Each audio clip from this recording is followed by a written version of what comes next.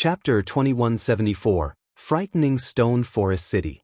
Within the magnificent reception room, Feng began to sign contracts with the various guild representatives. Any guild that joined the Candlelight Chamber of Commerce would qualify to participate in the auction for the crystal light sets, which would take place once every 3 days. Candlelight would offer 3 to 5 sets in each auction session, and the guilds would only be allowed to win a single bid. In addition, the Candlelight trading firm would offer other precious items, such as exotic stamina potions, stamina gemstones, advanced mana armor kits, rare master potions, and more. Each member of the chamber could even earn the rights to purchase miniature ballistas, depending on their contributions to the chamber. With this revelation, every guild representative was ecstatic, especially those from the various small guilds. At this point, obtaining a temporary residence in Stone Forest City didn't matter much compared to the items Zero Wing was willing to sell. After 3 short hours, the Candlelight Chamber of Commerce had nearly 200 members, and Zero Wing had secured a massive alliance. Among these guilds, Shining Tiger and Unyielding Soul had instantly become advanced members. Both guilds had presented an offer that Feng couldn't refuse.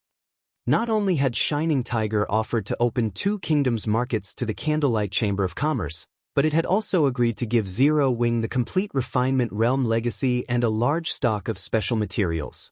In addition, Shining Tiger had promised to fight alongside Zero Wing to protect Stone Forest City. Although Unyielding Soul had only given the chamber access to a single kingdom's market and a portion of the Dark Knight Empires, it had offered to provide some of the training data it had gained from its Flowing Water Realm experts. Furthermore, it had agreed to supply training facilities and energy resources, in addition to 10 unlimited training slots for Refinement Realm experts in its training system, which would allow these players to earn the experience necessary to reach the Flowing Water Realm quickly. The unlimited training slots Unyielding Soul had offered weren't like those from the Secret Pavilion. Zero Wing's members would be free to fight any Refinement Realm or Flowing Water Realm expert they desired, and they could do so without limit. On the other hand, Zero Wing's members had to earn points in the Secret Pavilion's training system, which they would have to spend to train against their desired experts. Of course, the Secret Pavilion had chosen this approach because of the high cost of doing otherwise. Not only was high-level energy extremely rare, but it was also quite versatile, useful in many aspects. As a result, it was strictly regulated. Even international corporations could only acquire limited amounts of high-level energy, and simulating expert players required a lot of it. The more powerful an expert was, the more energy a system would need to mimic them. Even the Secret Pavilion could only afford for a select few talented members to use the system. If Unyielding Soul hadn't been so desperate to secure a temporary residence in Stone Forest City, it would never have offered 10 unlimited training slots to Zero Wing. Of course, Unyielding Soul could only afford this offer because Zero Wing had too few experts that could actually use their training slots, especially when challenging Flowing Water and Void Realm experts. Zero Wing wasn't even a match for ordinary superpowers in this regard. Although Feng knew that Unyielding Soul was taking advantage of him, he didn't mind. Many of Zero Wing's experts, including Aqua Rose, Gentle Snow, Fire Dance, Violet Cloud, Shadow Sword, Flying Shadow, Alluring Summer, and Cola, were stuck in the Refinement Realm. However, their failure to progress wasn't due to a lack of talent, but a lack of combat experience. They weren't like Feng, who had accumulated an abundance of combat experience in God's domain. If Feng hadn't retained his memories from his previous life, he would never have been able to jump from the Refinement Realm to the Flowing Water Realms so smoothly.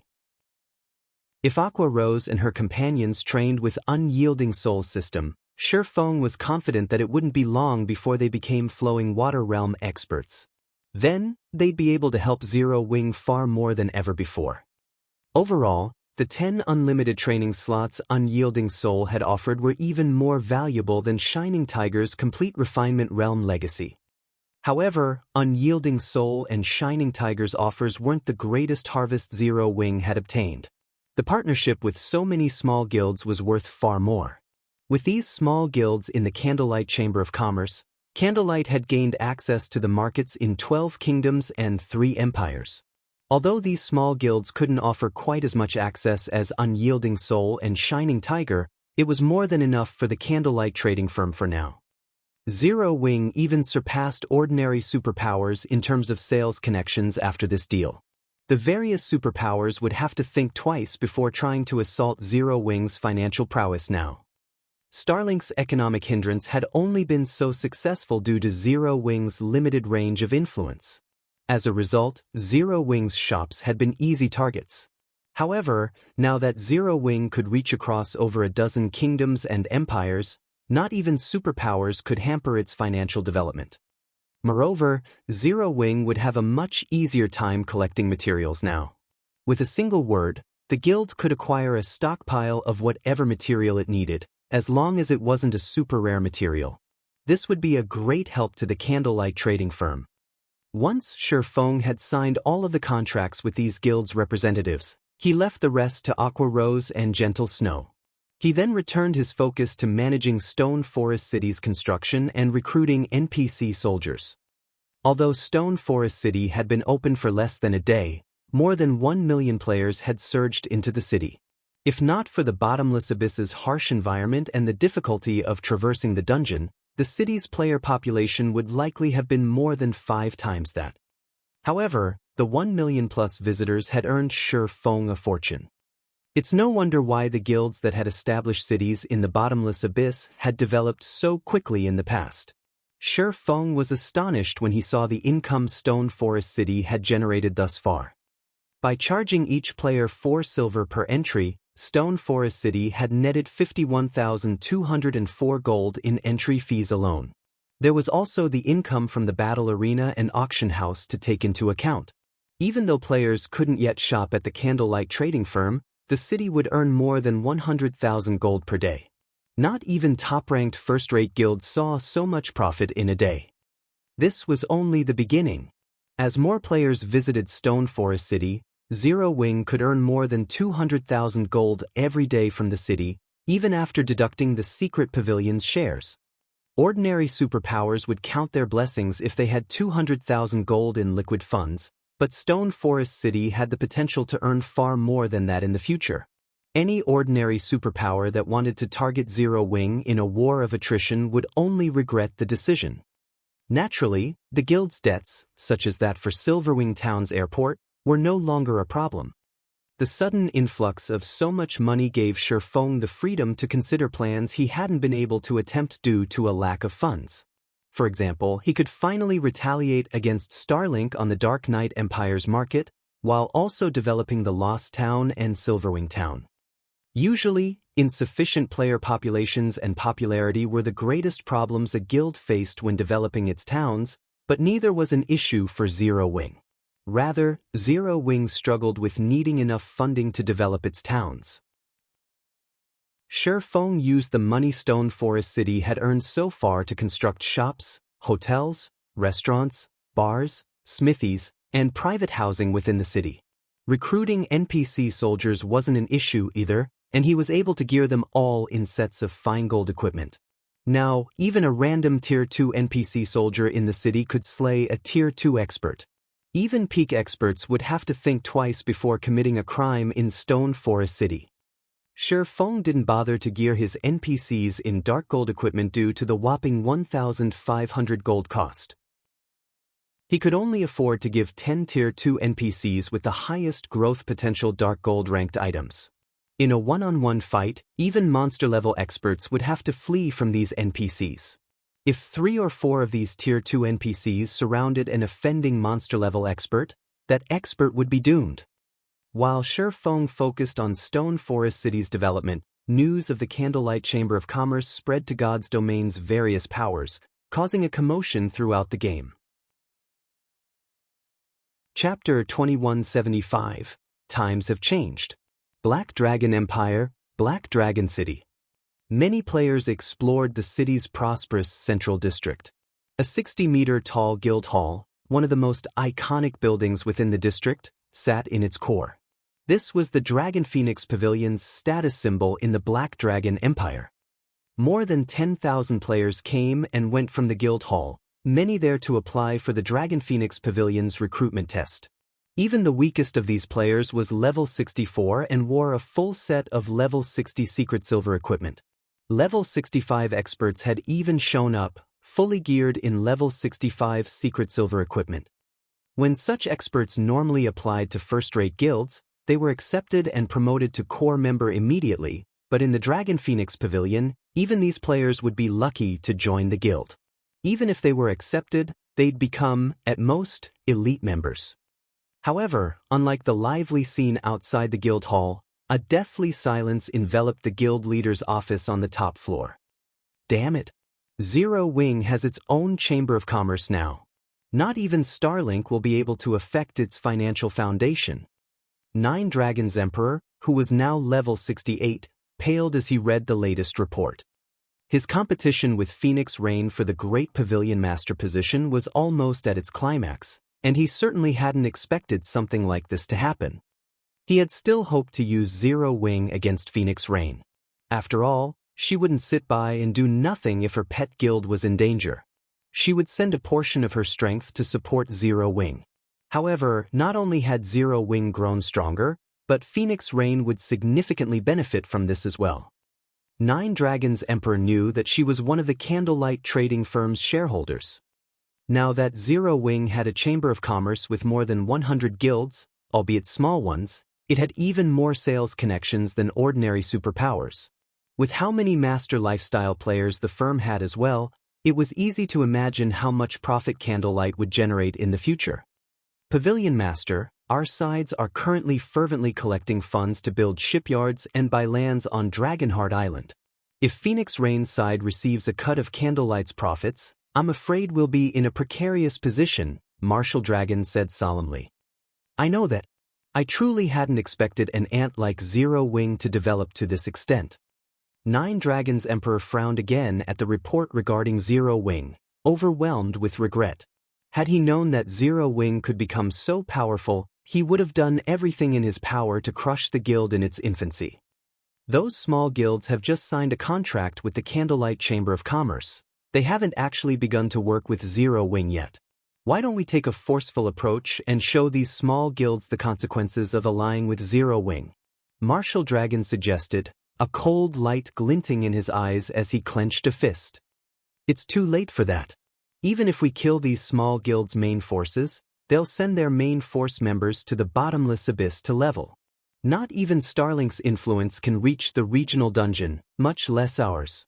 And killing their normal and elite members won't harm these guilds in the least, Nine Dragons Emperor said, shaking his head. Unlike guilds, small guilds didn't offer their members many guarantees, especially their normal and elite members. Small guilds barely paid these members any mind, only providing a few guild benefits. These guilds didn't even offer significant compensation if its members died. As long as a small guild could ensure its main force and core members' survival, it could continue its existence. Of course, the opposite was also true. Due to this reason, the challenge these small guilds presented depended on the situation. Now that Zero Wing could offer these guilds' main forces and core members a safe haven, eliminating them would be quite difficult for the Heavenly Dragon Pavilions.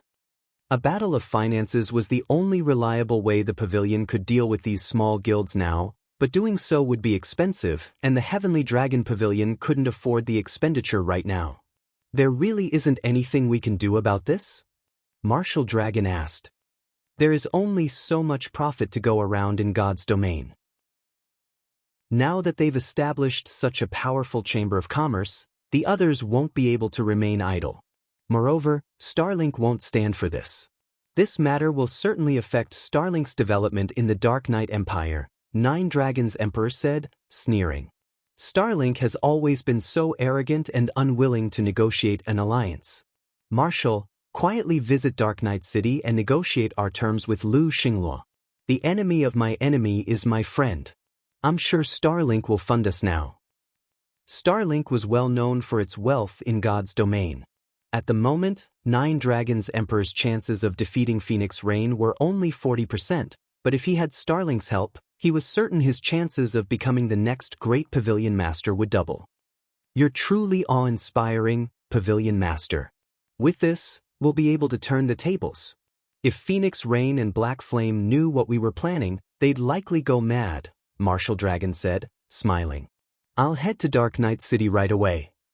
Following which, Martial Dragon left the office and made his way toward Dark Knight City. Meanwhile, Feng had finally completed his tasks in Stone Forest City. All he needed to do now was to leave the city in Melancholic Smile's hands and wait for the influx of players. He didn't remain idle after dealing with the city's construction. He made his way to one of the candlelight trading firm's forging rooms and started to forge crystal light sets and advanced mana armor kits. Zero Wing and the various guilds needed both the crystal light sets and advanced mana armor kits desperately, but the set equipment was too difficult to mass produce. Only Feng was able to forge the sets at a reliable cost. If he tasked Cream Cocoa and the other basic master forgers to produce the set, he wouldn't even recoup his production costs, much less make a profit. Feng spent more than 4 days in the forging room and forged 26 crystal light sets and over 1,300 advanced mana more kits. Not only had he earned a ton of forging proficiency during the past few days, but he had also gained enough EXP to hit level 77. Meanwhile, Stone Forest City's player population had skyrocketed, crossing the 3 million threshold already. After deducting the city's operational costs, Zero Wing had made over 100,000 gold in pure profit from Stone Forest City alone. Stone Forest City's income surpassed that of Zero Wing City and Silverwing Town by multiple times. Not only could Zero Wing afford to pay off all of its debt, but it could also set aside a fortune in savings. However, what had Feng truly ecstatic was the leveling speed of his guild's core members.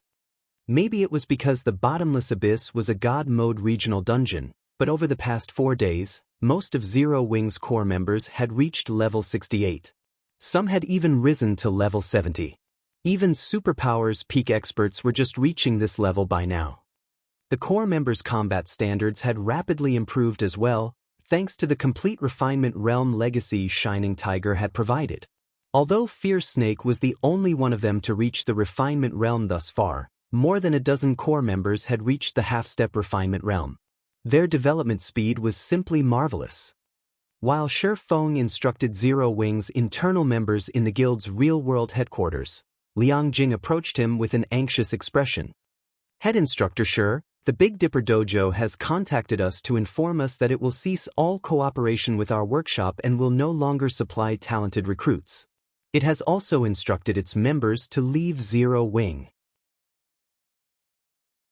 Chapter 2176, Meeting. They're ending our cooperation? The news blindsided Feng. What happened? Are you sure you're not mistaken? Although Zero Wing had grown quite strong and countless players applied to join the guild each day, it still had very few internal members. It took a long time to research all of the applicants' backgrounds through God's domain, and no one could tell whether or not an applicant was a spy from another guild. Most players in God's domain also had jobs in the real world. They couldn't fully devote themselves to the game and treated it as a way to earn some additional income. This was why Zero Wing lacked internal members, despite how many experts joined the guild in God's domain. Now that Zero Wing had nearly 1 million members in God's domain, it needed enough internal members to manage these players. Hence, the guild had been doing its best to recruit internal members. Zero Wing had 2 main sources for internal members, the Big Dipper Dojo and Zero Wing's other main headquarters. Among the two, the Big Dipper Dojo was the most important. God's Domain was a virtual reality game that mimicked reality to a frightening degree. The state of one's body in the real world would affect their body in God's domain to a certain extent. Most of the Big Dipper Dojo's members had excellent physical fitness, and since they were already used to combat, they had a natural advantage in God's domain. In contrast, the internal members recruited through the main headquarters weren't as high quality. Most of these internal members had to be trained from scratch. They needed far more time to become combat ready in the game, something which Zero Wing didn't have much of. However, not only had the Big Dipper Dojo informed Zero Wing that it would no longer cooperate with the workshop, but it was also withdrawing its members. This would severely hamper the guild's operations. Many of Zero Wing's managers were Big Dipper Dojo members. Feng couldn't understand what would have prompted this sudden change of heart. His relationship with the Big Dipper group had always been good. In fact, they were mutually beneficial partners, with the dojo providing talented fighters and Zero Wing training the dojo's members. No matter how Feng thought about it, the Big Dipper group had no reason to dismiss their partnership. I have confirmed the news already. The Big Dipper group's board of directors made this decision themselves. Not even Chairman Xiao has the power to change it, Liang Jing said with a grim expression. Moreover, the Big Dipper dojo isn't the only one. The several other dojos and training centers in the city that we had been negotiating with have declined any partnership as well. The others have abandoned us, too? Feng was astonished. Because of Zero Wing's rapid development, the guild urgently needed internal members for its management. Relying on the Big Dipper dojo's members simply wasn't enough. Hence, Feng had instructed Liang Jing to negotiate with the city's other dojos and training centers. Now, however, not only had the Big Dipper dojo abandoned Zero Wing, but the other dojos and training centers had as well. No matter how he looked at it, this couldn't be normal. Chairman Xiao recently contacted me, informing me that he has some important matters to discuss. He hopes that you will take some time to listen to what he has to say, Liang Jing reported awkwardly. After giving the matter some thought, she asked hesitantly, "Should I reject him?" "It's fine. I want to meet with Chairman Xiao." Feng understood why Liang Jing felt so awkward. Her prior home had just betrayed Zero Wing, and anyone in her position would feel uncomfortable. It wouldn't even be strange if he suspected that she had been untrustworthy.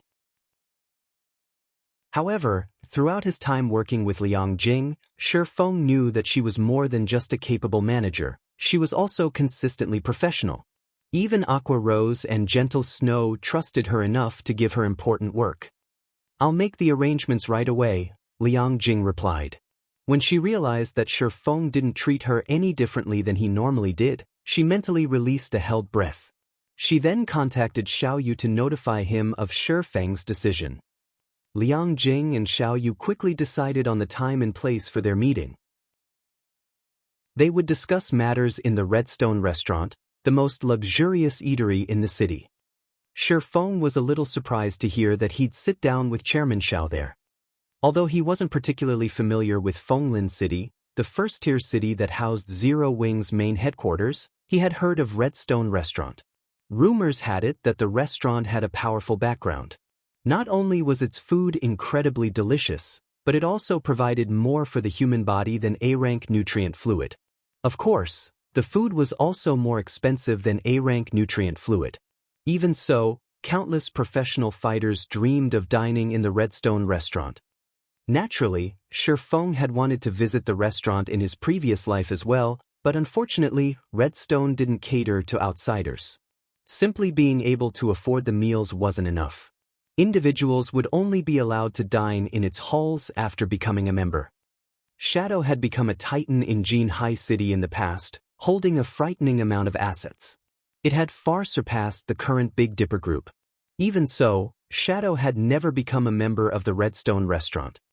Yet now, Xiao Yu had invited Feng to meet there.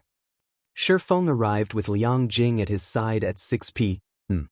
Contrary to most assumptions, the Redstone restaurant wasn't particularly large, only 9 stories. It also wasn't in the city's business district, but in the outer district. The interior, however, had an antique flair and impressive elegance. As he stepped inside, Feng felt as if he had entered paradise as an indescribable pleasant feeling washed over him. "Hello, sir. May I know the room number of your reservation?" A tall beauty in a blue dress asked, smiling as she approached Feng and Liang Jing. Although this woman was only a receptionist, Feng could tell with a glance that she was excellently fit and likely a skilled martial artist. The woman's movements were simple, without any excess motion as she approached. It was no exaggeration to claim that an ordinary, provincial-level professional fighter would be a match for this receptionist. In the Big Dipper dojo, she would have been one of the best fighters and lavished with attention during her training. Yet, this woman was only a receptionist in the Redstone restaurant. "Room 908, Feng answered after recovering from his moment of surprise. "Room 908? "Please, follow me," the female receptionist answered, astonishment flashing in her eyes when she heard Feng's answer. She immediately adopted a more respectful attitude toward Feng. A short moment later, Feng arrived in a large, lavish room.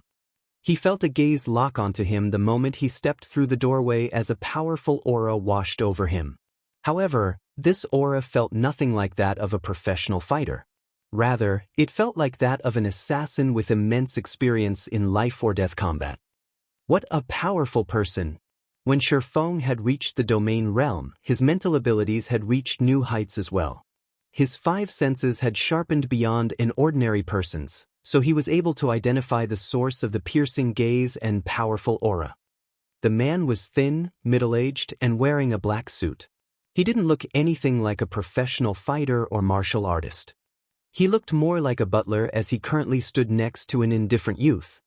Xiao Yu sat across from the youth with a nervous expression. Feng faintly noticed a few droplets of sweat crawling down his forehead. At the moment, the man looked like a greenhorn in the industry, not the veteran businessman he truly was. "Head instructor you finally arrived." When Xiao Yu saw Feng entering the room, he felt as if he had been granted amnesty, and he stood and quickly welcomed Feng. Instead of bothering with idle chit-chat, Feng shifted his gaze to the youth and asked, "And this is?" "Let me introduce you. This is young Master Feng, the 5 States Corporation's successor," Xiao Yu said solemnly. "Head instructor to be honest, I invited you here at young Master Han's request." When she heard the introduction, Liang Jing turned to stare at the indifferent youth from behind Feng. The 5 States Corporation was one of the most powerful companies in the country. It dabbled in a variety of industries, including energy, combat, food, and entertainment. The corporation could easily squash the Big Dipper Group with a single finger. "Your Zero Wings representative?" Feng asked as he observed Feng, his face void of human emotion. "You could say that." Feng nodded as he watched Feng in return. From what Feng could sense, this youth didn't possess the typical arrogance of a wealthy family's heir. Feng felt transcendent as if the youth were a god, overlooking all beings in his domain. He also sensed a peerless strength radiating off of Feng. The boy was among the most physically fit Feng had ever met. "If you can represent Zero Wing, I'm satisfied," Feng said. "Your guild is quite impressive to make Lu Xinglua suffer so grievously. I am prepared to establish a guild in God's domain, and I want the entirety of your guild to join it. I'll ensure that Zero Wing doesn't miss out on any benefits, and you will enjoy far more wealth and better status than you have now. You'll also have access to more resources than you can imagine." "And what happens if I say no?" Feng asked humbly. Chapter 2177, Clash in Reality. The moment Feng finished his question, the temperature in the room seemed to plummet. Even Xiao Yu, who had fought in business for so many years, stared at Feng in horror. "It's over. Everything's over now." Xiao Yu felt as if the sky were crumbling down around him. Through Liang Jing, he had learned about some of Zero Wing's accomplishments. He knew that Zero Wing had ties with a few major corporations and that it had even met with these corporations' upper echelons. Zero Wing had been doing quite well in God's domain, a virtual reality game that had become incredibly popular. However, after all was said and done, Zero Wing was only powerful within the virtual reality game. On the other hand, the 5 States Corporation was one of the most powerful corporations in the country, wielding unimaginable authority and status.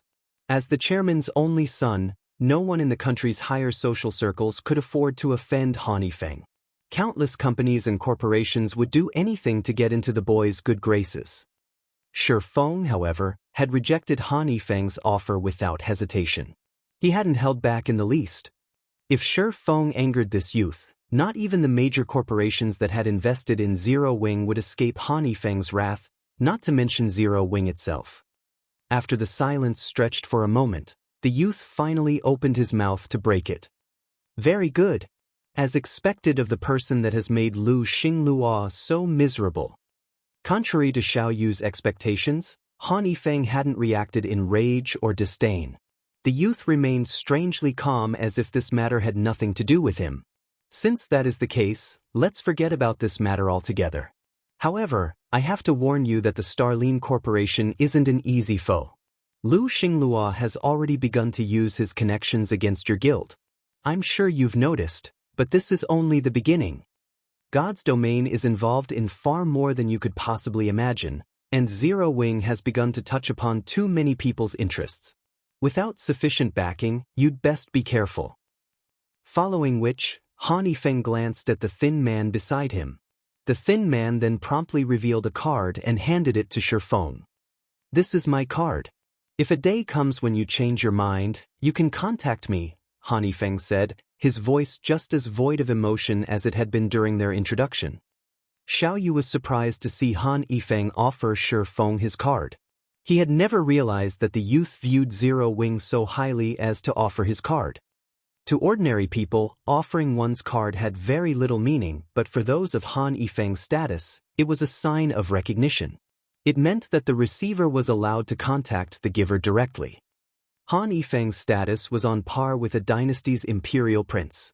Even Xiao Yu, a company's chairman, didn't qualify to reach out to this youth. If Xiao Yu wished to speak with Han Yifeng, he'd have to make an appointment with his secretary. Moreover, whether or not Han Yifeng agreed to meet with him was an entirely different story. Feng accepted Han Yifeng's card graciously. Even if they couldn't reach an agreement, a friendship was possible. Moreover, holding a person like Han Yifeng's card was the equivalent of securing a major customer. If Zero Wing had something valuable enough to sell in the future, it could do so with this contact. Moreover, Feng could tell that Han Yifeng wasn't like the usual wealthy young masters. He certainly wasn't anything like Lu Xinglua. The youth felt inhuman. Throughout their discussion, Han Yifeng had remained absolutely calm and was in better physical shape than Feng had ever seen. Even if he hadn't been the heir to the Five States Corporation, he would have had an extraordinary future. If he wanted to become a professional fighter, he'd easily make it to the international level. Not even an internal force expert like Lei Bao would be a match for Han Yifeng. If Han Yifeng continued to grow stronger, he could even claim the world championship. Following which, Han Yifeng and Feng chatted about the situation in God's domain. Feng then left the Redstone restaurant with Liang Jing and Xiao Yu. Once the trio left, only Han Yifeng and his middle-aged escort lingered in the room. Young Master, aren't you a little disappointed that Zero Wing refused to sell? If we pull a few strings, taking the guild wouldn't be difficult, the middle-aged man asked softly. Zero Wing's foundations are impressive, but it faces too many challenges at the moment. If we try to take it by force or push the issue of purchasing it, Zero Wing will unravel. That wouldn't be beneficial to our entry into God's domain, Han Yifeng said, shaking his head. Moreover, Zero Wing isn't the only available option. Although Zero Wing has more of an advantage, the others have far fewer problems. Overall, they are a better match for our needs than Zero Wing. If that is the case, why did you request to meet Zero Wing's representative, young master? The middle-aged man asked. I wanted to see its behavior and circumstances. I want to confirm whether or not Zero Wing can truly cause Starlink trouble, Han Yifeng said. Young Master, is there a need to concern yourself with a minor existence like Lu Xinglua? The middle-aged man asked. You don't understand. If it were only Lu Xinglua, Starlink wouldn't be a problem, but those behind him aren't easy to remove. I only hope that Zero Wing can buy me some more time. If it proves up to the task, I'll have enough time to prepare, Han Yifeng explained, glancing at the man. Realization dawned on the butler. However, in the middle-aged man's opinion, Zero Wing will have more trouble making waves now that Lu Xinglua had used some of his connections. Since he had some understanding of management, he also knew that if Zero Wing didn't have enough trustworthy internal members to operate the guild, it would fall into ruin in the long run. Furthermore, Lu Xinglua had only begun to use his connections, yet Zero Wing was already in such great danger. The guild had no hope of surviving very long. Meanwhile, Xiao Yu had remained silent until the trio had moved into a limousine and left the Redstone restaurant. Turning to Shi Feng, he asked, "Head Instructor Shi, this is a rare opportunity. How could you reject his offer? The 5 states corporation's influence is extensive. Even the slightest of relationships with the corporation could help a company's value skyrocket. If the Zero Wing Workshop became a subordinate company, it could operate unhindered even in a first-tier city like Fenglin City. Even Starlink would struggle to take down Zero Wing." The Big Dipper Group dreamed of establishing in a first-tier city like Fenglin City, but it didn't even dare to imagine the freedom of moving without hindrance. Yet, Shi Feng had declined such a golden opportunity. Moreover, Zero Wing's current position wasn't particularly optimistic. Due to Lu Xingluo's interference, no company or corporation had any interest in working with the guild. If this persisted, how would the workshop solidify its position in Fenglin City? Even Liang Jing began to worry as she sat quietly next to Shi Feng. She hadn't known the full story. Now that she knew that the Starlink Corporation was responsible for the Big Dipper Group's abandonment, she understood the severity of the situation. Zero Wing truly stood on a precipice. Their current opponent fought in the real world, not in the game, and the power capital held in reality was no trivial matter. The 5 states corporation might be incredibly powerful, but Zero Wing isn't completely helpless without it. The Starlink Corporation can't just push my guild around, Shi Feng calmly replied. Lu Xingluo wants to prevent us from allying with any training centers or dojos. In that case, we'll open a training center of our own. Chapter 2178, Insane Shi Feng. Open one of your own? Xiao Yu was a little taken aback and saw Shi Feng's idea as a little too immature. Head Instructor Shi, without exaggerating, opening a training center in Fenglin City would be extremely challenging. Not even the White Clan group is powerful enough to succeed. Establishing its own training center was a good idea for Zero Wing. At the very least, the workshop wouldn't need to rely on others. However, opening up a training center in this day and age was not an easy task. First, in this era of physical fitness, countless people had tried to capitalize on humanity's focus in this aspect and open training centers and dojos, and as a result, competition was fierce. Second, starting a new business required a massive amount of capital. Even ignoring venue costs, the latest training equipment cost a fortune. The state-of-the-art facilities were a minimum requirement for any training center or dojo in a first-tier city like Fenglin, but to attract more consumers, one would need nutrition and medical facilities. Without these basic amenities, nobody would join. The only reason the Big Dipper Group had earned its current status and fame in Jinhai City was its decision to follow the evolving trends early and its decades-long history. Just to open a training center or dojo in Jinhai City required a powerful corporation's full financial support naturally. One would need far more capital to open one in a first-tier city like Fenglin. Even the current Big Dipper Group would struggle to succeed. This was why the Big Dipper Group hadn't opened a branch in a first-tier city. Xiao Yu couldn't even imagine where Shi Feng would find the money necessary to open a training center here. He knew quite a bit about Zero Wing, and although it had the support of the White Clan Group, which was slightly more generous than that from the Big Dipper Group, White Clan was already struggling to support Zero Wing's headquarters. How could it possibly afford to establish a training center in Fenglin City? Furthermore, the Starlink Corporation had set its sights on the workshop. No financial group or corporation would dare to ally itself with or lend money to Zero Wing. Then, would you be interested in investing in Zero Wing, Chairman Xiao? Shi Feng asked, chuckling. He did not try to rebuke Xiao Yu's claim, quietly observing the man instead. Shi Feng was fully aware of how difficult it would be to open a training center. Aside from his inexperience in managing a training center, the required capital was indeed a massive issue. He had already spent all of the funding Phoenix Rain had invested in Zero Wing to secure Ouroboros' old training ground, although Phoenix Rain hadn't supplied her full investment yet. The funding she had given him was a deposit, which Zero Wing would slowly pay back through a portion of the rent from Stone Forest City's shops and virtual stores. If Zero Wing lost Stone Forest City, the guild would have to return the remaining funds. Xiao Yu, on the other hand, had years of experience with running a training center. If Shi Feng could enlist Xiao Yu's help, establishing a training center for Zero Wing would become much easier. You sure know how to ask, Xiao Yu replied after a moment of silence, smiling bitterly as he examined Shi Feng's serious expression. I have dreamed for many years of opening a training center in a first-tier city like Fenglin, but the Big Dipper Group isn't capable of doing so. The board of directors will never agree to a partnership. They won't even agree to lend you a single cent. I'll think of something to resolve the financial issue.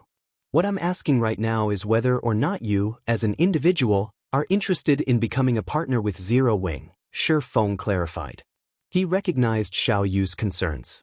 Even though Xiao Yu was Big Dipper's chairman, the board of directors had the final say in all matters. Unfortunately, who would dare side with Zero Wing while the Starline Corporation targeted the organization? If you are willing to become a partner, I'm willing to offer you 5% of the training center's shares. Shi Feng valued Xiao Yu far more than the Big Dipper Group as a whole. Not only did Xiao Yu have a wealth of experience with managing training centers, but he also had connections throughout the industry, far more than an outsider like Shi Feng. Not even Gentle Snow was a match for the man before him. The White Clan Group, after all, dabbled in a variety of industries. Xiao Yu had to admit that he found Shi Feng's offer a little tempting. He had always wanted to manage a training center in a first-tier city, but doing so was a larger challenge than he could afford. Not only would he need enough funding, but he'd also need sufficient strength. Meanwhile, Shi Feng was even more skilled as an internal force expert than Lei Bao. Even in a first-tier city brimming with experts, he was a force to behold. Shi Feng's only flaw was his lack of fame, but that could easily be resolved with enough money. How large of a training center are you preparing to open? Xiao Yu asked. A training center's size was particularly important. Small training centers, with only 1 or 2 floors, had no place in first-tier cities. Such minuscule facilities wouldn't even be large enough for state-of-the-art training equipment, much less nutrition and medical facilities. But if Shi Feng could secure a 5- or 6-story building within the city center for his training center, he might just have a chance of survival. Unfortunately, he'd need to own the building, not rent it. With Starline Corporation's harassment, it could easily force the building's owner to dissolve the lease halfway through. I'm thinking about one of the skyscrapers in the city center, Shi Feng replied after giving the matter some thought. If he were to establish a training center under Zero Wing's name, a small building wouldn't do. It wouldn't even be enough for Zero Wing's uses. During his previous life, even second-rate guilds like Shadow had the full support of multiple training centers and dojos, and only with that support had Shadow filled its management positions with trustworthy experts, ensuring the guild's normal operations could continue. If he didn't secure a training center that was on a similar scale to the Big Dipper Training Center, Zero Wing could stagnate. An entire skyscraper? Xiao Yu could not help but roll his eyes. Fenglin City was a first-tier city, and its land cost far more than in Jinhai City. Even if the Big Dipper Group invested everything it could, it would, at most, secure an 8- or 9-story building in the city center. Meanwhile, most skyscrapers in Fenglin City had more than 40 floors. Is it not enough? Shi Feng asked as he gave Xiao Yu a curious look. If you can purchase a skyscraper, then I wouldn't mind partnering with you, Xiao Yu decided. He felt that Shi Feng had played God's domain too much and gone mad. He had held on to a thread of hope at the thought of managing a training center in a first-tier city, but now, Shi Feng's madness had dashed that hope. Securing a skyscraper in Fenglin City city center was easier said than done. Did Shi Feng really think it was some cabbage easy to buy and widely available? Satisfied with Xiao Yu's agreement, Shi Feng returned to Zero Wing's main headquarters and logged back into God's domain. Chapter 2179, Stone Forest City's True Value. Bottomless Abyss, Stone Forest City. As soon as Shi Feng came online, he noticed that he had more than a dozen unread messages, all from Melancholic Smile, Yulan, and Blackie. Among the 3, Melancholic Smile had sent him 6 messages. Something urgent must have happened in the guild, and Shi Feng immediately sent the woman a call request. What's happened? Feng asked as Melancholic Smile's face appeared on the screen. Zero Wing had considerable savings set aside now and could afford to recruit new members en masse with plenty of funding to spare. The bounty Starlink had placed on Zero Wing's members was of little concern at this point, as well. Practically all of the guild's core members grinded in the bottomless abyss thanks to Stone Forest City's relocation, and as a result, the burden on Zero Wing's leveling resources had lightened. Now, even the guild's normal and elite members could safely develop within its territories since other players rarely dared to provoke the guild in these locations. Although Starlink secretly dispatched experts to ambush Zero Wing's members, they weren't able to cause much damage. On the contrary, Starlink had suffered significantly due to the counterbounty Zero Wing had issued. Every day, a large number of players visited Zero Wing to claim their bounties. Although the situation wouldn't shake Starlink's foundation if it persisted, it would continue to drain the enemy guild's liquid assets, slowing Starlink's development. Starlink expended a lot of high-ranked consumables each day to wrestle control over neutral maps resources, but even as a superpower, it couldn't produce enough consumables to satisfy its needs. As a result, the guild continued to spend its coins on additional consumables. If Starlink did not have enough funding saved, its neutral map exploration would begin to stagnate. Guild leader, Starlink has recently allied with a few other superpowers and 3 chambers of commerce to monopolize the materials for brewing advanced darkness potions and advanced forest potions. Whenever these materials show up on the market, someone from the guild snatches them up at a high price. The prices for these materials have climbed to 3 times the normal rates. Although we have tried to contest for the materials, we've only managed to acquire a small stock. I'm afraid we don't even have enough to brew potions for our own uses, Melancholic Smile reported anxiously. They've monopolized the materials for 2 advanced potions? It seems Starlink is starting to get nervous. The situation actually surprised Feng. Advanced darkness potions were one of the rarer advanced potions in the game. Not only did they increase players' darkness resistance, but they also enhanced players' night vision. It was the perfect potion when exploring areas with dense dark energy. The advanced forest potion was also quite rare. It would increase players' resistance to corrosive effects and slightly improve their perception range. These 2 potions worked wonders within the ancient undead country and bottomless abyss. By consuming both, players could increase their leveling efficiency by at least 30%. Meanwhile, producing these potions required quite a few types of materials. Monopolizing all of them should be impossible for one superpower. These materials originated from different locations, and trying to control all of them would cost an astronomical sum of money. However, if one could monopolize these potions, they'd hamper their opponent's exploration in the ancient undead country and its regional dungeon. Unfortunately, that isn't what's making me anxious. Starlink has begun to offer insane salaries to poach Candlelight's lifestyle players. Not only is it offering huge monthly salaries, but it's also offering to provide a wealth of developmental resources. I've heard that the guild is offering 20,000 credits per month for advanced lifestyle players, and 100,000 per month to master lifestyle players.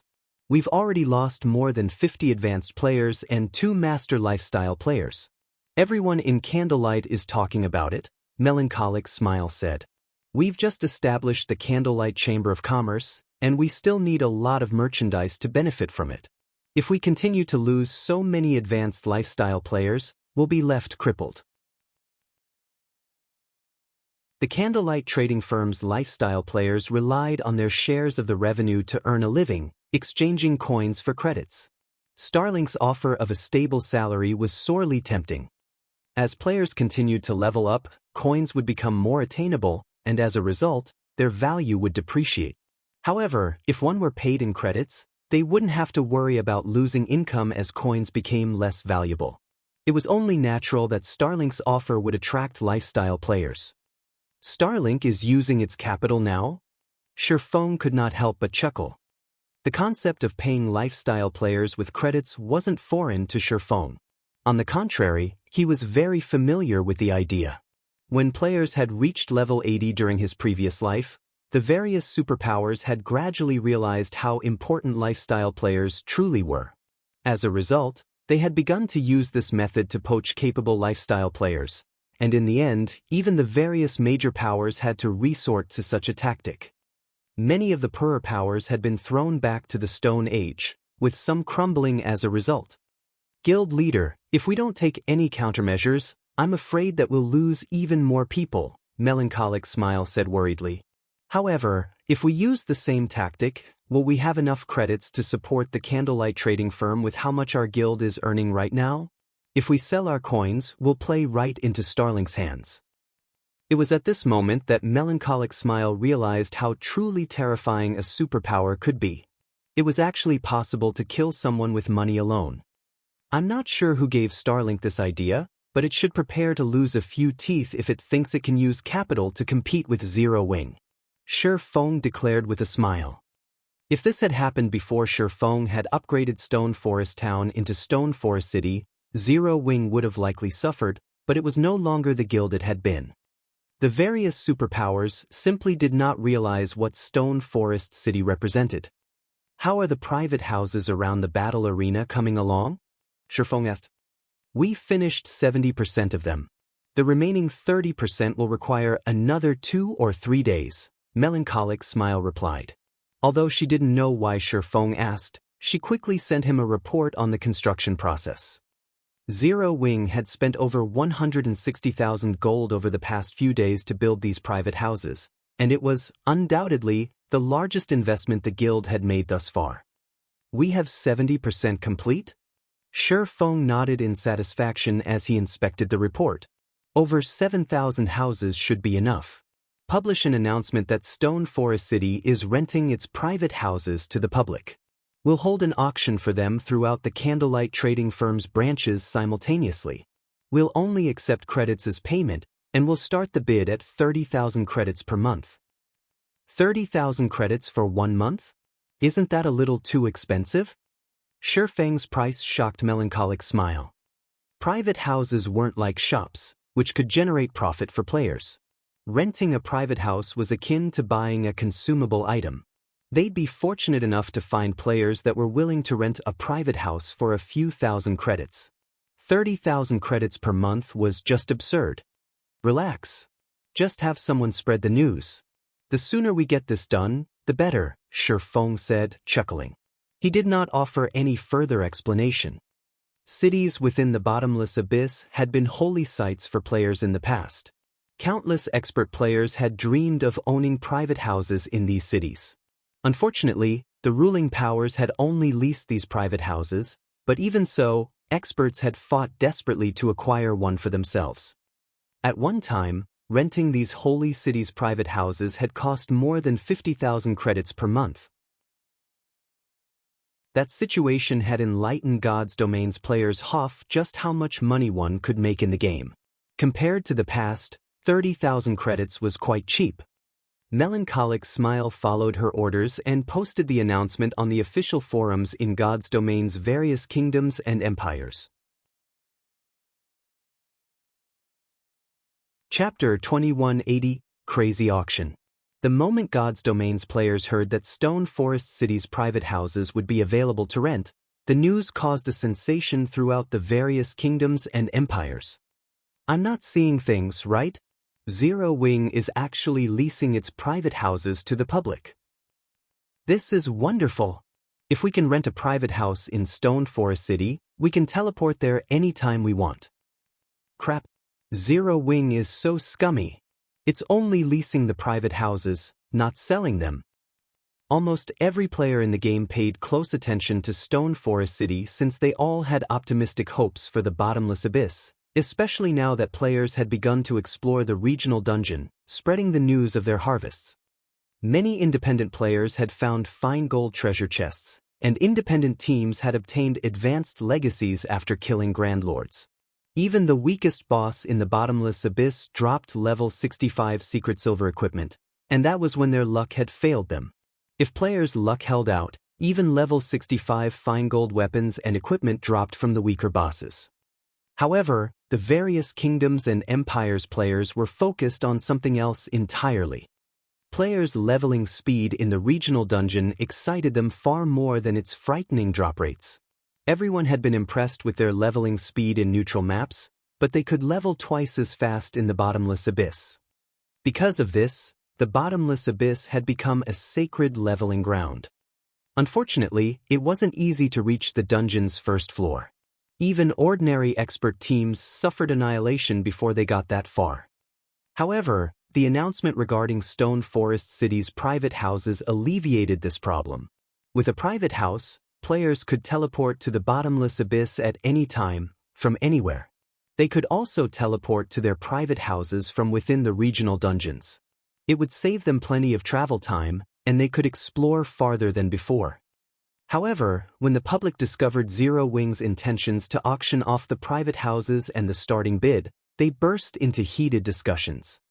Not only is Zero Wing refusing to sell the private houses, only rent them, but its starting bid is 30,000 credits per month? Is Zero Wing insane? Zero Wing is too greedy. I don't even make 10,000 credits per month. You'd have to be wealthy to afford these houses. That's right. Who would want to rent those private houses at such a high price? Countless players cursed Zero Wing for its fraudulence when they saw the minimum bid. The guild had essentially excluded ordinary players from the auction with such a high price. Only wealthy players would be able to afford to grind freely in the bottomless abyss.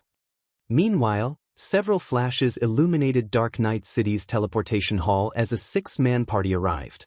These 6 players were not particularly high-leveled, with most of them around level 56 or 57. The party's highest-level player was only level 60. However, she wore a full set of level 60 fine gold equipment and carried 2 long swords of indiscernible rank. Despite her low level, many of the level 65+ experts in the teleportation hall sensed danger the moment she arrived.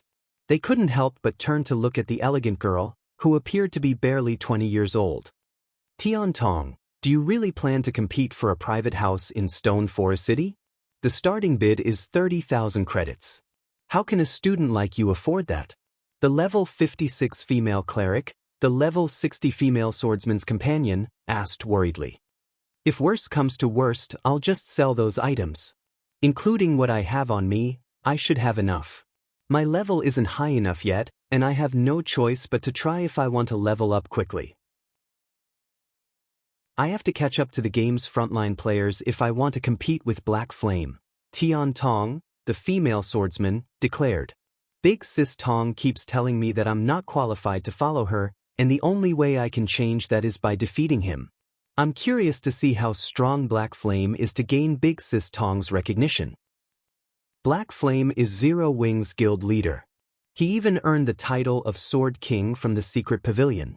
Do you really think he'll be so easy to defeat? A level 57 shield warrior said. That is only true right now. Once I've caught up with the frontline experts' levels, it will be a different story, Tian Tong confidently replied as she glanced at the dilapidated long swords hanging at her waist. Her companions had nothing more to say about her ambitions and fell silent. They, more or less, understood the young woman's strength. She was a monster in human skin. If she hadn't joined God's domain so late, she might have already become famous in the game. The party then made their way to Dark Knight City's candlelight trading firm to participate in the auction for Stone Forest City's private houses. Independent players and guild representatives did the same throughout the various kingdoms and empires. For a time, players squeezed into Candlelight's many shops. Even the various large guilds' upper echelons were shocked to see such massive gatherings of independent players, adventurer team members, and guild representatives. There sure are a lot of participants. I know, right? Well, who could possibly resist the temptation of grinding freely in the bottomless abyss? Honestly, I hadn't expected Zero Wing to lease its private houses. I had assumed the guild would keep them for its own members and bolster its strength.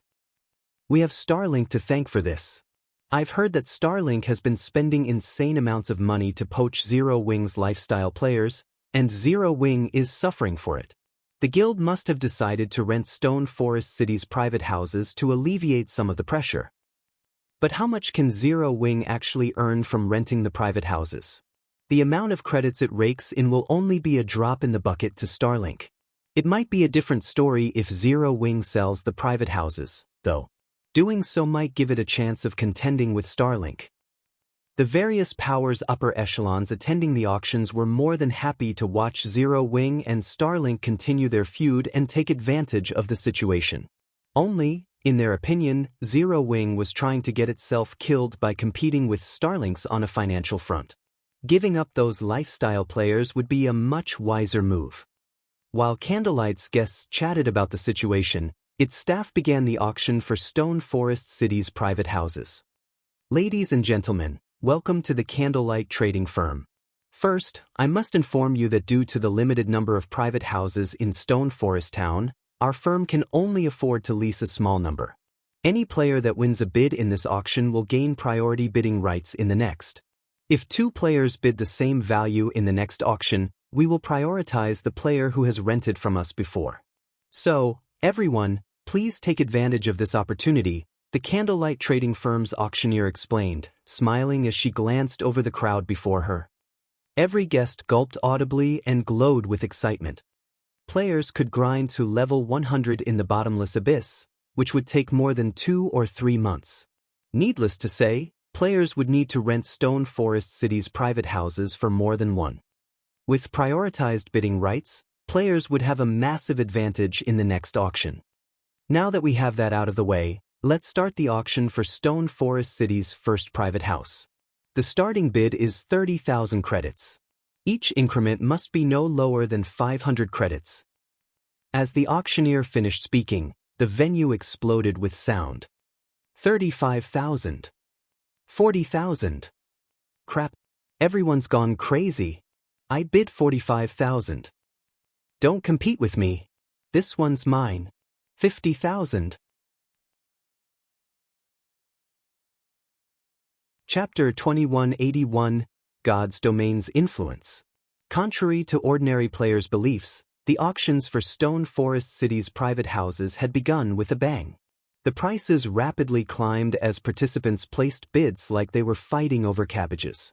They shouted their bids with bloodshot eyes and fierce expressions as if they would take a bite out of anyone who outbid them. The tension in Dark Knight City's Candlelight Trading Firm was electric. Are you kidding me? This is just for 1 month of rent, yet someone's bidding 50,000 credits?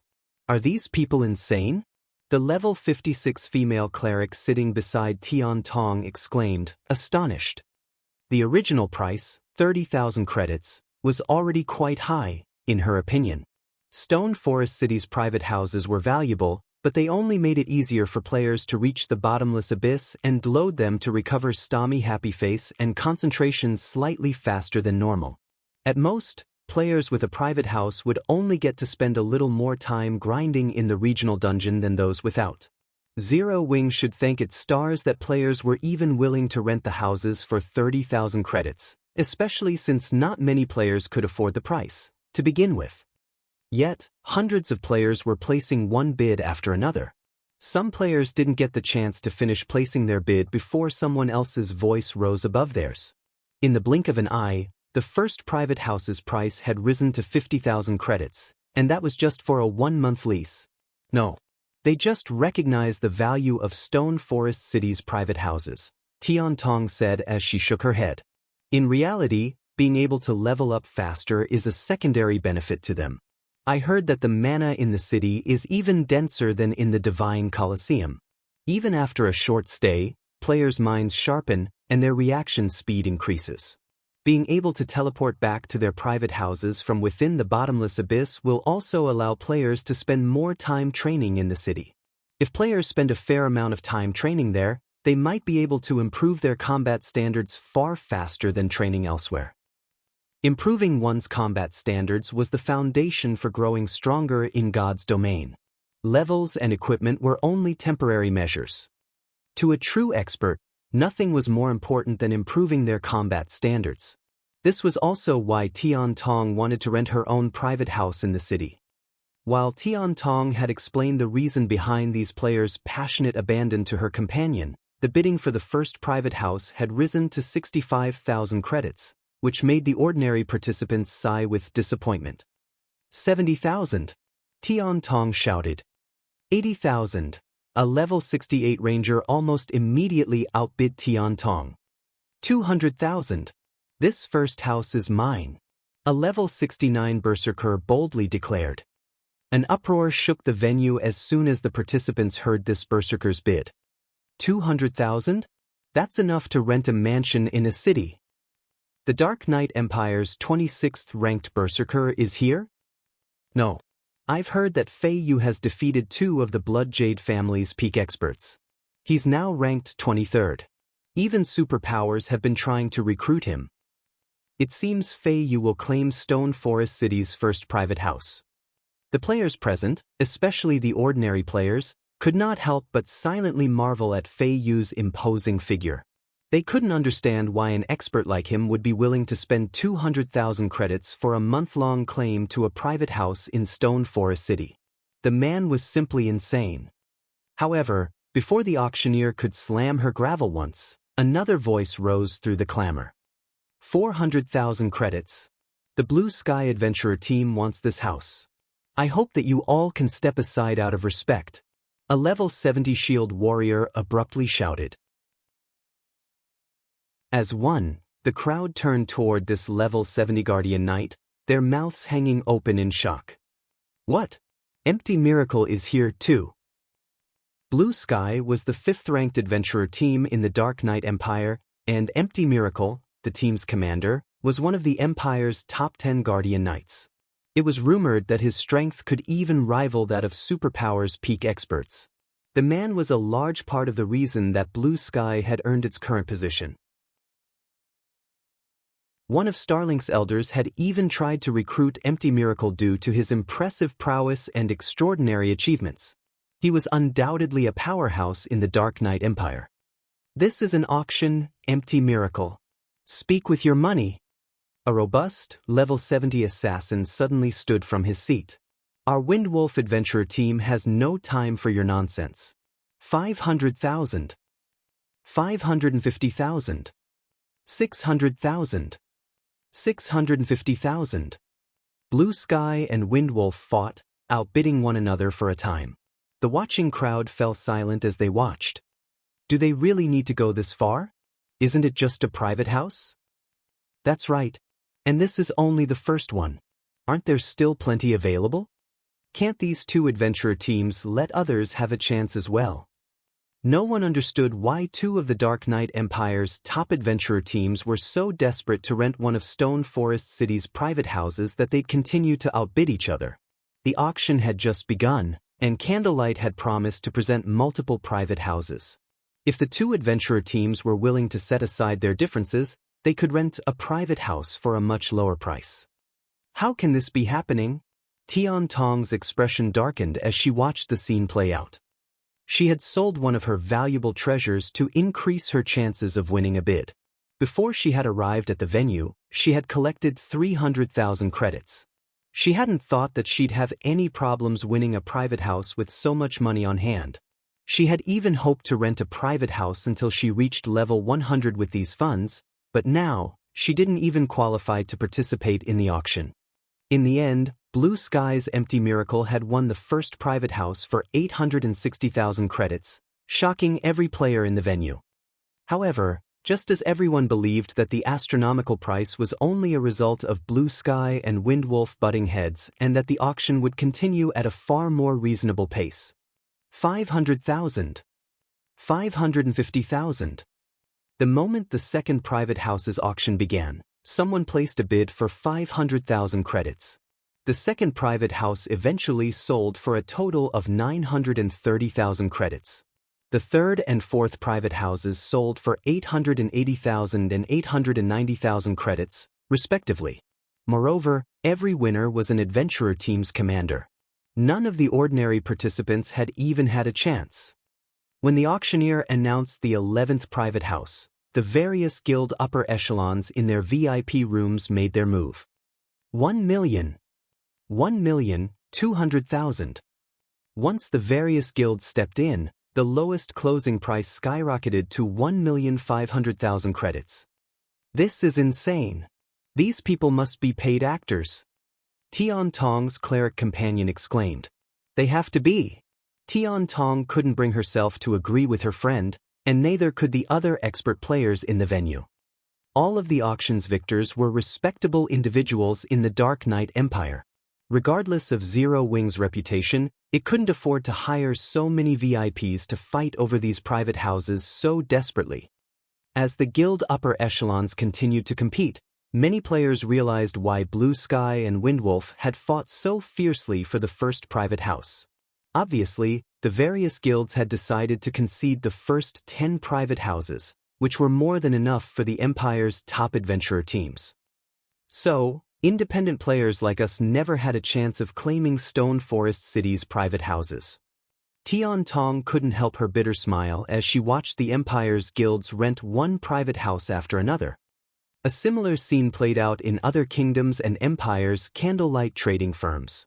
For a time, a commotion erupted across God's domain. Chapter 2182, Frightening Wealth. When news of the auction for Stone Forest City's private houses had spread, God's domain's ordinary players began to wonder if the various guilds had lost their minds. Multiple guilds had willingly spent more than 1 million credits to rent a private house for a single month. With that kind of money, they could stay in a 7-star hotel for a month and still have plenty to spare. Yet, these guilds had spent so much to rent an ordinary private house. Crap. Those private houses are only convenient for travel. Do they really have to go this far? The day I own such a city in God's domain will be the day I become a wealthy tycoon. An act. This has to be an act. For a time, everyone in God's domain talked about the matter. Many players had even pushed back their grinding schedules to watch the auctions. When the game's other powers, those that weren't participating in the auctions, found out about the situation, they realized how frightening God's domain TMOI was. With the right opportunity, one could earn a truly terrifying amount of money through this game. Before this, most high-value transactions were conducted with coins. Although God's domain was quite realistic and players could trade coins for credits, most people stuck with the idea that this was only a game. However, these players realized their mistake as Stone Forest City's private houses sold for credits. God's domain was more like another country in the real world than a game. As the private houses sold one after another, an uproar shook Zero Wing to its core. Guild leader, we have already rented out 1,667 units. The lowest closing price is 600,000 credits, while the highest is 1,740,000 credits. We've officially earned more than 2 billion credits. Melancholic Smile energetically reported. She had assumed that they'd be lucky to earn enough to offer Candlelight's lifestyle players a stable monthly salary, but they hadn't even sold 1/3 of the houses they'd constructed, and they'd already earned far more than they had expected. They could even afford to replace the lifestyle players they had lost, not to mention retain the trading firm's current lifestyle players. Moreover, Stone Forest City's income restored the confidence their players had in Zero Wing and the Candlelight trading firm. In fact, advanced lifestyle players from other large guilds had begun to approach Candlelight, interested in joining the firm. Although Candlelight had been considered a sacred place for lifestyle players, Starmoon Kingdom's various large guilds had offered competitive wages to retain their players. This was the only reason that the kingdom's advanced lifestyle players hadn't flooded Candlelight. However, now that Candlelight offered advanced lifestyle players a monthly salary in credits, these players couldn't afford to ignore the trading firm. Ordinary people couldn't even dream of earning 20,000 credits per month. As long as an advanced lifestyle player joined the Candlelight trading firm, they wouldn't have to toil in a job they hated in the real world. Furthermore, they could earn 100,000 credits each month if they became a master lifestyle player. During the few hours the auction was happening, Candlelight had received applications from over 600 advanced lifestyle players and 5 master lifestyle players. With so many capable crafters, Candlelight wouldn't have to worry about its development stagnating. It seems I've underestimated these guilds and adventurer teams' desperation, Feng said. Even he was a little surprised to hear Melancholic Smile's report. He had expected the private houses to rake in more than the 50,000 credit record of his previous life. He had, after all, established Stone Forest City in the bottomless abyss far sooner than any town had done so in the past.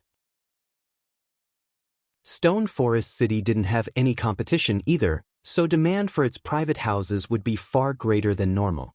Still, he hadn't expected the demand to be this intensive. However, after giving the matter some more thought, Feng found the situation reasonable. Training, leveling, and treasure, the bottomless abyss ranked at the top in all three aspects. It was only natural that expert players would go mad over the regional dungeon, especially peak experts from the various large guilds.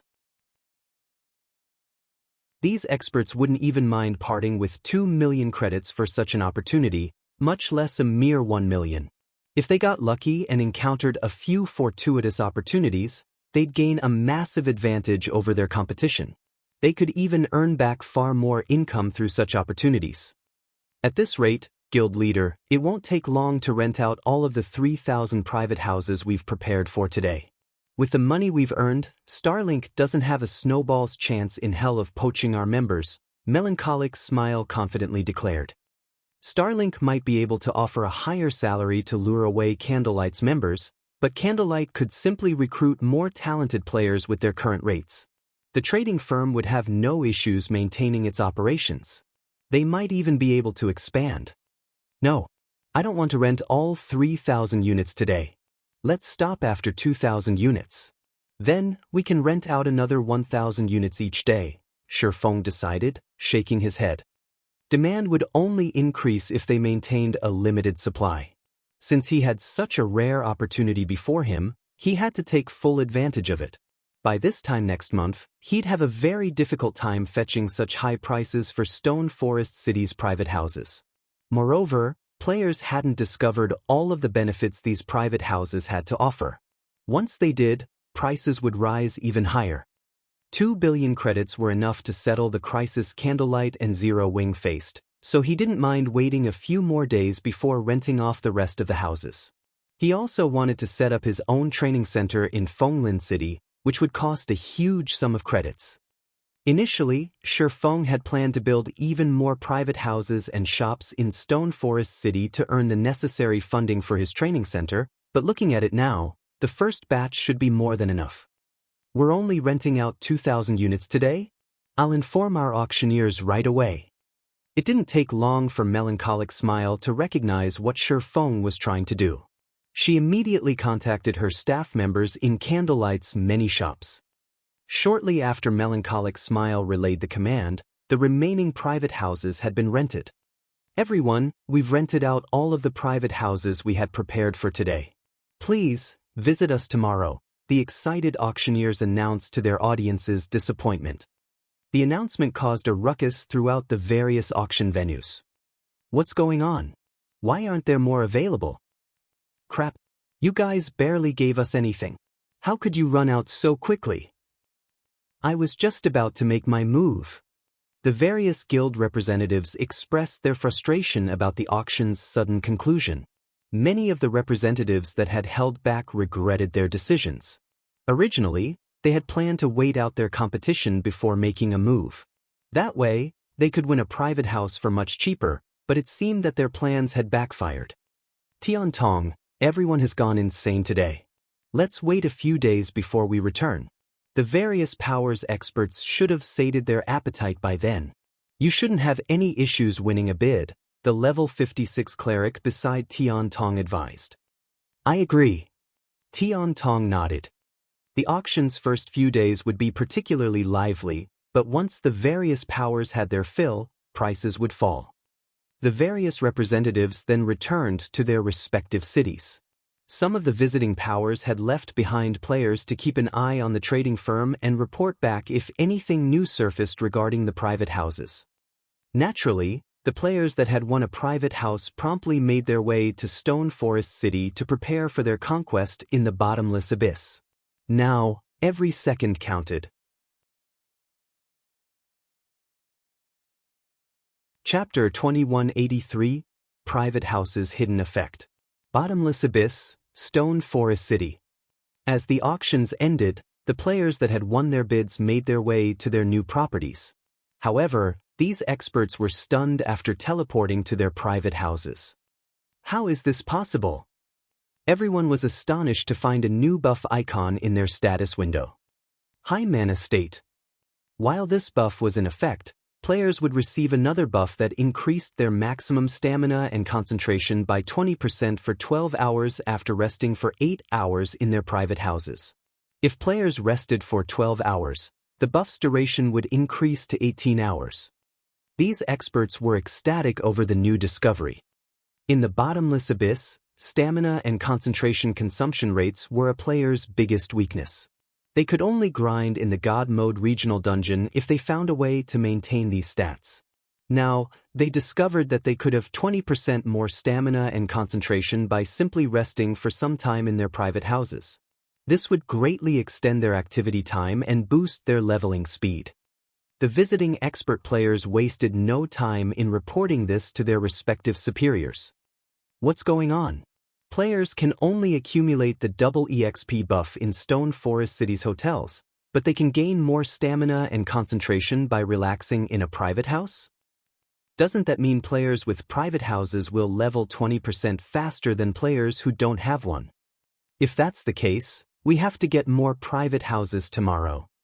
For a time, the various powers received notifications regarding the private house's hidden effect, re-evaluating their previous opinions.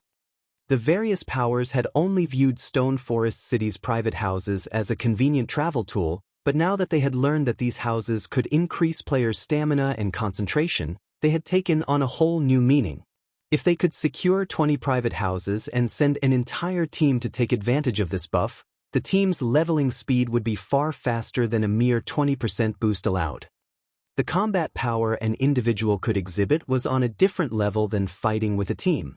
Moreover, players would drastically reduce their stamina and concentration consumption rates by fighting alongside teammates.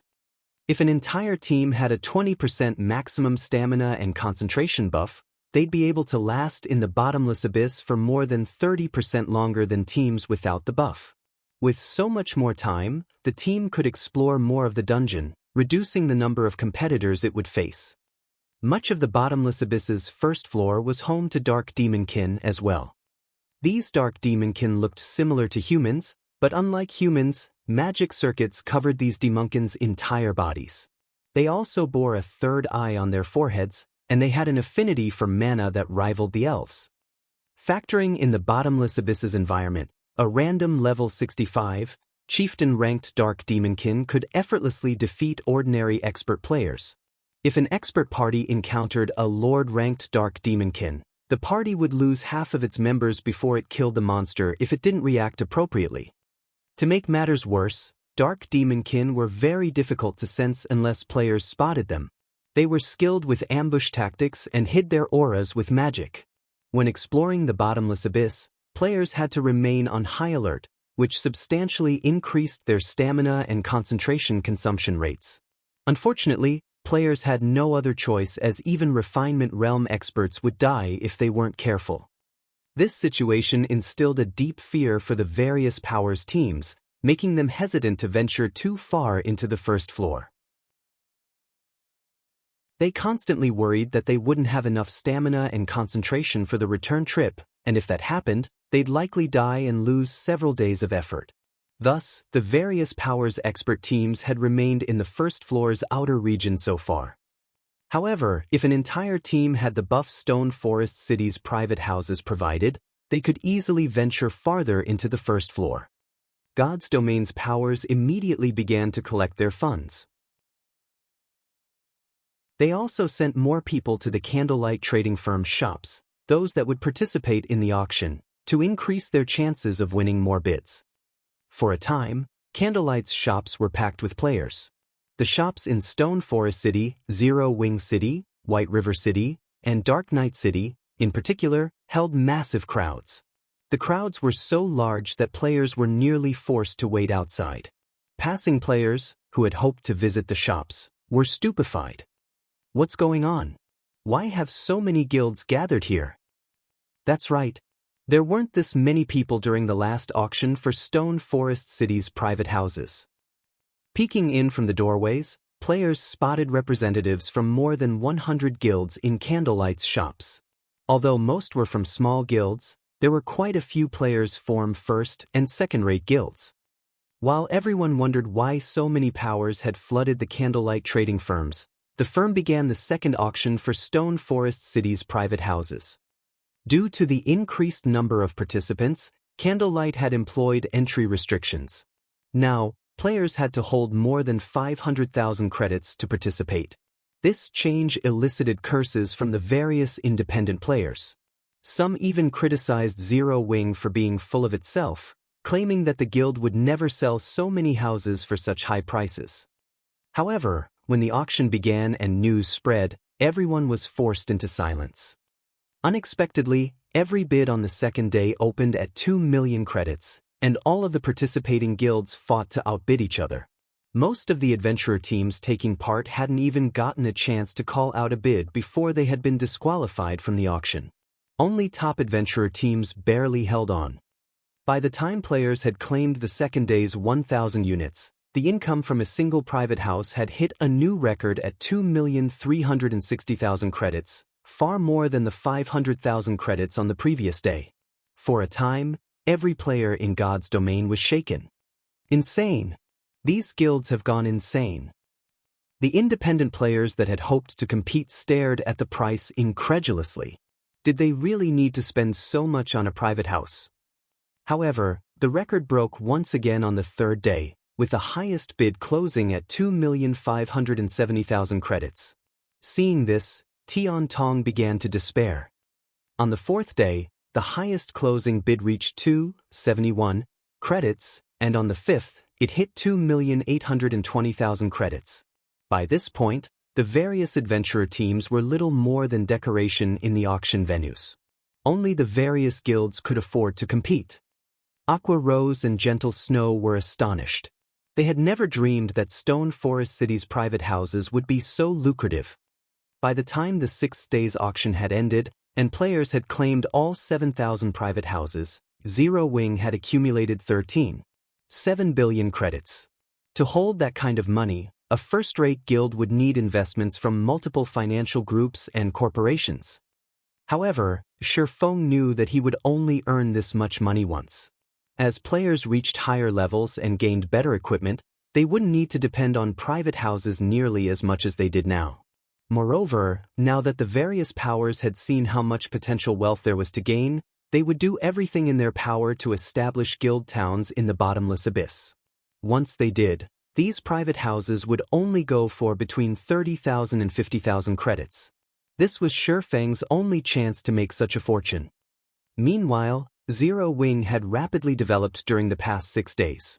Almost all of the guild's expert players had reached level 70, and it now had 43 refinement realm experts in its midst. Since Feng had sent Fire Dance to train in Unyielding Soul System, which didn't limit her options, she had broken through to the Flowing Water realm. Because Aqua Rose and Gentle Snow had been bogged down with the guild's affairs, they hadn't been able to devote themselves to their training fully. Hence, they were shy of reaching the Flowing Water realm, but it was only a matter of time before they crossed the threshold as well. Unfortunately, Zero Wing's recent development had brought a lot of issues to the surface. Due to the sudden loss of so many internal members, the guild wasn't able to raid as many dungeons or complete as many field operations as before. As a result, the gap between the guild's upper and lower hierarchies grew.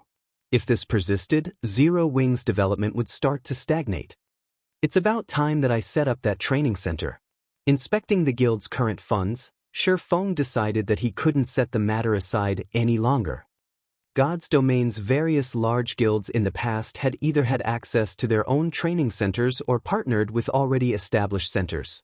Not only had this provided fresh blood, but it had also earned these guilds a stable income. Only the guilds with strong support from training centers or dojos had had a chance of becoming overlords in the game. Without that support, stronger competitors had stifled their development. Chapter 2184, opening a training center. The sun shone brilliantly that morning, and a cool breeze brushed by. As soon as Feng left his virtual gaming cabin, he contacted Liang Jing and took her with him to the center of Fenglin City to purchase a training center. Due to the current trends, professional fighters were far more famous than actors or singers, so tons of people aspired to become one. Naturally, plenty of people wanted to capitalize on that aspiration and open their own training centers and dojos. However, this was also why the competition between training centers and dojos in big cities was so intense, even cruel. Aside from the costs of upgrading training and medical facilities, training centers and dojos had to pay significant fees to research and produce nutritious meals. Only then would their members be able to train efficiently.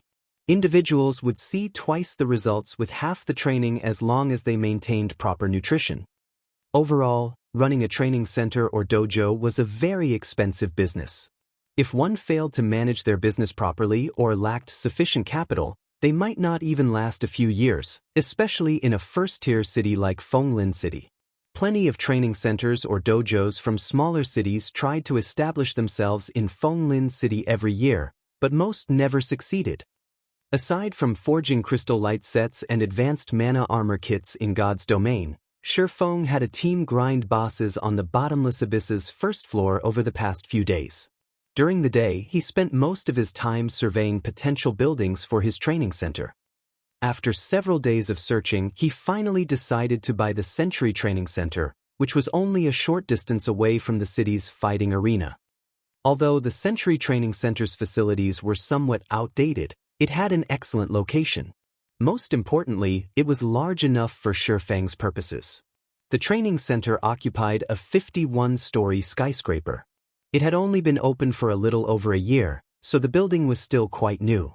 Although it wasn't quite as large as Zero Wing's main headquarters, it shouldn't have any issues accommodating nearly 10,000 people, more than enough for Zero Wing's current internal members.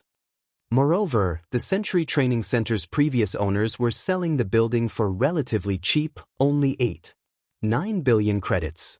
Feng wouldn't need to redesign the building's interior either.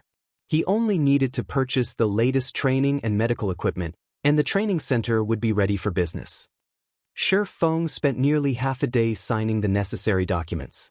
Once he completed the purchase, he called Xiaoyu. "Chairman Xiao, I've settled the matter regarding the training center. Would you like to come see it?" Feng asked, smiling. "It's done already?"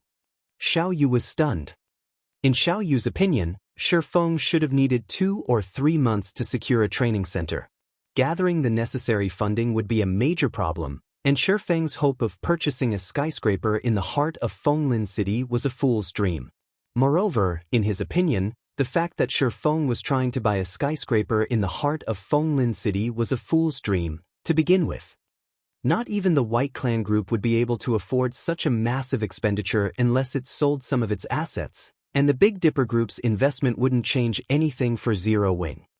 Yet only a few days since their last meeting, Feng called to say he had bought a skyscraper. "That's right. Now, I just need to purchase equipment and upgrade its facilities," Feng said, nodding. "All right, I'm on my way," Xiaoyu said. Feng's earnest expression did nothing to quell the old man's skepticism, so he had to verify the information himself. A few hours later, Xiaoyu arrived at the address Feng had given him.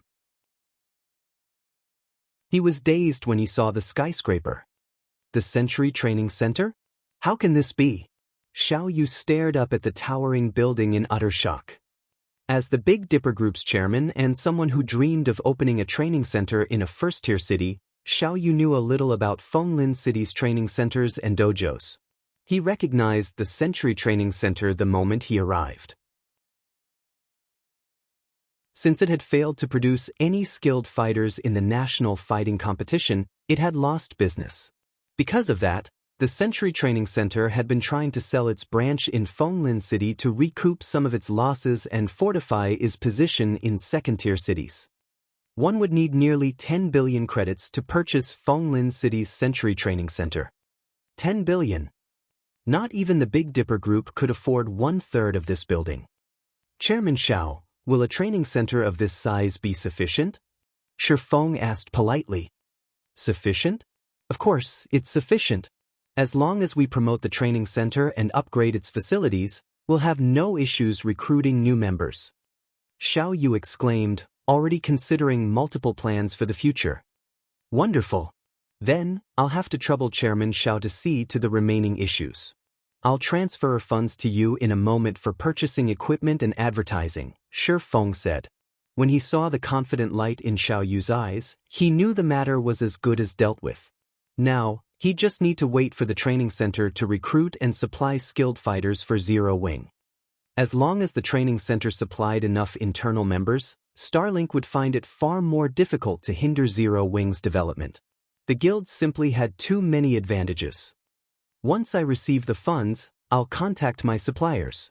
I believe they can transfer everything we'll need in 1 or 2 days, Xiao Yu said, nodding.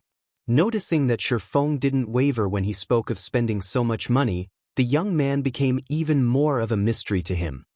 Xiao Yu was very familiar with Feng's background. The young man and his niece had been classmates, so he had looked into him. Even though Feng was a combat genius, Xiao Yu had considered him a fledgling in high society. Since Feng was from a family without a background, he should have needed a decade or so to accomplish anything impressive.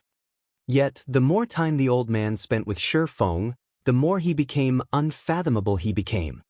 First, Feng had snagged Fenglin City's White Clan group as a partner. Then, he had purchased Century Training Center's old building. Xiao Yu could also tell that Feng was responsible for these decisions. Everything should arrive in 2 days? If that's the case, we should host our grand opening in 3 days. I'll also have to trouble you with hiring instructors and management staff, Feng replied after giving the matter some thought. Time waited for no one. He needed to recruit more internal members for the guild as soon as possible. That won't be a problem, but what do you plan to name the training center? Xiao Yu asked. We can't promote it without a name. Let's call it Heaven's Rumble Training Center, Feng decided. Originally, Feng had planned to give the training center Zero Wing's name as well, but it was too well known right now. Naming it after the guild would only bring the various major powers down on their heads. It was best that he gave it an ordinary name. Alright then, I'll see to the necessary arrangements, Xiao Yu said, nodding. Xiao Yu left, immediately turning his focus to Heaven's Rumble Training Center's management. Of course, the news that the Zero Wing Workshop was preparing to open a training center in Fenglin City quickly spread. Chapter 2185, Experts Gather. Fenglin City, Redstone Restaurant.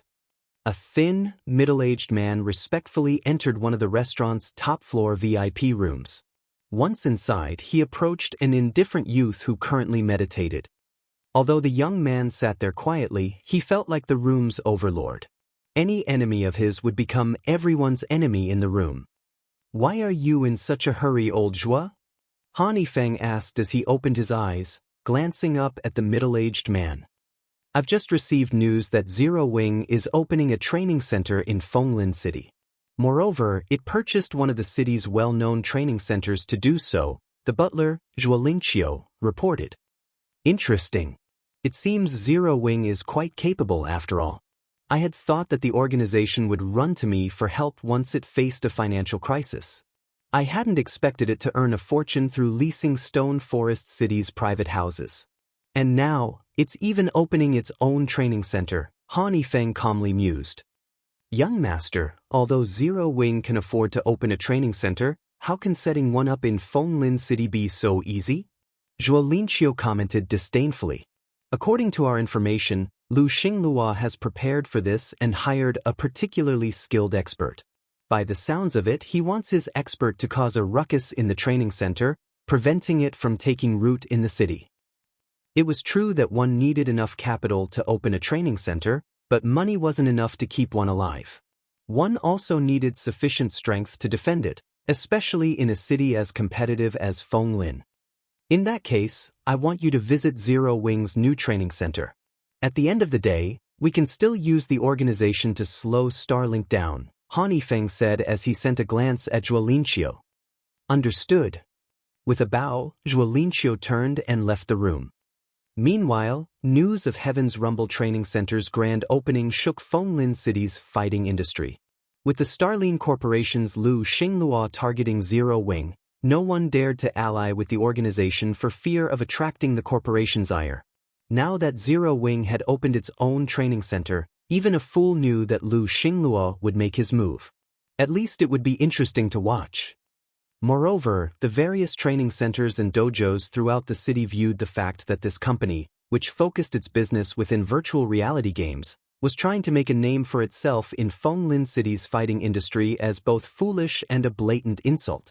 Even on the off chance that Lu Xingluo left Zero Wing's training center alone, they wouldn't let the organization get away with this transgression. Otherwise, they'd become laughingstocks in the industry. While the various training centers and dojos discussed Zero Wing's new facility, Xiaoyu had been methodically planning the Heaven's Rumble Training Center's grand opening. 3 days passed in the blink of an eye. Not only had Xiaoyu purchased the latest training and medical equipment available over the last 3 days, but he had also invited many of Fenglin City's VIPs to attend the grand opening. Fortunately, he had far more connections than a young man like Feng. On the day in question, luxury cars stopped by the building's entrance in droves, and many passers-by grew interested in visiting the training center as a result. However, most of the people that visited Heaven's Rumble Training Center that day were young, passionate fighters. They had all seen the advertisements boasting Heaven's Rumble's state-of-the-art facilities, and they were curious to inspect the training center themselves. The world's technology constantly improved, and with the help of proper data analysis, one could build the best training routine possible, improving far faster than training under a famous instructor. The instant these combat enthusiasts entered Heaven's Rumble Training Center, they were flabbergasted. People wearing the uniforms of Fenglin City's various training centers and dojos filled the main hall. Some of them were even well-known experts in the city, and a few of the upper echelons from the city's training centers and dojos had even made an appearance. Crap, what's going on? Why are so many of Fenglin City's experts here? Isn't that Luo Qianxing, who won 3rd place in Fenglin City's annual fighting competition last year? Quick look, it's Master Yang from the Extreme Light Dojo.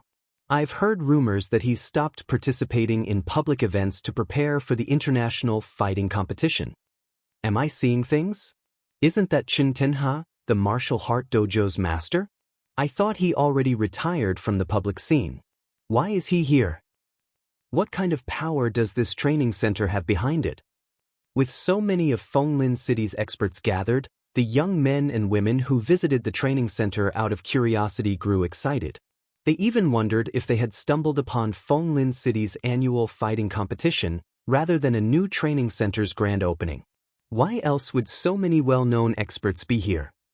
While the young fighting enthusiasts were shocked over finding so many of the city's VIPs in one place, a group consisting of 2 young women and a young man entered the hall, immediately attracting everyone's attention. The reaction was mostly due to the 2 young women. One wore an elegant, white dress, which highlighted her long, flowing hair and exquisite appearance. She had the body of a goddess, and many of the women in the crowd became self-conscious. A second exceptional beauty in a bright, red dress stood next to her. When the 2 women entered the hall, they instantly became the center of attention. Even the young man that accompanied these women was exceptionally handsome, and many of the ladies in the hall swooned. The handsome young man was the previous year's champion of Fenglin City's annual fighting competition, known for possessing a talent that only emerged once a decade in the city. He had also qualified to participate in the international fighting competition, and his status as the heir to the Zhang clan group, one of the city's top 5 financial groups, was just icing on the cake. Qing Xue, most of these experts don't seem to be here with honest intentions. I'm afraid that this friend of yours will have a very difficult time maintaining a training center in Fenglin City, Zhang Weia told by Kingswell as he glanced over the crowd. If your friend can't handle the pressure, I'm willing to step up for him. I suspect that most of these training centers and dojos will take a step back out of respect. Feng is an internal force expert as well, Big Brother Zhang. Shouldn't he be able to handle the situation? Zhao Yueru asked. An internal force expert might be impressive in second and third tier cities, but this is Fenglin City. Every well-known training center and dojo in the city has its own internal force expert. Moreover, they are experienced veterans. Their accomplishments with internal force are far more impressive than a youngster who has just mastered the techniques, Zhang Guya explained. Bai Qingxue and Zhao Yueru's expressions darkened slightly after listening to their companion. They had never thought that opening a training center would be so difficult. While Bai Qingxue's group chatted amongst themselves, another commotion rattled the crowd in the main hall. An imposing bear of a man entered the room. 2 knife scars decorated his face, and his arrival shocked many of the training centers and dojo's upper echelons. The instant this man appeared, many of the training center and dojo upper echelons present could not help but reveal shocked expressions. Why is he here? When Zhang Guya saw the new arrival, fear flashed in his eyes. Is he someone powerful? Zhao Yueru asked when she noticed Zhang Guya's trepidation. Powerful? Zhang Guya shook his head. That word is no longer sufficient.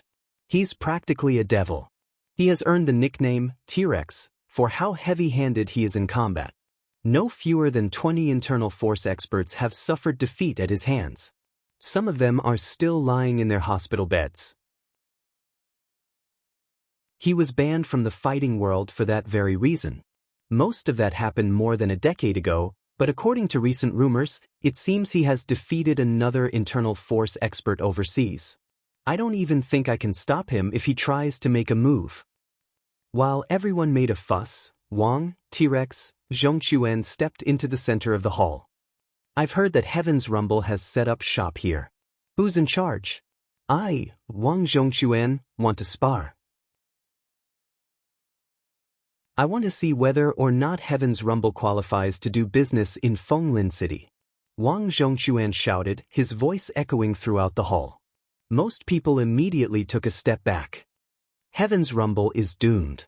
I doubt anyone in Fenglin City can save it now that this demon has shown up. The Starline Corporation is certainly powerful. It's even hired this monster to cause trouble. Zero Wing should have just stayed in its virtual reality game instead of meddling in the fighting industry. As the various training centers and dojos experts watched Wang Zhongquan, they knew that Heaven's Rumble Training Center would soon go out of business. It would also be the first training center to close on the same day it opened. Suddenly, however, a crisp voice rang out over the crowd's muttering. I don't know who you are, but I'm afraid that you don't qualify to challenge our hall master.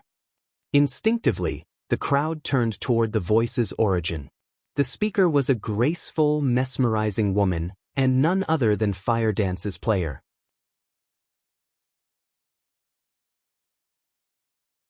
Chapter 2186, Fighting an Internal Force Expert.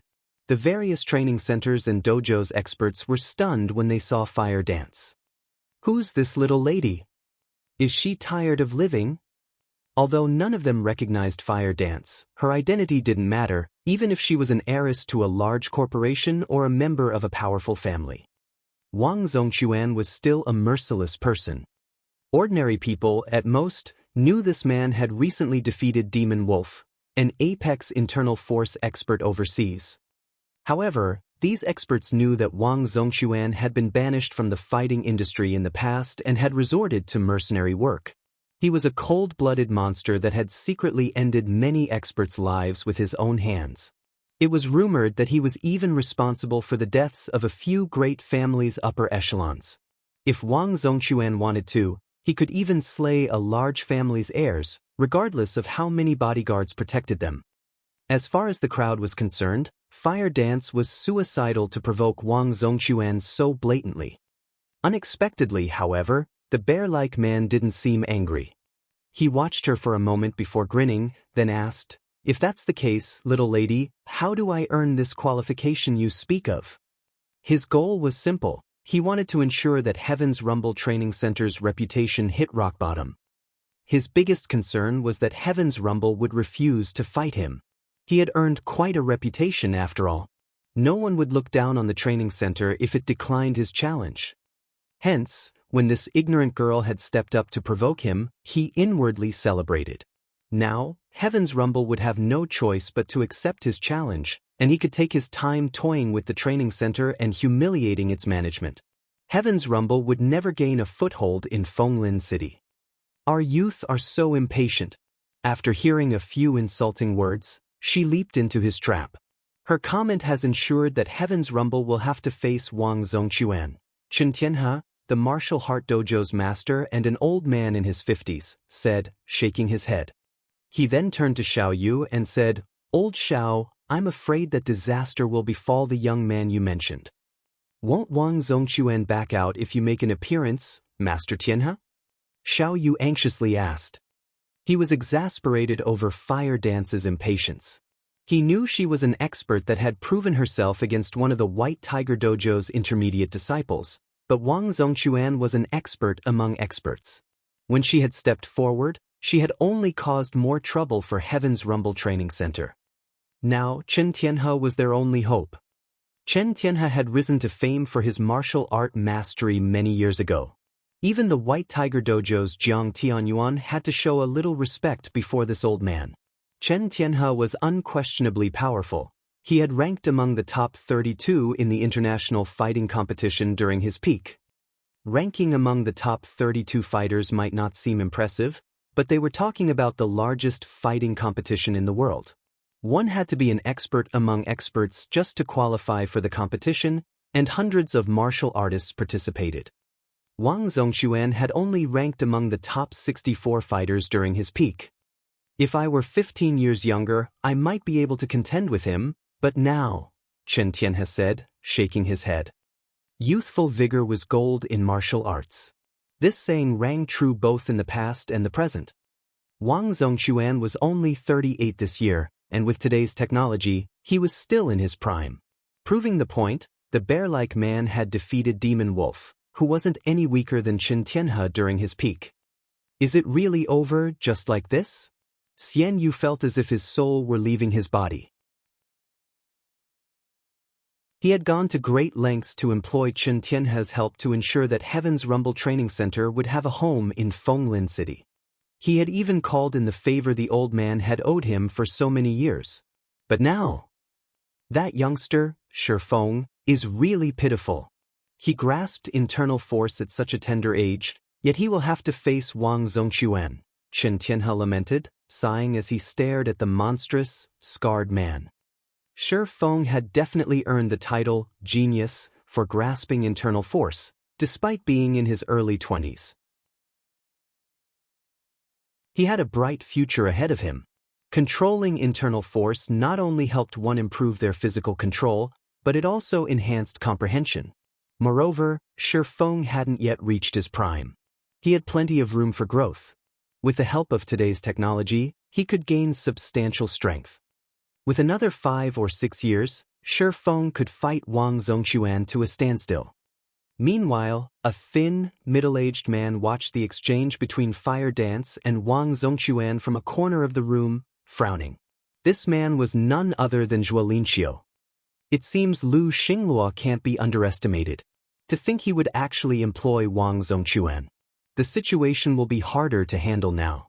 Zhuolinqiu felt on edge as he watched the newcomer. He had thought that Lu Xingluo would, at most, hire an advanced internal force expert. He hadn't expected the apex internal force expert, Wang Zongquan, to show up. Experts of his caliber were extremely rare, even on a national scale.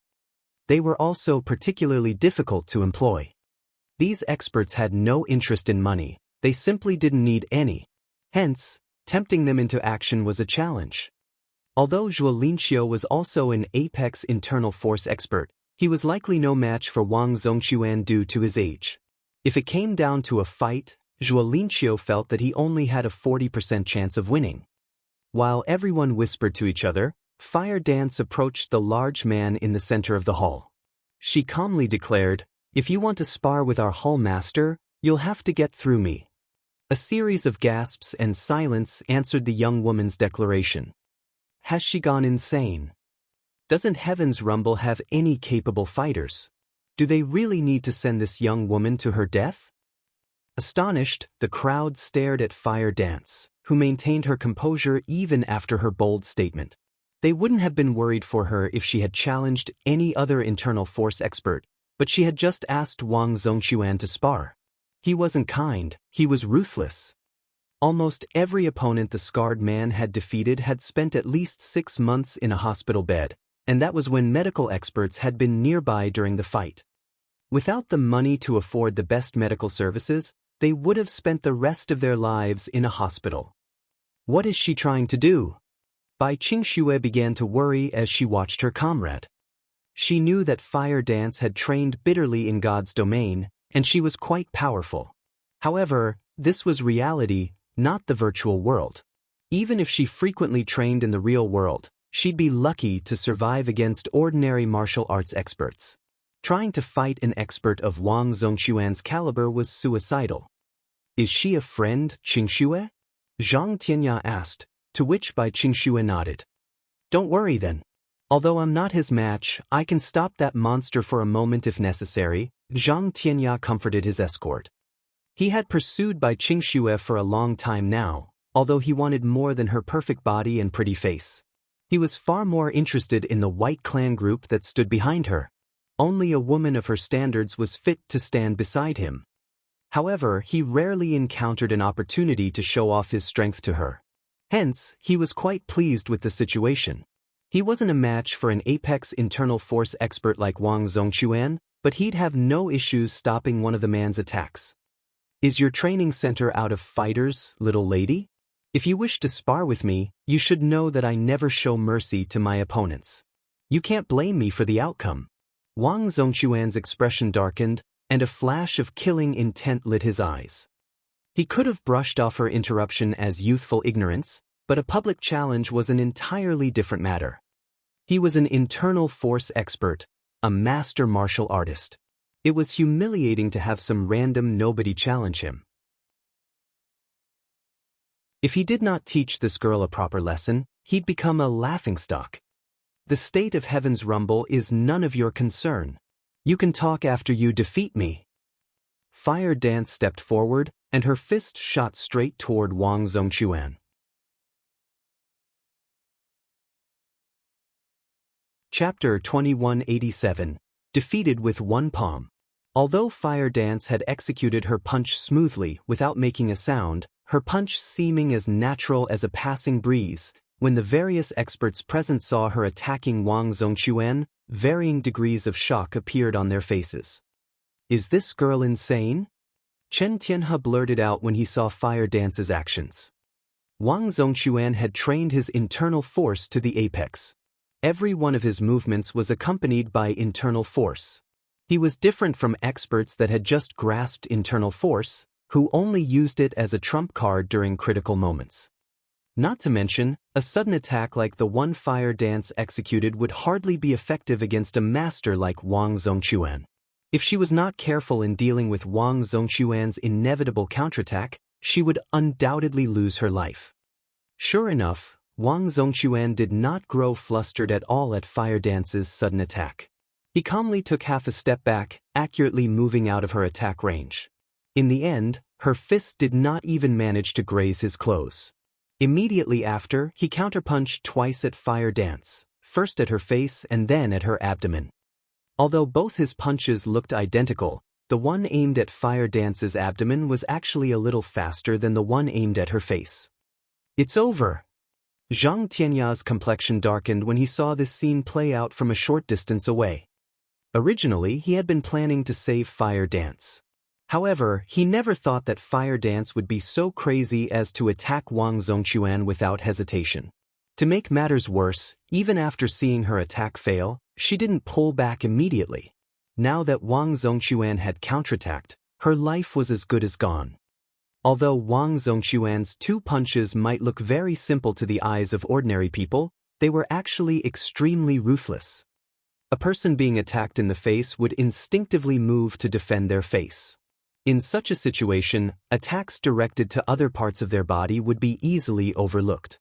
Meanwhile, as an apex internal force expert, Wang Zhongquan had an extremely precise grasp on timing and distance. Even well-trained internal force experts would get caught by this move of his if they were not careful, let alone a newbie without any special training like fire dance. Just as everyone thought that this fight was already over, however, contrary to everyone's expectations, Fire Dance actually ignored the punch aimed at her face. Instead, she suddenly sidestepped and promptly rotated her body. In the torque of her body, she then sent a lightning-fast chop straight at his neck. The sudden development in the battle caught Wang Zhongquan slightly off guard. Originally, he thought that his opponent was merely an inexperienced little girl. He never expected this little girl to easily evade his attack, much less launch a counterattack of her own. However, Wang Zhongquan was a hitman with many years of experience. He was fully capable of reacting to abrupt changes immediately. Although he wouldn't be able to defend against Fire Dance's attack in time, he could still dodge it. He hastily bent his body forward and leaped backward, narrowly avoiding Fire Dance's chop. Upon seeing Wang Zhongquan retreating, the spectating crowd could not help gasping in shock. Is this for real?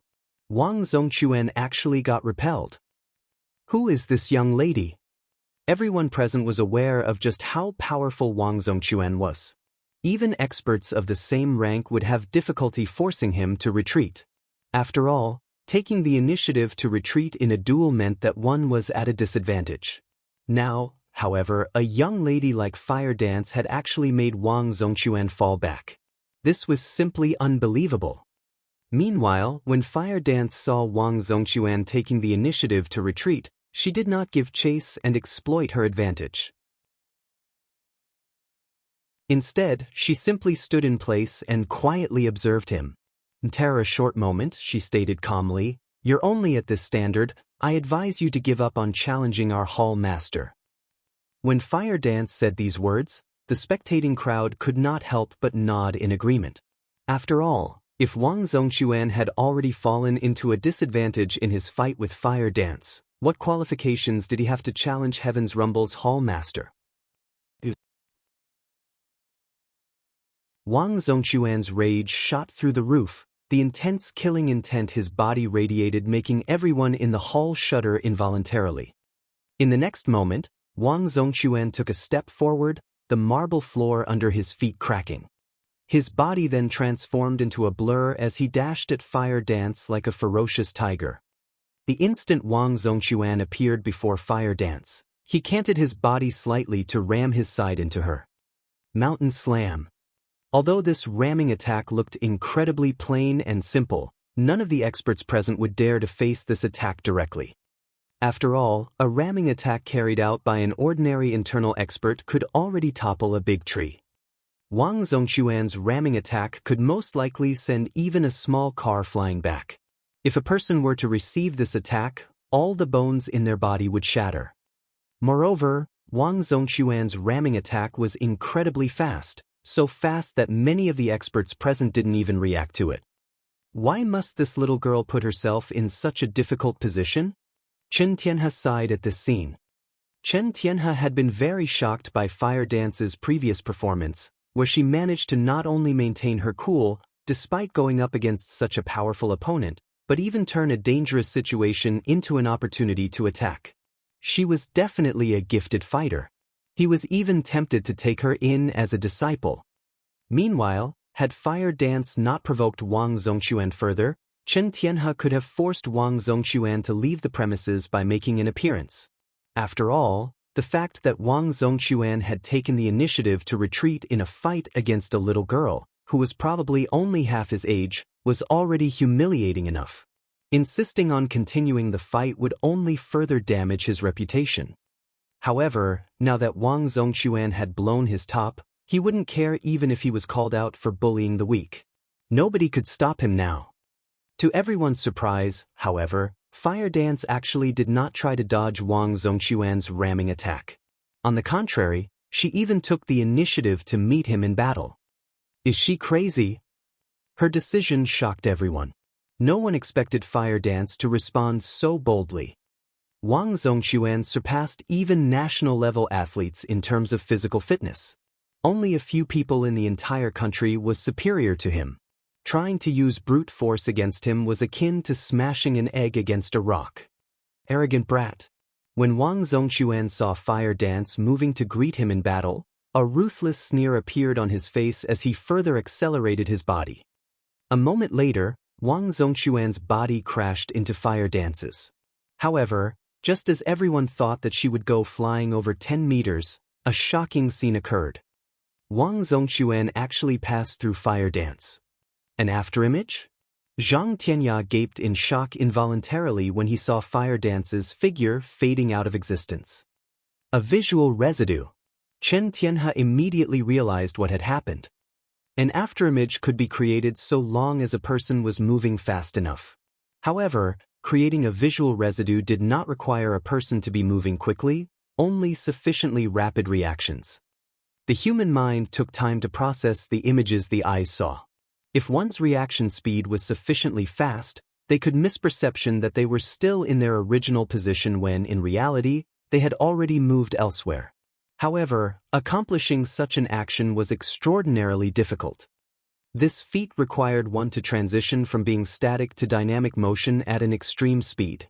In addition, not only did one's body have to keep up with this rapid transition, but their neural response time needed to be able to keep up as well. However, it was incredibly difficult to improve one's neural response time and impossible to do so through ordinary training.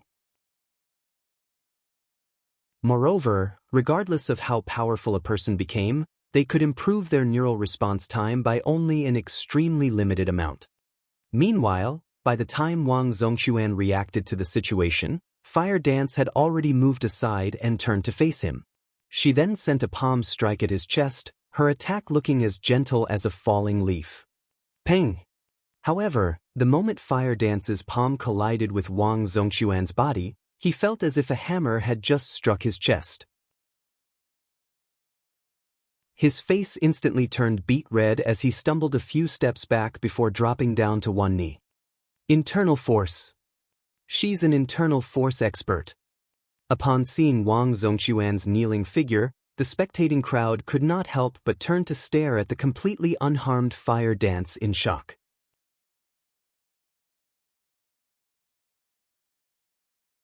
Chapter 2188. Do you have an opinion? Everyone was stunned to see Wang Zongquan down on one knee.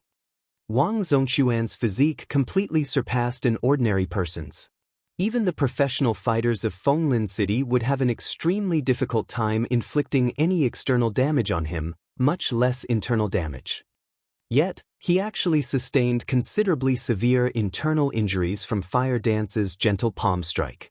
Based on his current complexion, he would most likely need half a month to recover from his injuries. This outcome was simply unbelievable. The only explanation anyone could come up with for this situation was that Fire Dance had utilized internal force.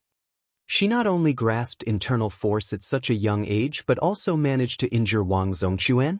Could she be the disciple of some ancient aristocratic family?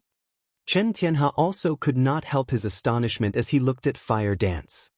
Even with the help of modern technology, internal force experts were still incredibly rare. One would already be considered very talented to grasp internal force by the age of 30. Every one of such experts would become celebrities in the fighting industry. Even a top-ranking dojo like the White Tiger Dojo would treat such an expert as an honored guest. Nevertheless, Fire Dance had successfully grasped internal force at such a young age and even managed to heavily injure Wang Zongquan in one move. This was incredible. The only possibility Chen Tianhe could think of to explain this situation was that Fire Dance was the disciple of an ancient aristocratic family, since such disciples practically started training in their mother's wombs. These disciples enjoyed the best resources, legacies, and teachers. As a result, they generally grasped internal force in their teens. By the time they entered their 20s, they were already strong enough to rank within the top 20 in international fighting competitions should they choose to participate. However, ancient aristocratic families generally kept a low profile and never fought for fame. Hence, the general populace did not know about these ancient aristocratic families. All the same, the influence these ancient aristocratic families held in the world was not the slightest bit weaker than that of major corporations. She's an ancient aristocratic family's disciple? Xiao Yu revealed an excited expression when he heard Qin Tianhe's words. Xiao Yu had heard a little regarding ancient aristocratic families, so he had an idea just how frightening they were. They were not existences ordinary people like himself could come into contact with. Only well-established martial arts masters like Qin Tianhe had the opportunity to do so. If Fire Dance really was an ancient aristocratic family's disciple, then the Heaven's Rumble Training Center would truly become powerful. Even the Starline Corporation would probably be helpless against it. Meanwhile, at this moment, the upper echelons of the various training centers and dojos present in the hall had lost their complacent attitude altogether. Now, only shock and fear filled their minds. If even Wang Zongquan was defeated, then who in Fenglin City could possibly be a match for Fire Dance? Moreover, Fire Dance was still so young. She would definitely continue growing stronger. One could even describe her future as limitless. With such a talent present, who would dare provoke the Heaven's Rumble Training Center? After a brief round of exclamations from the spectating crowd, Wang Zongquan managed to recover slightly and slowly stand back up. Now, his eyes held only fear when he gazed at Fire Dance. I never thought that I would actually lose to a little girl like you. May I know which aristocratic family's disciple you are? Wang Zongquan asked politely, his previous arrogant attitude gone. Now, he was treating Fire Dance as his equal. Wang Zongquan was far more knowledgeable than Qin Tianhe, so he knew just how powerful the disciples of aristocratic families were. The moment Fire Dance sent him stumbling back, he concluded that she was a disciple of an ancient aristocratic family. After all, everyone from the younger generation capable of surpassing him was an expert famous throughout the country. They definitely wouldn't be an unknown existence like Fire Dance. Fortunately, Fire Dance's strength and physical fitness were greatly inferior to his own. Had that previous strike been executed by an expert of equal standards, he definitely wouldn't have been able to stand back up. Fire Dance's victory was due entirely to her calm mind and frightening reaction speed. Her grasp of distance was also frighteningly accurate. Had he known that Fire Dance possessed such abilities early on, he definitely wouldn't have used such aggressive maneuvers. Instead, he would have opted for a more secure fighting style. Then he wouldn't have been defeated so decisively. However, Fire Dance was still very young. Her physical fitness could continue improving in the future. The same was true for her technical standards. Wang Zongquan did not feel ashamed of being defeated by such a prodigy. An aristocratic family's disciple? The heartstrings of Zhang Tianya, who was standing a short distance away, quivered when he looked at Fire Dance. Both Fire Dance's appearance and body were extraordinary. It wouldn't be an exaggeration to say that she was Zhao Yueru's equal. Moreover, Fire Dance's martial artist's temperament lent her an additional elegance that Zhao Yueru did not have. If it was indeed true that Fire Dance had the backing of an ancient aristocratic family, then she would definitely be of great help to him in the future, if he could obtain her. Aristocratic family's disciple? Fire Dance, however, was confused by Wang Zongquan's words. She then explained, I am not a disciple of some aristocratic family. I am only a member of the Heaven's Rumble Training Center. As soon as Fire Dance was done speaking, the entire hall fell silent momentarily. Impossible! You grasped internal force at such a young age. You also have that frightening reaction speed and a talent for combat. How can you simply be a member of a small training center? Wang Zongquan was enraged by Fire Dance's response. If you don't want to tell me which aristocratic family you're from, just say so. Is there a need to humiliate me this way?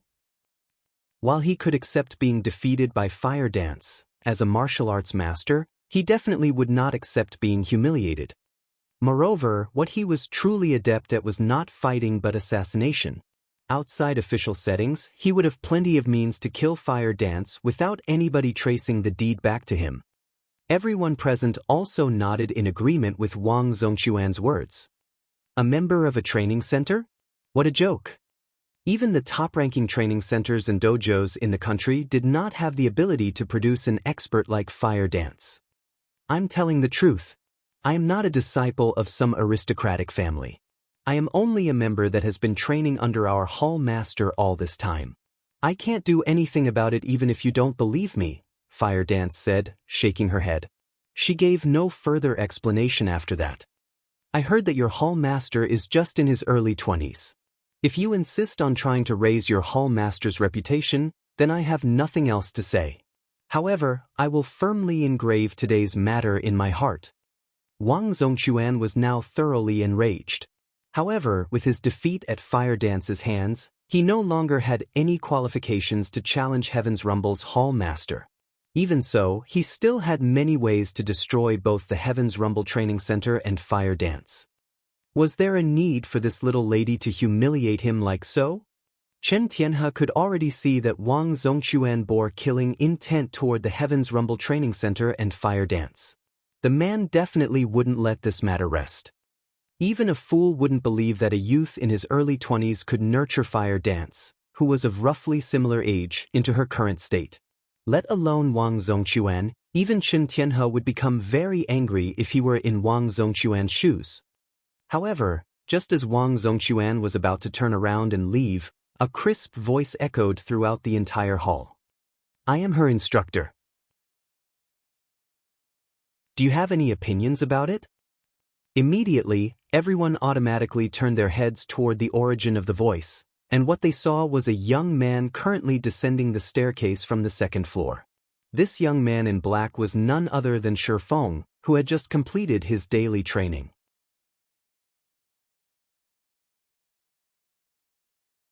Chapter 2189, Shocking the Audience.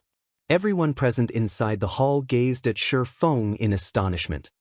Wang Zhongquan was no minor character.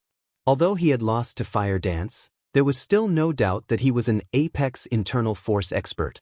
Even the masters of top-ranking training centers and dojos had to treat him with respect. Not to mention, Wang Zhongquan had been working as a hitman for the past decade. Even if he couldn't openly cause problems for a training center or dojo, he was more than capable of doing so in secret. Is this guy tired of living? He actually dares to come out now? Does he really think Wang Zhongquan won't dare to challenge him again? What bold words! Does he actually believe he can produce an internal force expert? The many experts present looked at Feng with disdain when he appeared in the hall. They all felt that Feng was getting too full of himself. Fire Dance had just fought a dangerous battle in order to pull the Heaven's Rumble Training Center out of a crisis. All Feng needed to do was lie low and wait for Wang Zhongquan to leave. He simply had to be tired of living to reveal himself now. Old Xiao, is this the young man you were talking about? Chen Tianhe shook his head as he looked at Feng. He's far too immature and arrogant. Although he has the support of an aristocratic family's disciple, he still shouldn't have provoked Wang Zhongquan like this. Although Wang Zhongquan could not afford to run afoul of ancient aristocratic families, he would have no problems killing the other members of the Heaven's Rumble Training Center. He could also make it so that the deed couldn't be traced back to him. Even though Feng had already grasped internal force, it wouldn't change his fate.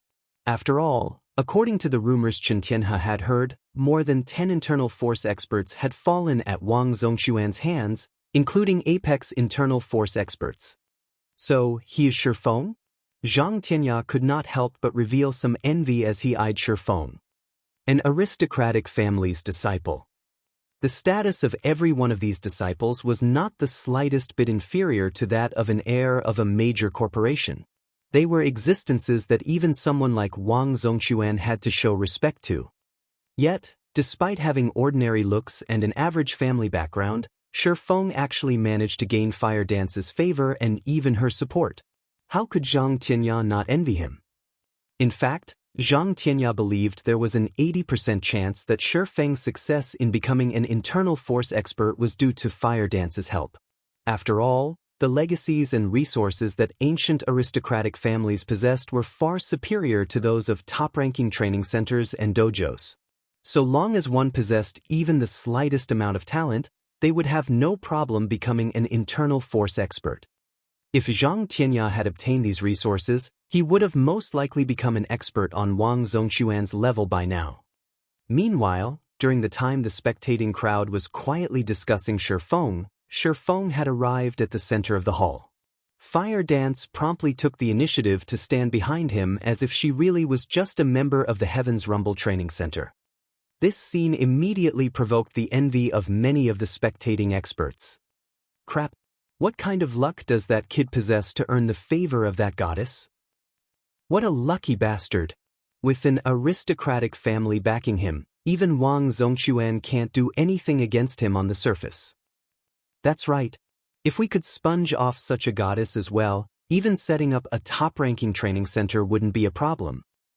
Many of the men present derided Shi Feng, and as if they were afraid Shi Feng could not hear them, their voices grew steadily louder as they spoke. To most of the experts present, being able to grasp internal force was already a matter worth rejoicing. As for setting up their own training center in a first-tier city and developing it into a top-ranking training center, that was something that they didn't even dream of. However, if they had the help of an aristocratic family's disciple, then such a feat would be a piece of cake. Now that Shi Feng had Fire Dance's support, his becoming one of Fenglin City's powerhouses was almost guaranteed. Fenglin City's fighting industry might even have to adhere to his wishes in the future. Other top-ranking training centers and dojos also wouldn't dare to act against him rashly. Meanwhile, seated in a corner of the hall was Zhuolinqiu, who was quietly observing the event. So that's the case. It's no wonder Zero Wing is confident of establishing itself in Fenglin City, Zhuolinqiu thought to himself as he observed Fire Dance, disregarding Shi Feng entirely. With this, Zero Wing indeed merits the young master's attention. As the butler of the Five States Corporation's heir and an apex internal force expert himself, Zhuolinqiu knew a lot more regarding ancient aristocratic families than Qin Tianhe and Wang Zongquan did, so he understood just how valuable the support of an aristocratic family's disciple was. During the time everyone was discussing Shi Feng, Wang Zongquan had also arrived before him, his gaze filled with disdain and anger as he glared at the young man. "And here I thought you wouldn't have the courage to show yourself," Wang Zongquan sneered. "Since you're here, do you dare exchange a few moves with me? I want to see whether you truly are capable of instructing such an excellent member or not, Hall Master Shi." Originally, Wang Zongquan thought that he would not have a chance to reclaim the reputation he had lost due to Fire Dance today. However, since Shi Feng had taken the initiative to appear before him, this was the perfect opportunity for him to do so and fulfill his agreement with Lu Xingluo to wreck the Heaven's Rumble Training Center's reputation, killing two birds with one stone. He naturally couldn't miss this opportunity. "That won't be a problem. Only Master Wang, you were just injured. Do you need a few days to recover? It won't be too late to spar at that time," Shi Feng said.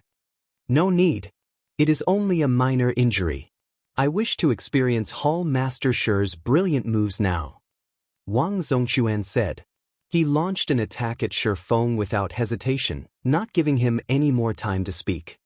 In Wang Zongquan's opinion, Shi Feng was simply trying to find an excuse to buy time and eventually let the matter be forgotten. He naturally couldn't let Shi Feng have his way. Meanwhile, the best method to get Shi Feng to take action was to leave the man with no choice but to take action. The spectating crowd shook their heads and sneered at Shi Feng. That guy is so dumb. Did he really think Wang Zongquan would let such a great opportunity slip by? Ha! He's going to make a fool of himself now. He's just a brat who has just learned internal force. Does he actually think an apex internal force expert like Wang Zongquan will be afraid of him because of a little injury? How foolish! Does he believe he can run rampant just because he has the backing of an aristocratic family's disciple? Everyone understood that Shi Feng was planning to get Wang Zongquan to give up on today's match with the excuse that Wang Zongquan was injured. Unfortunately, how could someone of Wang Zongquan's caliber not see through his ploy? Moreover, the spectating experts could also see very clearly that, although Fire Dance had defeated Wang Zongquan, she should have grasped internal force only recently. Her physique was also far inferior to his. Although she had indeed managed to injure Wang Zhongquan, he should still be able to exhibit 80% of his normal standard, which would be sufficient for him to beat up a basic internal force expert. In the next moment, however, Wang Zhongquan's fast and powerful fist suddenly came to an abrupt halt before Shi Feng's face, unable to move forward by even the slightest. How is this possible?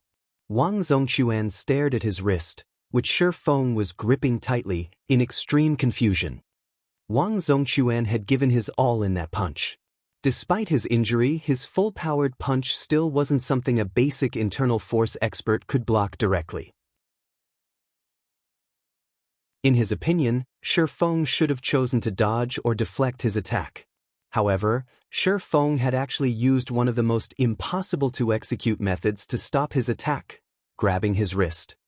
Before Wang Zhongquan could shake off Shi Feng's hold, Shi Feng suddenly tightened his grip and swung Wang Zhongquan's arm as if he was swinging a sword.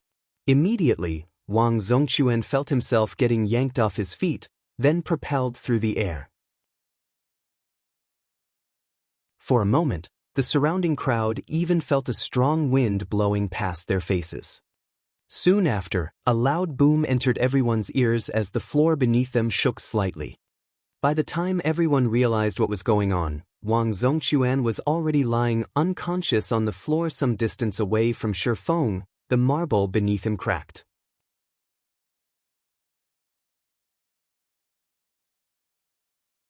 Chapter 2190, He is a Grandmaster. Upon seeing Wang Zhongquan's body lying motionless on the cracked marble floor, the spectating crowd froze, and a deathly silence fell over the entire hall. A short moment later, "How is this possible? This is a lie, right?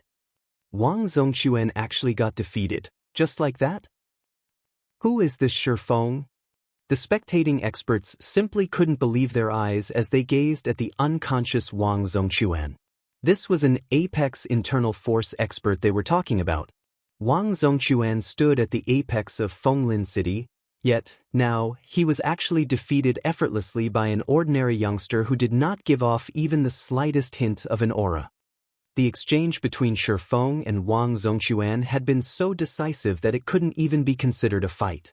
It was practically a drubbing. So many of the experts here reacted with fear toward Wang Zhongquan before, so shouldn't he be very strong? Why did he get defeated so easily? Could Heaven's Rumble have paid Wang Zhongquan to stage an act? I'm guessing that's most likely the case. Wang Zhongquan is an internal force expert. On the other hand, that Shi Feng is so young. Even if he is powerful, how powerful could he possibly be? Moreover, the fact that someone like Wang Zhongquan even appeared here is very strange. To begin with, Heaven's Rumble must have hired Wang Zhongquan to pretend to fight to raise its fame. Unlike the experts in the hall, the spectating fighting enthusiasts felt that Wang Zhongquan had acted out a play when they saw him so easily defeated. After all, when Wang Zhongquan was fighting Fire Dance earlier, they could more or less tell how powerful he was. However, when Wang Zhongquan fought Shi Feng, from start to end, they hadn't seen any hint of that power Wang Zhongquan had displayed before. They felt that Wang Zhongquan had deliberately coordinated his movements with Shi Feng, jumping into the air the moment Shi Feng grabbed his wrist and letting Shi Feng freely throw him. The fight could not be any faker. At this moment, aside from the fighting enthusiasts, the training center and dojo members present also found this fight fake. The strength and internal force expert wielded far surpassed that of ordinary people. If Wang Zhongquan had thrown his punch with his full strength, even an internal force expert couldn't have stopped his punch by grabbing his wrist. A fake match? At this moment, even Xiao Yu was dumbfounded by this scene. However, he instinctively refuted the possibility, as he had never heard about such plans from Shi Feng earlier. Moreover, the Starline Corporation had been keeping an eye on the Heaven's Rumble Training Center. Only an existence like the Starline Corporation could employ the services of someone like Wang Zhongquan. Most importantly, why would an apex internal force expert agree to min his own reputation just to uplift the Heaven's Rumble Training Center's reputation? As Xiao Yu was wondering why Wang Zhongquan would put on a fake fight, Chen Tianhe, who stood beside Xiao Yu, suddenly revealed a look of horror. "Nu, Neutralizing. He's a neutralizing Grandmaster. Chen Tianhe muttered quietly as he stared at Shi Feng, his complexion paling as if he had just seen a ghost. Neutralizing Grandmaster? Xiao Yu momentarily fell into a daze when he heard Chen Tianhe's words. Compelled to seek confirmation, he asked, Master Chen, you're saying that Shi Feng is a neutralizing Grandmaster? In the fighting industry, those capable of grasping internal force were considered absolute experts. Less than 0.1% of professional fighters would ever succeed in grasping internal force. For those that did, their understanding and usage of their body and strength would far surpass those of ordinary people. No matter where these experts went, they would have the qualifications to establish a training center or dojo and accept disciples. Hence, internal force experts were labeled masters. However, above internal force experts, there were still neutralizing experts. Ordinary people would already be fortunate to come across an internal force expert. As for neutralizing experts, most ordinary people would most likely never meet one. Every neutralizing expert was a titan in the fighting industry. They were people who could contest for first place in international fighting competitions. The fame and status they enjoyed were far superior to those of people like Chen Tianhe and Wang Zongquan. If one were to draw a comparison between internal force experts and neutralizing experts, the former would be candlelight while the latter would be the blazing sun. It is possible, Chen Tianhe said hesitantly. Only, since when has there ever been such a young neutralizing Grandmaster in this world? Even the ancient aristocratic families are incapable of producing a neutralizing Grandmaster this young. Ordinary people most likely wouldn't find anything special about Shi Feng's grabbing and throwing motions. In fact, most of the professional fighters present wouldn't. However, Chen Tianhe, who had already mastered internal force to the apex, could tell just how frightening Shi Feng's usage of his body and strength was. First, upon grabbing Wang Zongquan's wrist, Shi Feng had immediately redirected and nullified the force in Wang Zongquan's arm. Then, when Wang Zongquan put more strength into his arm to break free of Shi Feng's hold, Shi Feng made use of Wang Zongquan's strength and coupled it with his own to lift and throw Wang Zongquan to the ground. Although this series of actions appeared very simple, executing it within a mere instant was exceedingly difficult. Only neutralizing Grandmasters, who could push their muscles to the limit, could accomplish such a feat. What made Chen Tianhe doubt his conclusion was that Shi Feng was simply too young. Even now, Chen Tianhe was considered one of the top-ranking experts in the country. He had also been famous for a long time already. In his many years mingling in the fighting industry, he had come across plenty of internal force experts of varying standards and even neutralizing Grandmasters. However, despite his extensive experience, he had never even heard of a neutralizing Grandmaster who was in his 20s. At this moment, aside from Chen Tianhe, Master Yang from the Extreme Light Dojo, Zhang Tianya, and the other internal force experts present were similarly gazing at Shi Feng in astonishment and horror. Impossible! How can he be a neutralizing Grandmaster? Zhang Tianya blurted out in shock. Ordinary people might have failed to discern the intricacies of Wang Zongquan's fight with Shi Feng, but internal force experts like Zhang Tianya managed to roughly discern its crucial parts. In most people's eyes, Wang Zongquan's fight did indeed look like an act. However, this was because Shi Feng's usage of his strength was too ingenious. He was already at the stage of simplifying complex movements, hence, his fight with Wang Zongquan looked very fake. A neutralizing Grandmaster? Shi Feng is actually this powerful? Zhao Yueru could not help growing excited when she heard Zhang Tianya's words. Although she did not have a clear concept of what a neutralizing Grandmaster was, she still understood how powerful Grandmaster martial artists were. They were supreme existences within the country, experts that even the various top-ranking dojos and training centers feared greatly. Meanwhile, when Gentle Snow saw the exchange between Shi Feng and Wang Zongquan, she felt an indescribable sense of shock and familiarity. This was because she could tell that Shi Feng's usage of his strength and body very closely resembled the principles of the refinement realm and truth realm.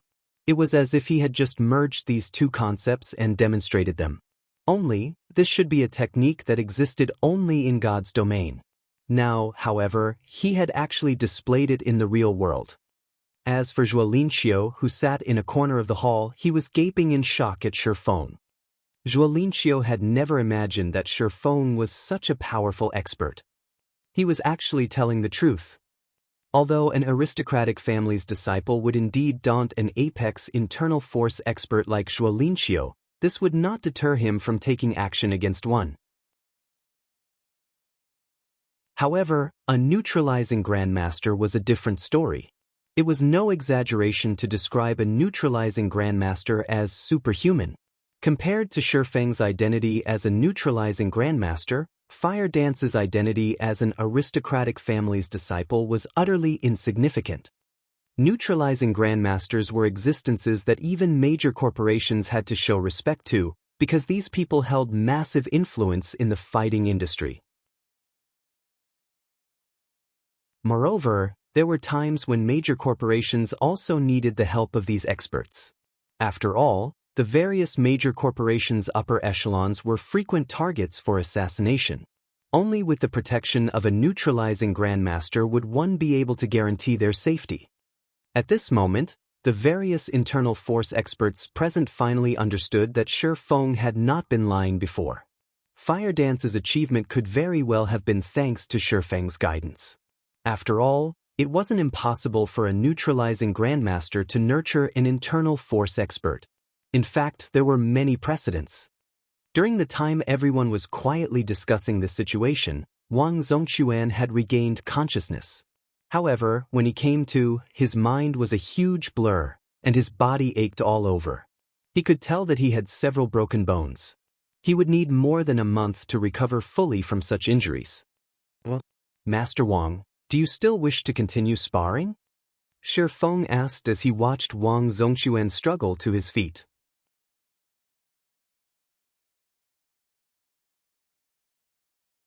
Chapter 2191, Fame Spreads in Fenglin City. When Wang Zongquan saw the faint smile on Feng's face, a chill suddenly swept through him, his body shuddering involuntarily. No need to continue. I admit defeat. Wang Zongquan said hurriedly, afraid that he would be executed if he delayed his answer by even the slightest bit. Although he had clashed with Feng for only a very brief moment, he understood more clearly than anybody else present just how frightening Feng was. It was no exaggeration to say that, if Feng had wanted to, he definitely could have consigned Wang Zongquan to eternal rest with that previous move. Now, when Wang Zongquan looked at Feng, he felt that he was seeing a humanoid demon. Aside from this conclusion, he could not think of any other possibility. After all, despite having wandered the entire world, he had never heard of anyone becoming a neutralizing Grandmaster in their early 20s. Moreover, unlike other people, Wang Zongquan had personally clashed with neutralizing Grandmasters before, so he knew full well just how frightening an existence they were. Neutralizing Grandmasters could no longer be considered human, they were superhuman. Even ordinary firearms were useless against neutralizing Grandmasters, as Grandmasters could preemptively take evasive maneuvers by relying on their extraordinary senses. Meanwhile, before a neutralizing Grandmaster, apex internal force experts like Wang Zongquan were akin to little children. Their life and death were no longer within their control. At this moment, Wang Zongquan started to feel animosity for Lu Xingluo. Had he known that Feng was a neutralizing Grandmaster, with even 10 times his courage, he still wouldn't have dared to kick up a ruckus at the Heaven's Rumble Training Center. Since we have solved your concerns, then we can discuss the matter of you coming here to cause a commotion, Master Wang, Feng said. As soon as Feng was done speaking, Wang Zongquan's complexion turned ashen. Even top-ranking training centers and dojos could not bear the wrath of a neutralizing Grandmaster. The fate of a lone apex internal force expert like himself went without saying. Not to mention, he was currently right in front of Feng. He couldn't run away even if he wanted to now. Hall Master, just state however much compensation you want. I'll pay it so long as I have it, Wang Zongquan said with great anxiety. Right, I just received 6 bottles of the Green God Company's life potion. Let's add them to the compensation as well. Neutralizing Grandmasters were different from the average person. The amount of nutrients their bodies required daily far exceeded the average person's. Moreover, if they wanted to improve their physical fitness further, consuming ordinary food and nutrient fluids would no longer suffice. At the very least, they needed S-rank nutrient fluids. Meanwhile, the life potion was something even more valuable than S-rank nutrient fluids. In fact, these 6 life potions were the reason why Wang Zhongquan had agreed to undertake Lu Xingluo's request. After all, life potions were extremely difficult to come by. Even neutralizing Grandmasters could get their hands on only a small amount. 6 life potions? Feng could not help but be moved. He had never expected Wang Zhongquan to possess life potions, the Green God Company's latest creation. Feng naturally understood what was going through Wang Zhongquan's mind right now. After all, Feng had had the fortune to meet a neutralizing Grandmaster in his previous life, so he knew that these Grandmasters were truly superhuman. He also knew that their nutritional requirements were different from the ordinary person's. Only, Feng wasn't actually a neutralizing Grandmaster yet. He had merely touched upon the realm after combining the principles of the Truth Realm and Refinement Realm. In God's domain, every player's body had long since reached an extraordinary level, hence, players could exhibit the principles of the realms of truth and realms of refinement to their greatest limits. The human body in the real world was very weak in comparison, making it impossible for people to fully exhibit the strength of these 2 realms in the real world. This was akin to running state-of-the-art software on an ancient computer. The hardware simply couldn't support the software at all, and the computer would crash when trying to run the application. The reason why Feng was able to apply the principles of the Truth Realm and Refinement Realm in the real world was mainly his having reached the Ascension Realm and Domain Realm in God's domain. Even so, he had already sustained some minor internal injuries from executing that one move. He still needed to improve his physical fitness further before he could reliably display the principles of the Truth Realm and Refinement Realm in the real world. Meanwhile, the life potion was something Feng had only heard of during his previous life. He had never actually seen one before, much less consumed one. The life potion was not sold to the public. It was many times more valuable than even S-rank nutrient fluids. Although the life potion couldn't resurrect the dead, it could cure all internal injuries and strengthen the user's physique. It was even rumored that long-term consumption of the life potion could rejuvenate the user. Moreover, these were still not the most important point about the life potion. The truly amazing aspect of the life potion was its ability to invigorate a person's brain cells, making cerebral development easier. Due to these reasons, after God's domain had spread its influence throughout the entire world, the life potion became something all powers fervently competed over. Those powers that managed to secure themselves a stable supply of life potions had been able to nurture a batch of peak experts and apex experts quickly. Feng found Wang Zhongquan's possession of 6 life potions simply unbelievable. However, Wang Zhongquan misconstrued Feng's comment as a complaint that this amount was too little. He hurriedly explained, "Hall Master Shi, this is really all that I have. However, I heard that 9 State City is about to hold an internal auction and that life potions will be sold there. Here is the invitation card I received. Aside from this, I really don't have any more life potions." Feng could tell that Wang Zhongquan was not lying. He also understood that it was already plenty amazing for someone like Wang Zhongquan to obtain 6 life potions. After all, ordinary martial arts masters couldn't get their hands on even 1 bottle, let alone 6. "Fine. We'll forget about monetary compensation, but I need you to help me with a matter," Feng said, nodding as he accepted the invitation. Wang Zhongquan inwardly breathed out a sigh of relief at Feng's words. He then said confidently, "Hall Master Shi, please speak freely. As long as it is something I can accomplish, I'll definitely do it. It's very simple. I want you to go teach Lu Xingluo a lesson," Feng said, smiling as he patted Wang Zhongquan's shoulder. Since Lu Xinglua had already taken the initiative to make trouble for him, Shi Feng naturally had to respond in kind. Although Shi Feng was currently slightly stronger than Wang Zongquan, he was quite inferior to the professional hitman when it came to dealing with people outside of an official competition. If he tried to take action against Lu Xinglua, his actions would no doubt get exposed very quickly. Not to mention, Shi Feng didn't have that much free time to take part in such matters. He had his hands full dealing with Zero Wing. This, Wang Zongquan could not help being shocked by Shi Feng's request. Hall Master Shi, Lu Xinglua is the Starline Corporation's heir. If I do so... Since that is the case, let's continue discussing the commotion you've caused. Shi Feng said, his voice taking on a chill. If not for Shi Feng having improved sufficiently quickly and displaying absolute strength against Wang Zongquan, Wang Zongquan would have definitely continued trying to make trouble for the Heaven's Rumble Training Center even after suffering defeat at Fire Dance's hands.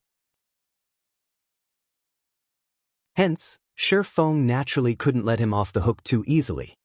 Shi Feng did not doubt Wang Zongquan's ability to meet his demand in the slightest.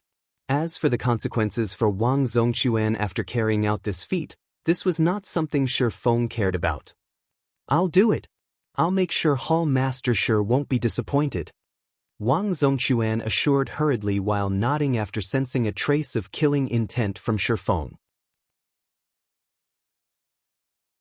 Wang Zongquan had an instinctive fear of neutralizing Grandmasters stemming from his understanding of their power. So long Shi Feng wanted to, unless Wang Zongquan fled to the ends of the world, he wouldn't be able to escape Shi Feng. Compared to earning Shi Feng's ire, provoking a major corporation's heir held much lighter consequences. Not to mention, Shi Feng had only told him to teach Lu Xinglua a lesson, not to kill the man. If Wang Zongquan limited his actions, the Starline Corporation wouldn't go all out in dealing with him. In fact, the corporation would avoid making a huge fuss about this. After all, if news of this matter were to leak to the public, the Starline Corporation would become a laughingstock for its rivals. Moreover, Wang Zongquan was originally already furious at Lu Xinglua for sending him to pick a fight with a neutralizing Grandmaster. He could use this opportunity to get some payback as well. Upon seeing Wang Zongquan leave the Heaven's Rumble Training Center dejectedly, the upper echelons of the various training centers and dojos present promptly went to Shi Feng and Xiaoyu to congratulate them. They even sent the Heaven's Rumble Training Center huge gifts. These training centers and dojos no longer entertained any thoughts of causing trouble for Heaven's Rumble. In fact, they even showed signs of submitting themselves to Heaven's Rumble, a scene that stupefied the fighting enthusiasts in the hall, who all wondered what kind of background the Heaven's Rumble Training Center possessed. News of this matter quickly spread throughout Fenglin City.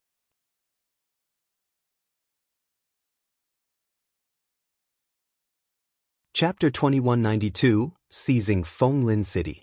After Wang Zongquan's departure, many of the training center and dojo members present were tempted to join the Heaven's Rumble Training Center. The various fighting enthusiasts present, on the other hand, immediately started applying to join Heaven's Rumble. Previously, everyone thought that the Heaven's Rumble Training Center was a sham. However, after seeing Shi Feng, Heaven's Rumble's Hall Master, defeat Wang Zongquan easily and overhearing the comments of the various internal force experts present stating that Shi Feng was a Grandmaster martial artist, they realized that Heaven's Rumble possessed genuine ability that was far superior to that of the other training centers and dojos in Fenglin City. Moreover, Heaven's Rumble was equipped with state-of-the-art training and medical facilities. Just these points alone already held a great temptation for the various fighting enthusiasts. After just a few hours, the Heaven's Rumble Training Center had gained more than 5,000 members already. As for becoming a disciple of Heaven's Rumble, not everyone could do so since Shi Feng had set certain requirements. The Heaven's Rumble Training Center's main purpose wasn't to generate profits. It would serve as a talent pool for Zero Wing to recruit from. Hence, ordinary people couldn't become disciples of the training center. Moreover, the disciples of training centers and dojos generally enjoyed much better treatment than ordinary members. They would be taught things that were not shared with the public. The recruitment requirements for disciples naturally had to be strict. Even so, after half a day of testing, Heaven's Rumble still managed to recruit more than 200 disciples. This situation excited Xiao Yu greatly. Despite having managed the Big Dipper Training Center for many years now, he had never seen so many people joining a training center on the day of its grand opening. Moreover, this was only the beginning. As Heaven's Rumble's name spread, even more people would join. Afterward, so long as Heaven's Rumble managed to nurture some disciples that achieved high rankings in Fenglin City's annual fighting competition, the Heaven's Rumble Training Center could easily become the head of Fenglin City's fighting industry. As the Heaven's Rumble Training Center bustled with activity, Zhuo Linqiu suddenly approached Feng. Zhuo Linqiu's appearance had been completely silent. Most of the people inside the hall had overlooked his existence. Only a small number of internal force experts had managed to notice him. What a powerful person! His strength is most likely on par with Wang Zongquan's, Chen Tianhe exclaimed in his heart when he saw Zhuo Linqiu approaching Feng. Wang Zongquan had an overbearing and explicit aura. On the other hand, Zhuo Linqiu gave off a sense of emptiness and restraint. The two of them were polar opposites of each other. If an ordinary person were to compare the two of them, they would definitely judge Wang Zongquan to be stronger. However, those who had trained to Chen Tianhe's standards no longer judged people's strength based on aura alone. Moreover, concealing one's aura was much more difficult than simply letting it run wild. This was also a technique Chen Tianhe had been studying for quite some time now. Unfortunately, he had just barely scratched the surface of the technique thus far and was definitely inferior to Zhuo Linqiu. One could say that, in terms of technique and spirit, Zhuo Linqiu was above Wang Zongquan. Zhuo Linqiu? Why is he here? Zhang Tianya was stunned when he saw Zhuo Linqiu. Unlike Chen Tianhe, Zhang Tianya was not only an internal force expert but also the heir of one of Fenglin City's top 5 financial groups. Zhuo Linqiu had once visited Fenglin City. Back then, the various financial groups of Fenglin City had promptly gathered to welcome him to the city. Moreover, the leaders of every financial group, including the Zhang clan group, had been present during this gathering. These leaders all treated Zhuo Linqiu with great respect. As for Zhang Tianya, as he was part of the younger generation, he could only watch the gathering of VIPs from the sidelines. Zhuo Linqiu was someone who was only half a step away from becoming a neutralizing Grandmaster. Unfortunately, due to his advanced age, his physique could no longer keep up with his mind. As a result, he could never cross the final threshold and remained stuck at the apex of the internal force realm. Whether it was in terms of status or strength, Zhuo Linqiu was an existence that Zhang Tianya could only look at in awe. Now, however, Zhuo Linqiu was actually taking the initiative to greet Feng. During the time Chen Tianhe and Zhang Tianya were wondering about Zhuo Linqiu's purpose here, Zhuo Linqiu arrived before Feng. Hallmaster Shi, are you free for a private chat? Zhuo Linqiu asked in a low tone. At this moment, Zhuo Linqiu no longer viewed Feng with contempt. On the contrary, he now looked at the youth with a trace of fear and respect. Neutralizing Grandmasters were existences beyond the circle of ordinary internal force experts. However, as the butler of the 5 States Corporation's heir, Zhuo Linqiu was quite familiar with the existence of neutralizing Grandmasters, so he knew intimately how powerful they were. Even major corporations would not dare slight neutralizing Grandmasters. Sure, let's head upstairs, Feng said, nodding. He had long since known about Zhuo Linqiu's arrival in the Heaven's Rumble Training Center as well as the man's purpose for visiting. He also knew about Han Yifeng's determination to invest in God's domain. Meanwhile, with how successful Zero Wing currently was in God's domain, the temptation it held for Han Yifeng went without saying. Given these two things, it was obvious that Han Yifeng was waiting for an opportune moment to make Zero Wing an offer it could not refuse. Only, Zero Wing's strength surpassed Han Yifeng's expectations. Now, even Starlink could not make short work of Zero Wing and could only pursue a war of attrition. After today's performance, it would be very normal for Han Yifeng to grow impatient and take action immediately. Feng led Zhuo Linqiu to the top-floor reception room, leaving the training center's matters to Xiao Yu, fire dance, and by Qingxue to manage. How is this possible?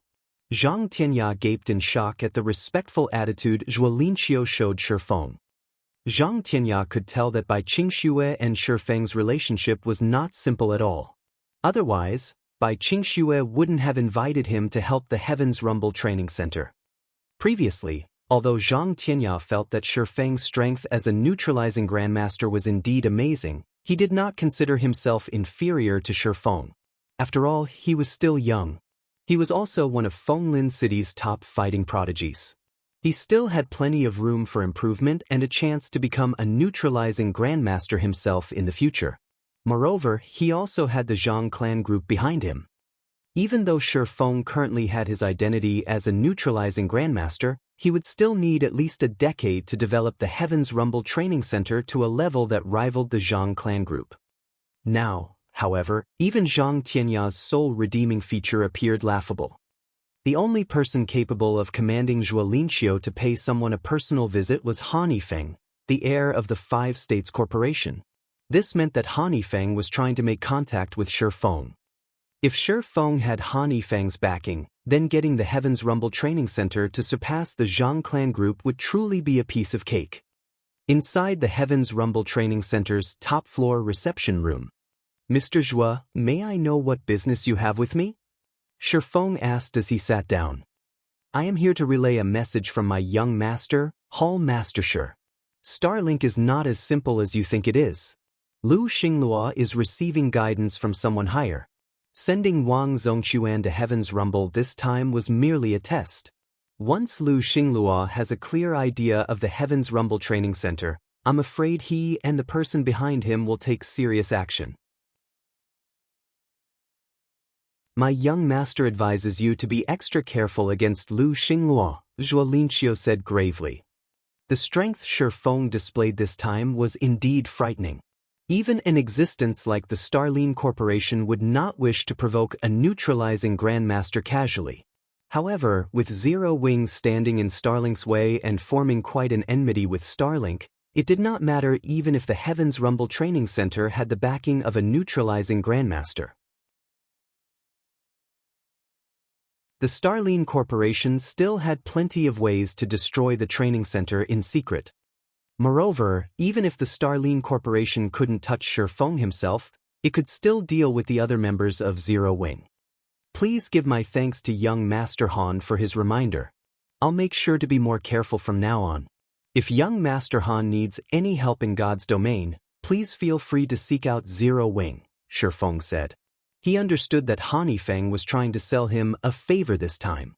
Moreover, Feng was also finally treating him as a potential partner rather than another pawn or subordinate. I will relay this to my young master. If there are no other matters, I will take my leave now, Zhuo Linqiu said as he stood up, showing no intention of staying even a moment longer. After Zhuo Linqiu left, Shi Feng sank into deep thought. Although his strength had already improved by a significant margin and many of the dangers he would normally have to worry about were no longer a concern, just like Feng said, the various major corporations were not as simple as they made themselves out to be. The Starlink Corporation would have no difficulty dealing with both the Heaven's Rumble Training Center and Zero Wing from the shadows. It seems I have to improve my strength quickly, nurture more experts, and develop my power in Fenglin City. Shi Feng understood that even though the Starlink Corporation seemed helpless against the current Zero Wing, if it took covert action, Zero Wing would be helpless to do anything about it. The only way to avoid such an outcome was to increase Zero Wing's status and influence in the real world. Afterward, Shi Feng took out one of the life potions, which Wang Zongquan had someone secretly deliver to him. He admired the icy blue liquid contained inside the glass bottle, then popped the cap and drank the liquid. He needed to improve his own physique first, above all else.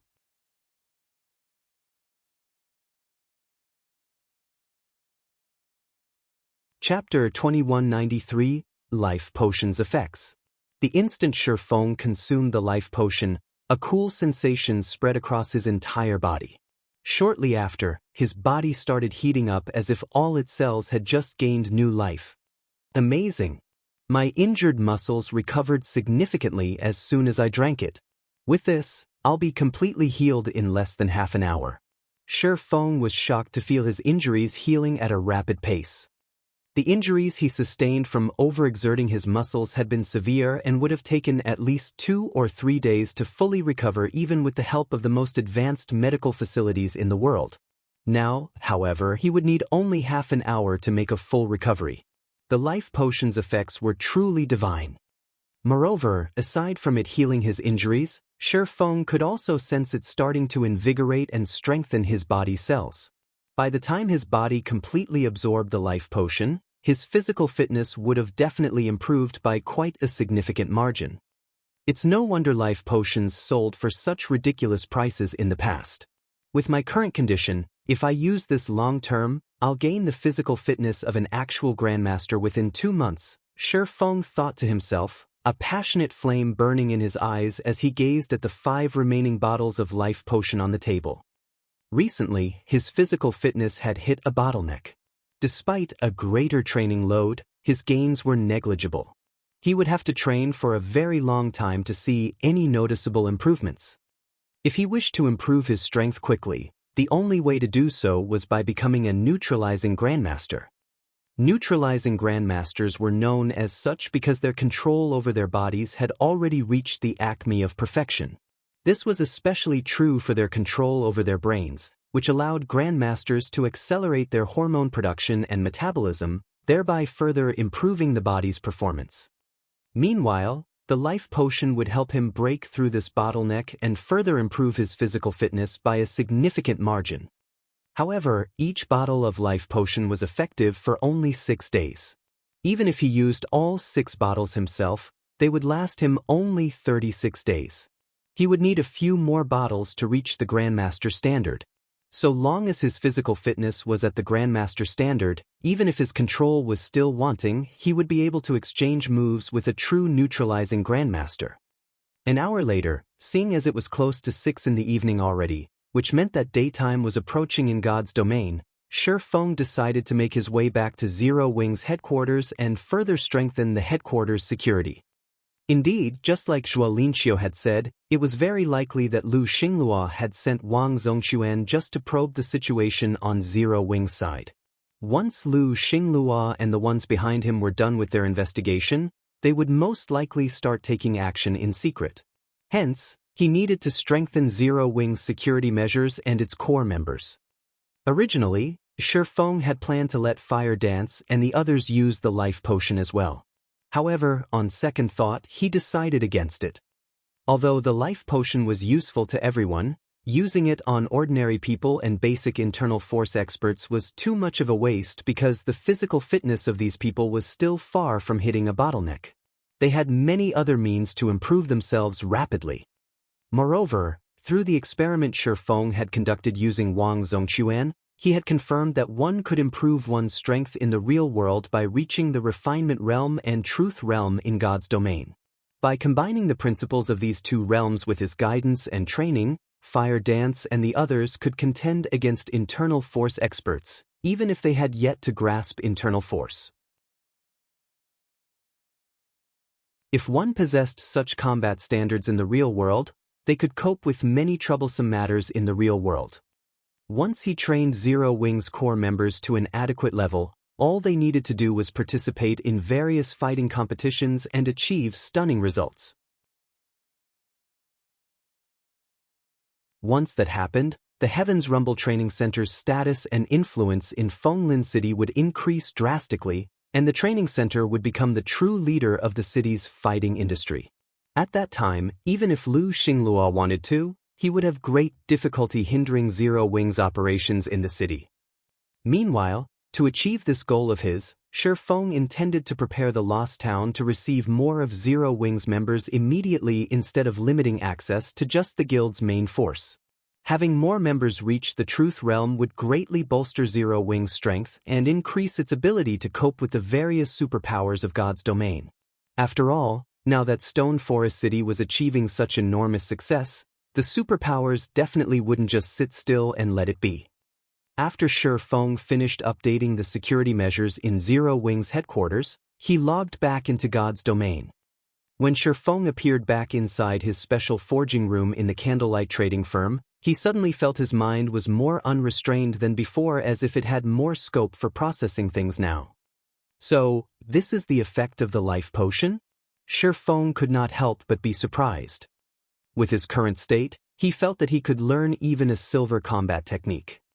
Previously, although he had obtained a silver legacy stone tablet, he had yet to use it even now because he already difficulty learning bronze combat techniques, let alone silver combat techniques.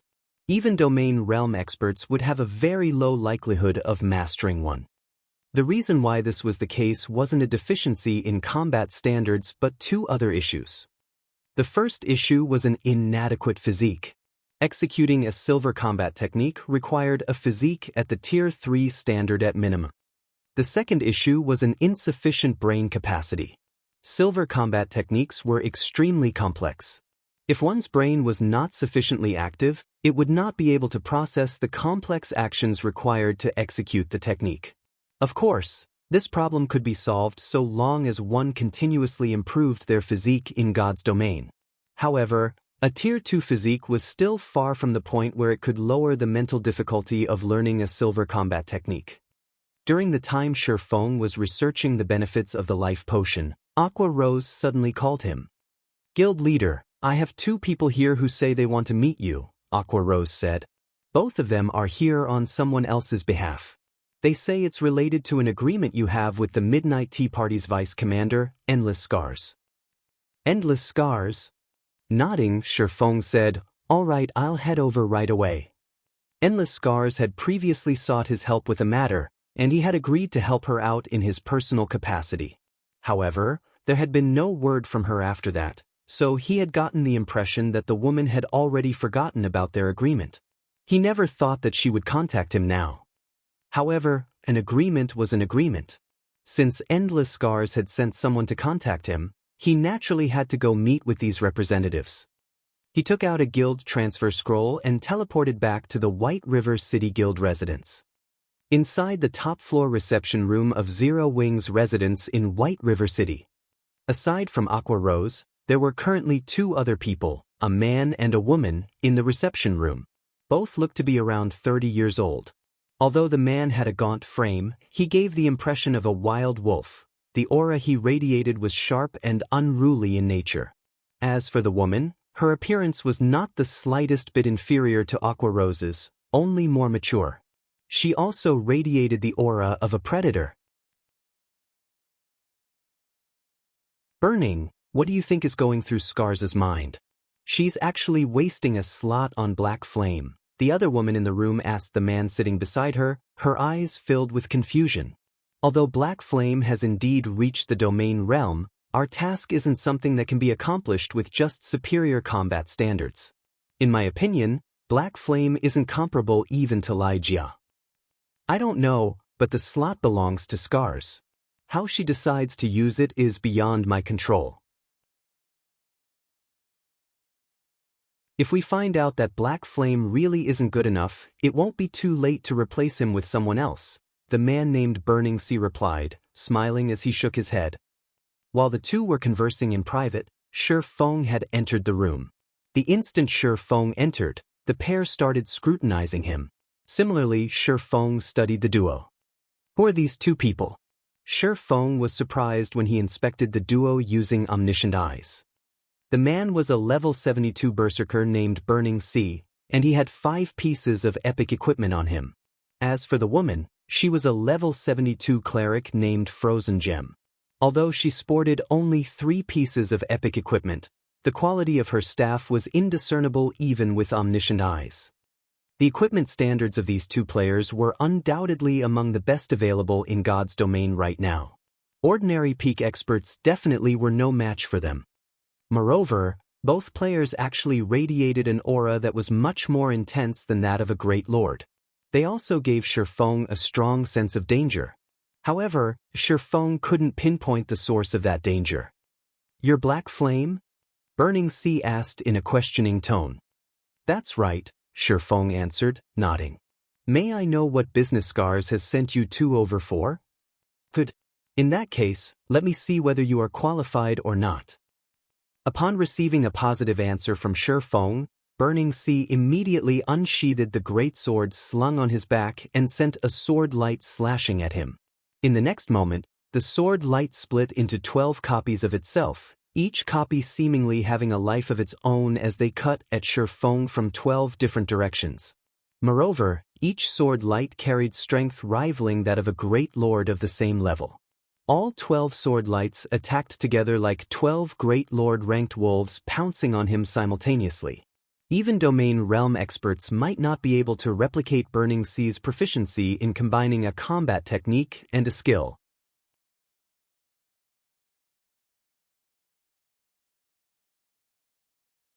Chapter 2194, Spiritualization Realm. Although Burning Sea was a Tier 2 berserker, his attacks were faster than even that of Tier 2 assassins. As if they had a life of their own, the 12 sword lights locked down Feng, leaving him no room to dodge at all. How merciless! Frozen Gem was surprised by Burning Sea's attack. She had never thought that he would be even more ruthless than herself. The combat technique Burning Sea was using was an advanced combat technique called Wolfpack and was his trademark move. When he combined it with the Tier 2 skill Chaotic Flash, even domain realm experts would have an extremely difficult time coping with this move. After all, this was not a move that could be seen through and blocked easily. If Feng wished to retreat unscathed in this cramped space, he would have to use a life-saving skill. Otherwise, if even one of the sword lights hit, Burning Sea would be able to capitalize on the situation and follow up with a series of moves, giving Feng no room to breathe at all. Against such an assault, even shield warriors and guardian knights would fall quickly.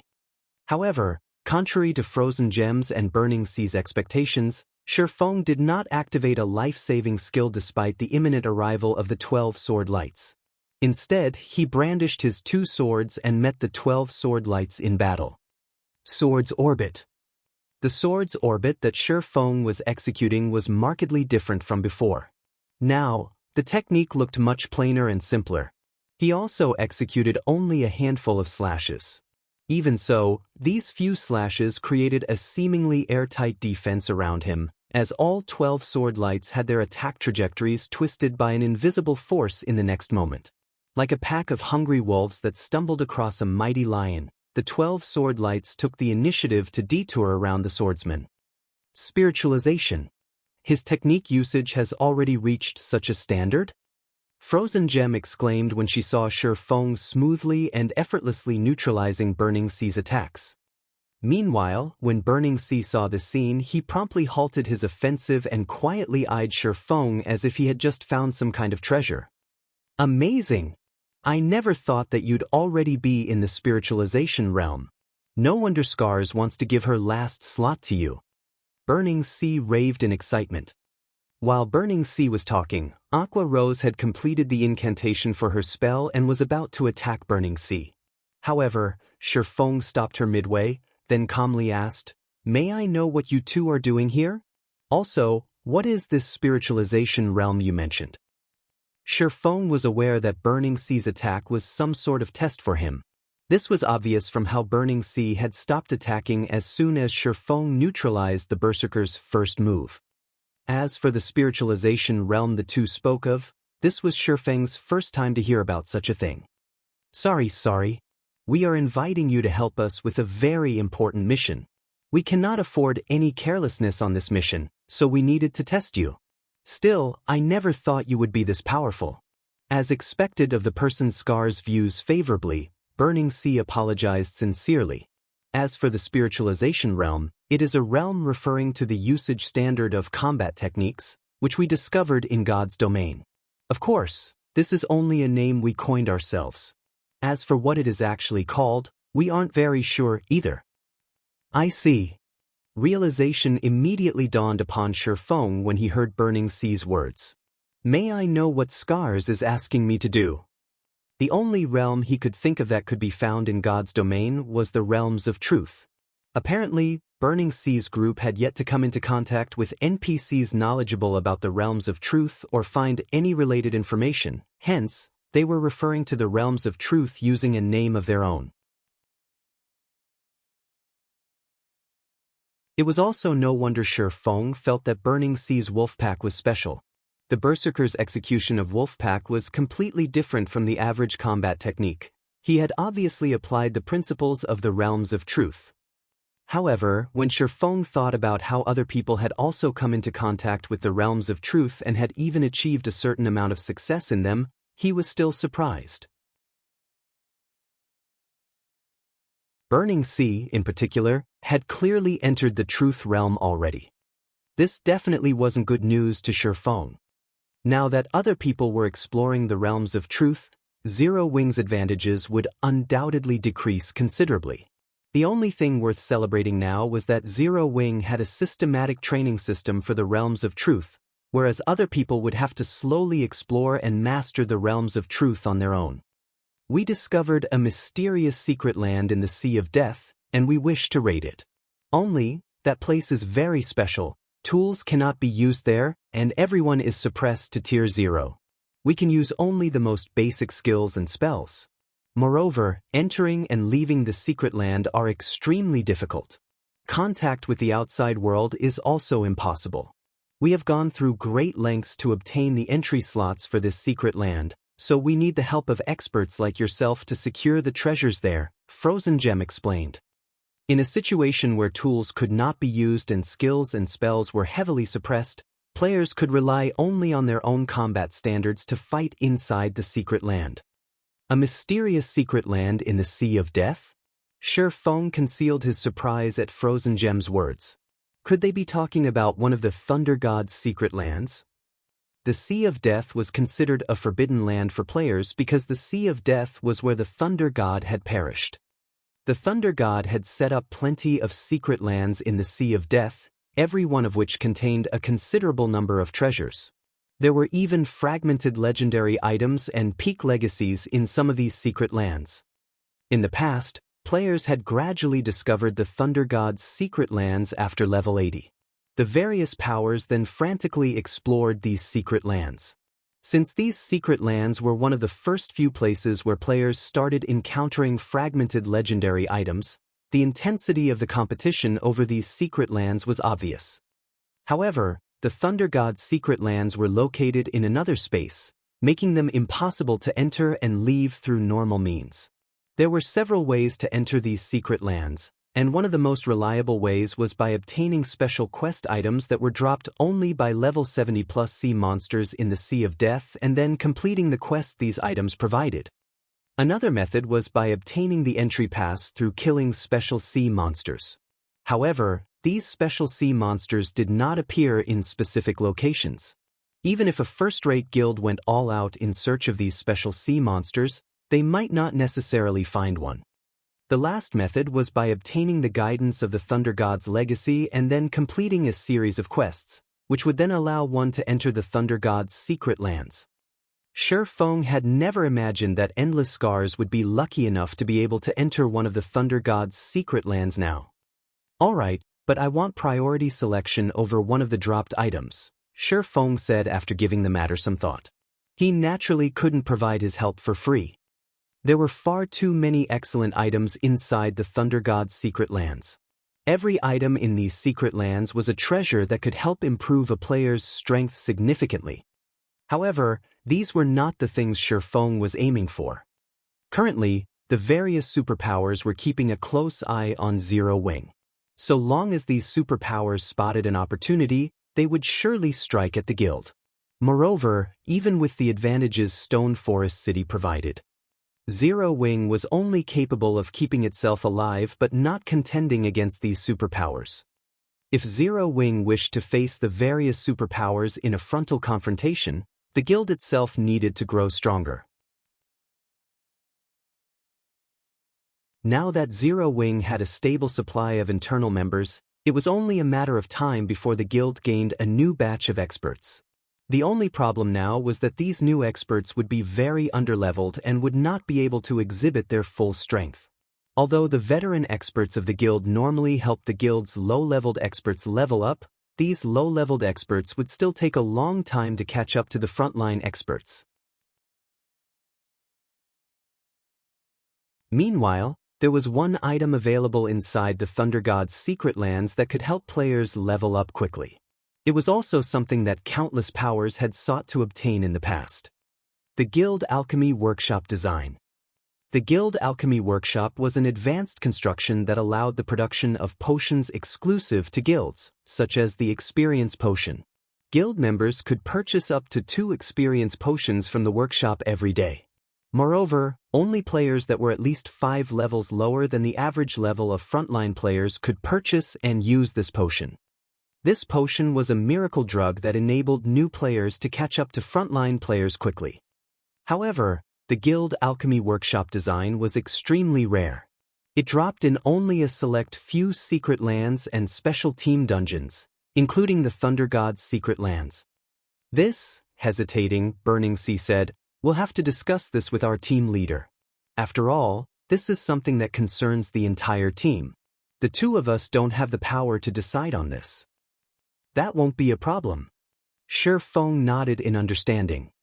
Burning Sea and Frozen Gem then went offline. By the looks of it, they were going to contact their team leader through the real world. After a short delay, Burning Sea and Frozen Gem came back online. "Guild leader Black Flame, I'm afraid we cannot agree to your request," Frozen Gem said resolutely.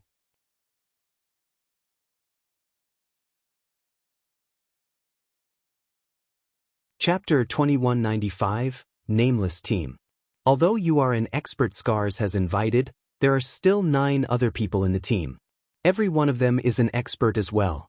If we give you priority in choosing the loot, it will not be fair to the other experts. Moreover, we are only working on commission.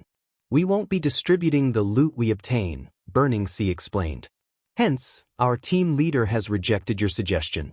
Of course, the remuneration we are offering for your help definitely won't disappoint you, Guild leader Black Flame. Our team leader knows that Zero Wing has recently recruited a lot of new people in the real world and is also being targeted by Starlink, so it should be fast-tracking a batch of experts through the Heaven's Rumble Training Center. Our team leader is willing to pay you 30 S-rank nutrient fluids. 30 S-rank nutrient fluids? Aqua Rose could not help being moved by Burning Sea's words. She was no longer an ordinary guild elder who was ignorant about the world. Instead, she was part of Zero Wing's core upper echelon and knew just how valuable S-rank nutrient fluids were. Originally, S-rank nutrient fluids were used only by fighting experts to recover quickly from a heavy injury. However, S-rank nutrient fluids' utility wasn't limited to healing injuries. If consumed after fighting an intense battle in God's domain, S-rank nutrient fluids aided in the development of one's brain capacity by providing the necessary nutrients. This was something Aqua Rose had personally experienced before. In fact, her consumption of S-rank nutrient fluids was a major factor behind the rapid improvement of her combat standards. Moreover, aside from herself, others such as Fire Dance, Violet Cloud, Cola, Shadow Sword, Alluring Summer, and Silent Blade also had similar experiences. However, S-rank nutrient fluids were extremely difficult to come by even if one had the money to purchase them. After making use of both Aqua Rose's and Gentle Snow's connections, Zero Wing had managed to secure only an additional dozen or so bottles. Since then, the guild had used up all its S-rank nutrient fluids, including the ones the White Tiger Dojo provided. As a result, the rate of improvement of Zero Wing's core upper echelons had recently been gradually decreasing. If Zero Wing could secure an additional 30 S-rank nutrient fluids, combined with the training slots Unyielding Soul provided, Aqua Rose was confident that at least she and Gentle Snow could reach the Flowing Water Realm within half a month, instantly increasing the number of Flowing Water Realm experts Zero Wing had by a large margin. Guild leader Black Flame, this is the greatest sincerity we can offer. May I know what you think of this? Frozen Gem asked. It was not easy to find a spiritualized expert. Even experts like Burning Sea and herself had managed to reach the spiritualization realm just recently. Now that she knew that Feng was a spiritualized expert, she naturally wanted to rope him in. However, at the end of the day, this team of theirs was established by their team leader, who wanted to secure the item inside the Thunder God's secret land no matter what, and he was unwilling to give others a share of it. This was something beyond her control. Nevertheless, the price of 30 S-rank nutrient fluids could be considered extremely high. Even hiring a super guild's old monster would not require such a price. However, doing so would also expose the Thunder God's secret land's existence to the various super guilds, something they definitely didn't want to happen.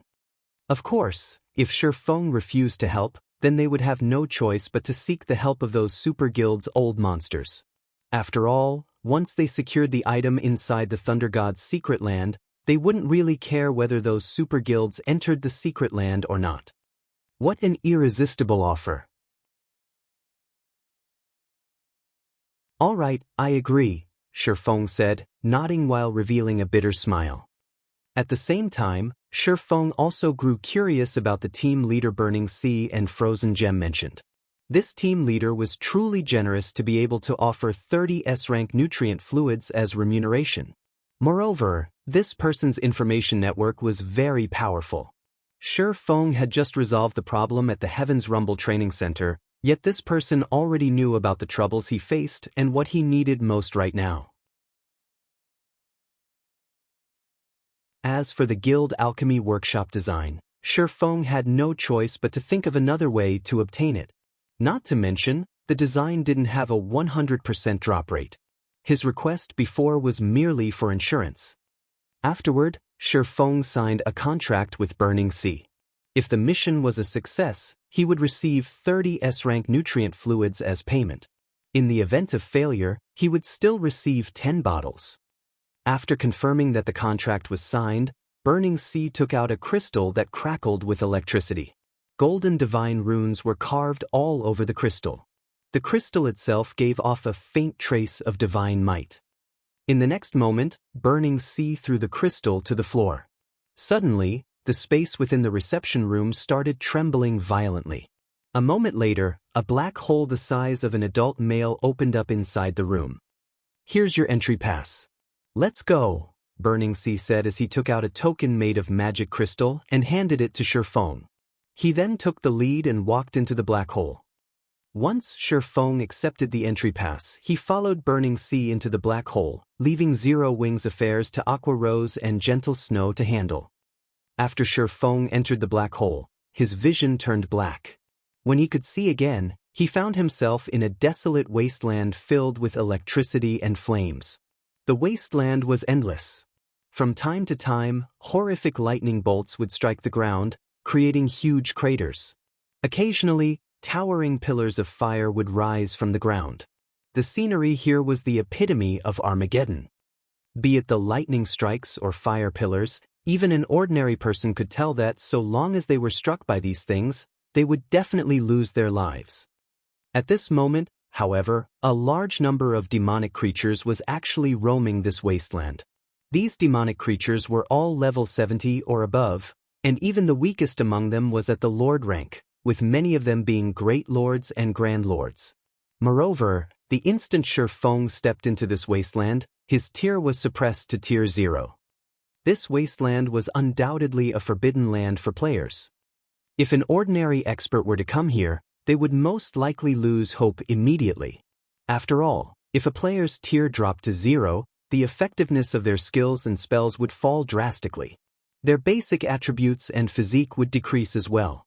Under these circumstances, ordinary expert players would have difficulty fighting even special elite-ranked monsters of the same level, let alone lords and great lords. This would be akin to tossing an ordinary player into a team dungeon filled with boss monsters. The new guy's here.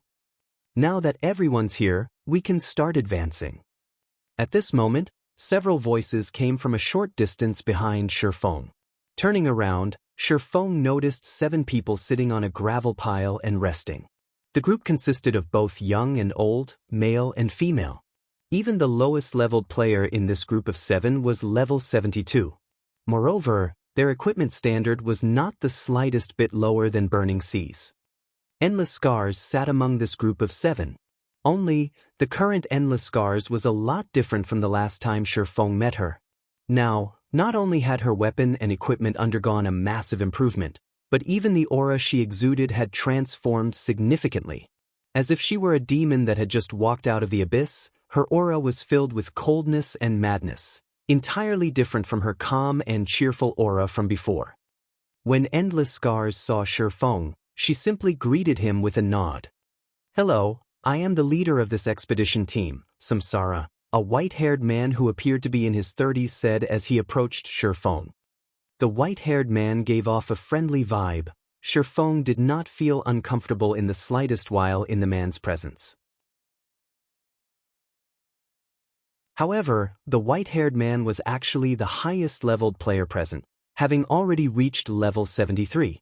He could already rival Fire Dance, who was currently grinding relentlessly in the bottomless abyss, in terms of levels. As for the equipment the man wore, even the weakest piece was level 70 dark gold rank. In addition, he also sported 6 pieces of epic equipment. The shield and one-handed axe he carried were also of indiscernible rank. However, even though omniscient eyes could not discern the rank of the white-haired man's shield and axe, Feng recognized them because they had been extremely famous in his previous life. They were a set of magic weapons called the Purple Thunder set. The set's overall performance was much better than that of individual magic weapons. "Hello." Feng nodded as he looked at Samsara, his mind filled with confusion. His confusion was because he had never heard of the name Samsara in his previous life. Moreover, the Purple Thunder set's owner should be a Tier 5 female Guardian Knight, and the Purple Thunder set had never changed owners, as far as he knew. The female Guardian Knight had relied on this magic weapon set to rise to fame in God's domain. "Our mission this time is to reach the Thunder Temple in the deeper area of this plane. You've seen the situation here for yourself already.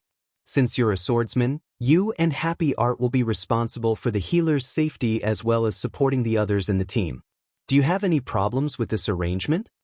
Samsara asked as he pointed at a female shield warrior with a beautiful appearance and a magnificent body. At this time, Feng was only one level away from the level 80 threshold. Currently, however, he had disguised himself as a level 72 swordsman, a very standard level in this team. As for his equipment standard, he had matched it to the equipment standard of current Apex experts.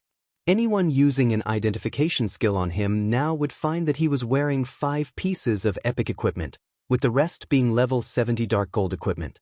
Unless someone in the team could see through the concealment ability of his fragmented legendary ranked Nightwalker's cape, they would see only this information and nothing more. "That's fine." Feng nodded. In such a poor environment, fights would undoubtedly be drawn out and challenging. Hence, the healer could be said to be the backbone of the team. If the healer died, the team would not be able to advance at all. Moreover, the poor environment here had a much greater effect on magical class players, as their life-saving skills would be much less effective than usual. Hence, prioritizing the protection of the healer was indeed the best decision. "Since there are no problems, everyone, let's move according to the original plan," Samsara said to the others in the team. Upon hearing Samsara's command, everyone quickly fell into formation. The Guardian Knight Samsara took the lead while Burning Sea and Endless Scars supported him from the sides. The assassin and ranger of the team went to lure monsters over.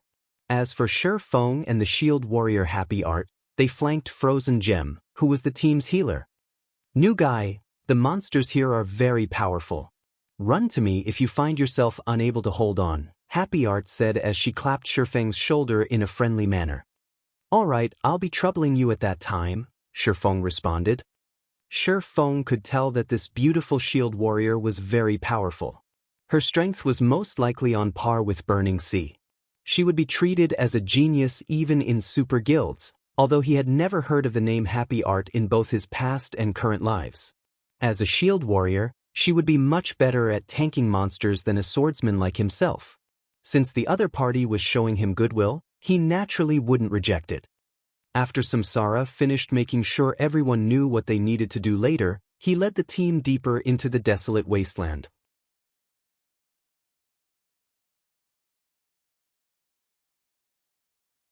Chapter 2196, Monstrous Strength. Lightning bombarded the desolate wasteland. Even expert players, if they weren't careful, would be struck and turned to ash.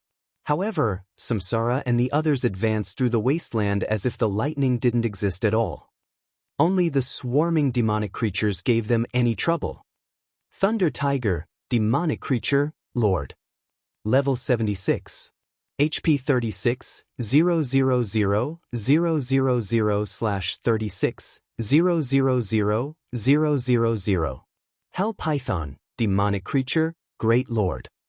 Level 77. HP 63, 000/000/63, 000/000. Even under normal circumstances, these demonic creatures were already tough opponents, but in the Thunder God's secret land, where players' tiers were reduced to 0, these monsters were even more of a challenge. These monsters attacked in groups of 20 or more and could easily annihilate a 100-man team of ordinary experts. Everyone, get ready. Old Locust and Formless, lure some of the monsters away. Everyone else, follow the plan. Samsara calmly directed his team as he watched the approaching demonic creatures. Leave it to this old man, the elderly assassin named Maple Locust declared as he charged forth. Meanwhile, the young ranger, Formless Arrow, freed his bow and fervently fired his arrows. He released 36 arrows, hitting 18 3-meter-tall thunder tigers, in the blink of an eye.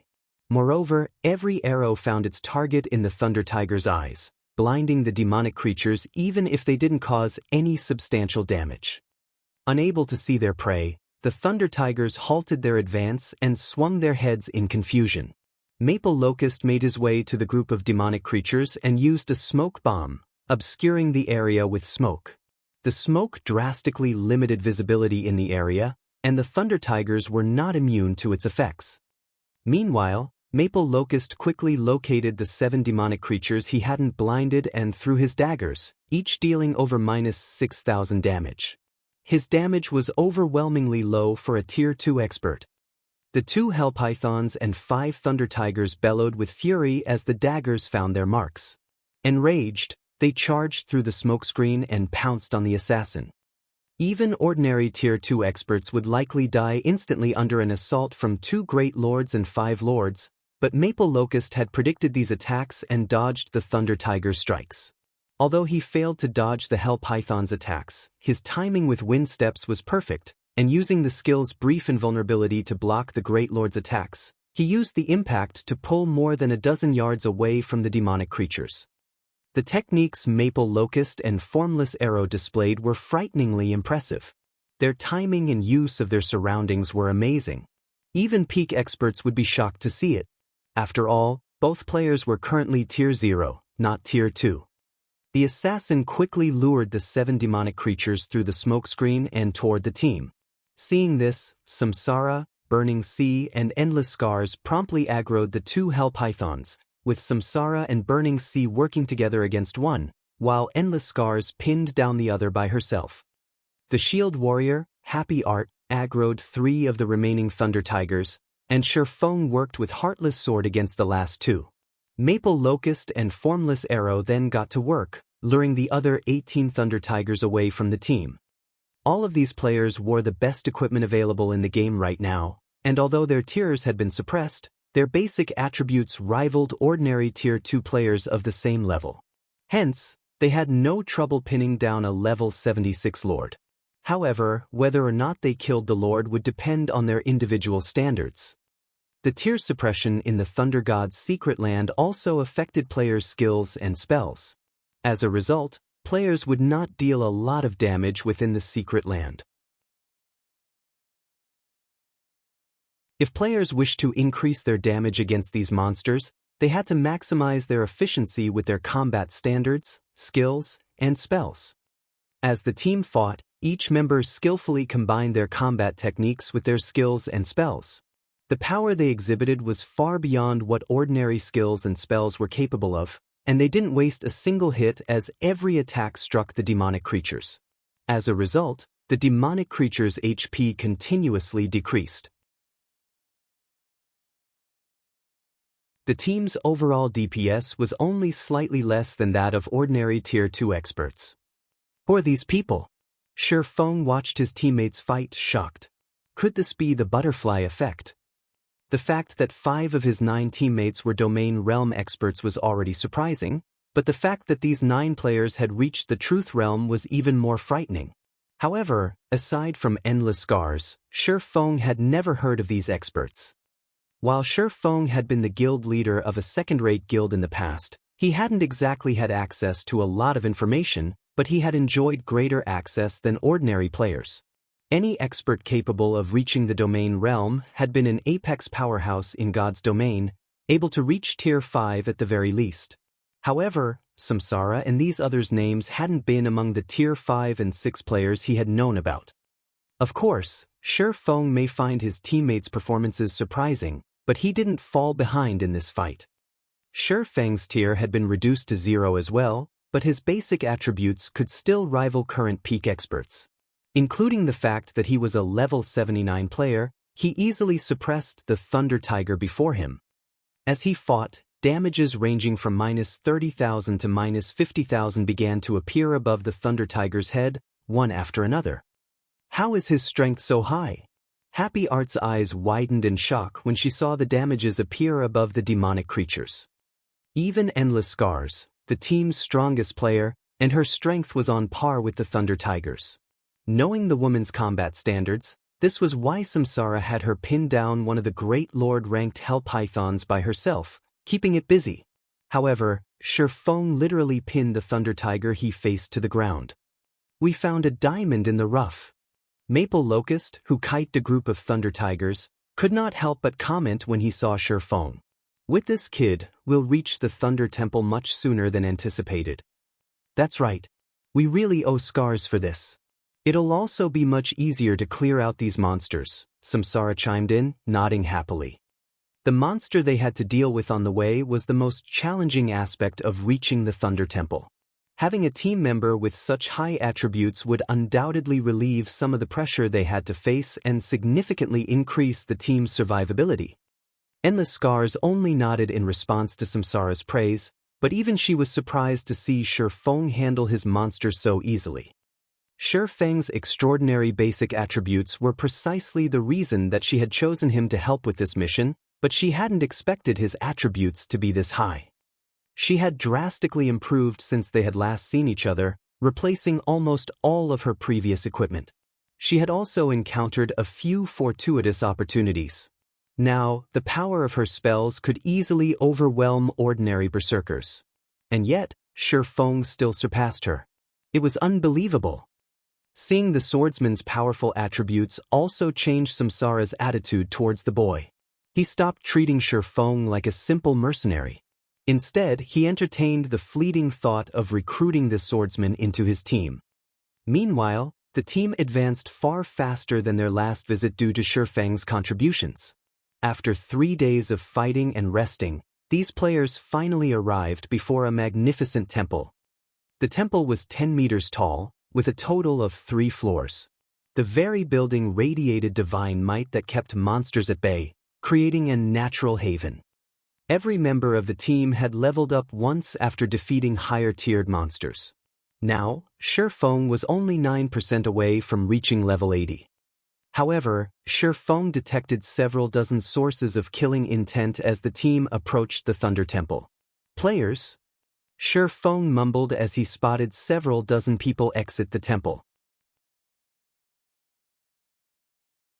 Entering a Thunder God's secret land was not an easy task, especially for current players. Feng had already been surprised to learn that Samsara's group had entered one, yet they encountered other people in this secret land as well. Moreover, Feng found a familiar face among this group. Hidden Soul, the player known as Pride in the Flower of 7 Sins. You're late, Samsara. Unfortunately, the Flower of 7 Sins has claimed this Thunder Temple. A keen-witted man in his 40s said. Smiling at Samsara, he continued, hand over the Thunder God's secret key, and I won't hold you accountable for your previous transgressions. Supreme Sky. Everyone retreat. Samsara shouted, paling when he saw the middle-aged man. It's too late. Activate the array. The man named Supreme Sky barked with a scornful expression. Immediately, Over 20 Tier 2 assassins appeared around Samsara's team. They exploded into scattering blood mist. Despite the fact that players couldn't use tools in the Thunder God's secret land, this strange blood mist formed a magic array that enveloped the Thunder Temple and the players around it.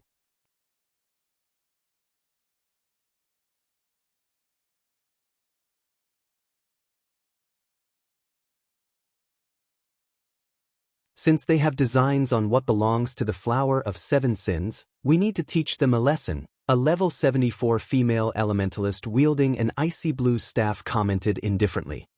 The pressure Samsara and his team felt doubled when these two players had spoken, and their expressions had darkened even further. Both players were members of the Flower's senior cadre. The man was called Sandbones, and he was both extremely strong and talented. Recently, he had single-handedly killed a heavily guarded upper echelon from a super guild, as well as 2 domain realm experts. The woman was Diverging Phoenix. Although she rarely took action, she had once killed a superpower's 100-man team. Moreover, the team's leader had been a domain realm expert. Although the superpower in question tried to avenge their fallen members, dispatching multiple 1,000-man teams to hunt this woman down, it had only suffered, never accomplishing anything. In the end, the superpower had been forced to give up its pursuit. Both players were deadly when they operated alone, but if they cooperated, they'd be an absolute nightmare. I'll give you the Thunder God's secret key, but you have to promise to let these people leave. They have nothing to do with this, Samsara said. As he gazed at the 30-plus experts behind Supreme Sky, he knew that he would not escape them today. He wasn't optimistic about their chances if they stood their ground and fought Supreme Sky's team either. Furthermore, the Thunder God's secret key had a 20% to 30% chance of dropping if he died, and with the Flower of Seven Sins capabilities, they could likely increase that drop rate. Rather than risk losing everything, he should cut their losses. Leader. Burning Sea gave Samsara an anxious look. Burning Sea knew just how much time and resources Samsara had invested into obtaining the Thunder God's secret key, which had the potential of leading them to an ancient god's legacy and treasures. However, Samsara was willing to give all of that up to someone else. Since you're willing to hand over the key, I can let them off the hook, but each of them must offer 2 epic items. First, Supreme Sky agreed as he eyed Burning Sea and the others, his voice clearly hinting that there was no room for negotiation. Hearing this, Samsara and his teammates frowned. Even the various superpowers valued epic items, and handing over 2 such items was akin to having their combat power. This is daylight robbery, Supreme Sun. Even if we die, we'll, at most, lose 1 epic equipment. We might as well fight if you're demanding such a high price. You won't get off so easily either. I am one of 13 Throne's internal core members, and the guild won't let this matter rest. Happy Art denounced. Although the Flower of Seven Sins had a numerical advantage, she and her teammates were no weaklings. If they were going to suffer so grievously regardless of what choice they made, they might as well take some of these players down with them. Furthermore, if they died, they'd only lose 1 piece of epic equipment each. They might only lose a piece of dark gold equipment if they were lucky. The moment Happy Art finished speaking, Endless Scars and the others, who were familiar with the Flower of Seven Sins, inwardly shook their heads and frowned. At the end of the day, Happy Art was still too young.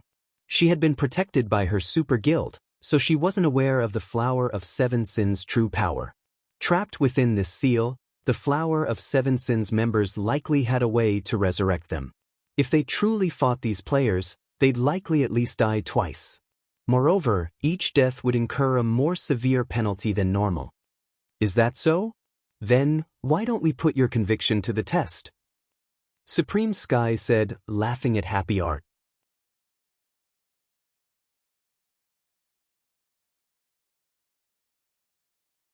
Chapter 2198, Black Flame Takes Action. The Flower of Seven Sins members unsheathed their weapons, and the killing intent they radiated skyrocketed. Even Happy Art paled as their powerful auras washed over her. These players had intentionally suppressed their auras previously, so Happy Art hadn't realized what was so special about them, but now, she knew that every one of them was a threat to her life. She couldn't even imagine what kind of combat power all 30-plus players could display if they attacked together. You aim for mutual destruction? With just the 10 of you? Sandbone laughed at Happy Art. Brother Sky was doing you a favor by letting you offer 2 epic items, yet you don't know how to cherish such a thing. Not even all of the old monsters in your 13 thrones would dare utter a word before Brother Sky. Samsara and his team did nothing to refute Sandbone's arrogant claim. What Sandbone had said was indeed true. Although 13 Thrones was a veteran super guild, and its old monsters were amazing, they were nothing compared to Supreme Sky and the Flower of 7 Sins. Even if Supreme Sky killed its guild leader, 13 Thrones could do nothing but endure, much less if he killed a budding prodigy like Happy Art. Only the top 5 super guilds had any hope of picking a fight with the Flower of 7 Sins. Samsara, the young lady on your team is quite interesting to be brave enough to challenge me, Supreme Sky said. However, he did not issue the order to attack. Instead, he shifted his gaze toward Happy Art and laughed, saying, "It's been many years since I've faced such a situation. It really makes me feel nostalgic. Let's forget about the 2 epic items. Each of you can hand over a single epic item and leave, but as for the little girl, she'll have to give me 4 items." 11 Happy Art could feel rage boil within her. Supreme Sky was clearly toying with her. Don't involve others in your vendetta with me, Supreme Sky. Even if you have a way to increase the Thunder God's secret keys drop rate, you're not guaranteed to get it. Samsara snarled. If he instructed his team members to give in to Supreme Sky's demands, their reputation would be in tatters. Samsara, don't offer worthless threats. Do you think I would trap you here without preparing properly? Supreme Sky asked as he glanced at Samsara. The moment the magic array activated, the blood curse affected every one of you. Your death penalties have been increased by 300%, and any special item that has a chance of dropping upon death is now guaranteed to drop. Once you're dead, I can forcefully resurrect you once. Do you think it'll really be so hard for me to obtain that key? Since you have refused the opportunity one so graciously offered, you can sacrifice your lives. After saying so, Supreme Sky waved a hand. Immediately, Sandbone and the other experts behind Supreme Sky charged at Samsara's group. It seems we have no choice but to fight. As Samsara watched the Flower of 7 Sins members rush at his team, he issued a command in the team chat. We're adjusting our formation. Art, you and I will stand at the forefront. Old Locust, protect Gem. Formless, support Scars. I've been waiting for you to say that, leader. I've grown bored of fighting monsters. I finally get to play with some peak experts. Formless Arrow exclaimed. That's right. It's not every day that we get to meet a commander of the Flower of 7 Sins. I finally get the chance to see the flower's rumored strength, Heartless Sword commented, clearly anticipating the fight. The Flower of 7 Sins had always been incomparably mysterious. Most of the organization's outer members carried out its commissions. The flower's inner members rarely took action, and cadre members rarely ever exposed themselves to the public. To battle maniacs like Heartless Sword, fighting so many cadre members from the Flower of 7 Sins was a dream. My apologies, Black Flame. You've just joined the team, yet we've already dragged you into such a situation. Samsara sincerely apologized to Feng. Endless Scars couldn't help but do the same. She was responsible for introducing Feng to the team, after all. She had never thought that they'd become embroiled in such a dangerous predicament. However, before Samsara and Endless Scars could say anything more, Sandbone and his comrades were already within 30 yards of the team. Over a dozen ranged players from the Flower of 7 Sins immediately launched their attacks, sending hundreds of spells and arrows, all of which were incredibly accurate, flying toward Samsara and his teammates. As if they possessed a life of their own, they danced in the air, making it difficult for anyone to predict their trajectories. Happy Art, who had already reached the Void Realm, felt an immense amount of pressure bear down on her. She activated Shield Wall and focused her attention on dodging the incoming attacks, but even so, she had been struck 3 times and lost a considerable amount of HP. Samsara's situation was only slightly better, but when a few combination attacks struck, he stumbled backward as damages in the hundreds appeared above his head. When Formless Arrow tried to fire counterattacks, his arrows, which could pinpoint Monster's weaknesses, were utterly useless against Sand Bone and the others. His enemies either dodged or blocked his arrows, failing to deal any damage. The difference between the two sides' combat power was obvious at a glance. Before Formless Arrow could fire a third volley, Sand Bone and a dozen other melee players reached Samsara and Happy Art. 3 Flowers members worked together to pin down Samsara, and with the support from their ranged players, Samsara wasn't able to break free from their encirclement. 3 other experts pushed back Burning Sea. Although Endless Scars wanted to help Burning Sea and Samsara, Diverging Phoenix sniped at her from a distance, and she couldn't afford to split her attention. Meanwhile, Sand Bone reached Happy Art, swinging both of his great swords at the young woman. Chaos Slash. The 2 great swords transformed into 16 phantoms, each flying toward Happy Art's blind spots like cunning snakes. Players' tears were reduced to 0 in the Thunder God's secret land, but all 16 of Sand Bone's attacks were capable of causing sonic booms. His strength was definitely on par with the great lords of the same level. Seeing this, Happy Art quickly adjusted her footwork and tried to deflect the attacks. "You're overestimating yourself," Sand Bone sneered as he abruptly altered his attack trajectories, ensuring that Happy Art could only block them, not deflect them. Happy Art's defense was thorough, but Sand Bone's combat standards and basic attributes were higher. When his attacks collided with her shield, they gradually shook apart her defensive stance. After taking a dozen or so hits, Happy Art finally exposed a hole in her defense, allowing one of the great swords to slip past her shield. But just before the great sword bit into Happy Art, a blue longsword stopped the weapon 3 inches away from the girl's side, and no matter how Sand Bone pushed, he couldn't budge his weapon an inch farther. The unexpected development surprised Sand Bone. His slash had contained a Grand Lord's strength.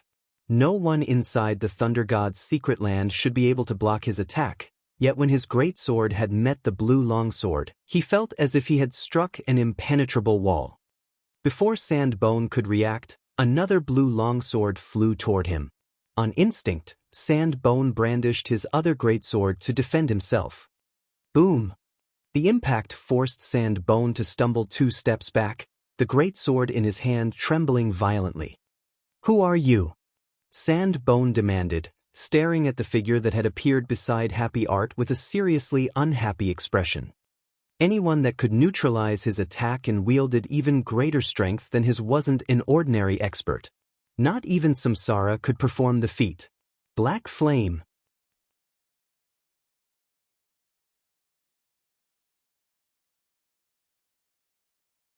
Chapter 2199, Suppressing the Mighty with Technique. Black Flame. Sand Bone's lips curled slightly when he heard the name, a trace of excitement flashing in his eyes.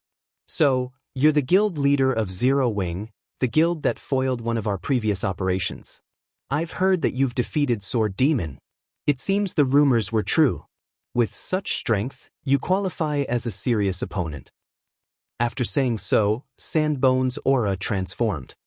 If he had felt like a tiger, freed from its cage, he now felt like the calm ocean. Despite the lack of aura, great danger hid within him. "Be careful, Black Flame. His attack trajectories constantly change and are unpredictable," Happy Art hurriedly warned Feng when she noticed the transformation to Sand Bone's aura. The fact that Feng had saved her and that his strength was higher than Sand Bone's had surprised her, but she had learned just how frightening this berserker was after her brief clash with the man. Experts like her were stronger than ordinary experts because they could sense an enemy's attack trajectories and defend themselves or launch fatal counterattacks. However, she had been overwhelmed against Sand Bone's assault. She couldn't predict any of his trajectories and as a result, couldn't defend herself effectively. If a shield-wielding shield warrior had struggled to block Sand Bone's attacks, then melee classes without shields, like berserkers, swordsmen, and assassins, would have an even more difficult time fighting this flower's member. But before Happy Art could finish her warning, Sandbone had activated charge against Feng, transforming into a blur before he reached his target. The charge skill was guaranteed to inflict the fainted debuff. Normally, ordinary experts avoided the debuff by activating a skill that made them immune, but Feng was quite familiar with God's Domain's various main classes. He knew that the fainted debuff would not take effect until less than 1 yard separated the user and their target. Hence, Feng responded with a slash. Shadow Blade. Multiple sword lights cut at Sandbone. Players, including Domain Realm experts, in the midst of activating charge couldn't easily move while using the skill. Sandbone had no hope of stopping all 10 of Feng's attacks, each of which had enough power to make a great lord stumble. In a clash between experts of their standards, the slightest sign of weakness could be fatal. Knowing this, Sandbone forcibly cancelled his charge and followed up with a whirlwind slash, deflecting all of the incoming sword lights with his great swords. Meanwhile, he relied on his forward momentum to reach Feng. Suddenly, Sandbone's 2 great swords merged, and the resulting weapon radiated a blue glow. He then swung the glowing great sword at Feng. The 2 swords merged? Happy Art was stunned. Aside from specific teleportation stones that only dropped in the Secret Land, tools couldn't be used in the Thunder God's Secret Land. This included weapons and equipment's additional skills. However, Sandbone's 2 great swords had merged into one powerful weapon. It was unbelievable. The glowing greatsword was so powerful that space around it trembled. It definitely contained more power than a great lord. As the greatsword was about to smash into Feng, it transformed into 4 clones of itself. Even a Domain Realm expert would struggle to respond to such an abrupt change. Weapon merging and quadruple shadow slash? Feng also could not help his surprise to see the 4 sword lights fly toward him.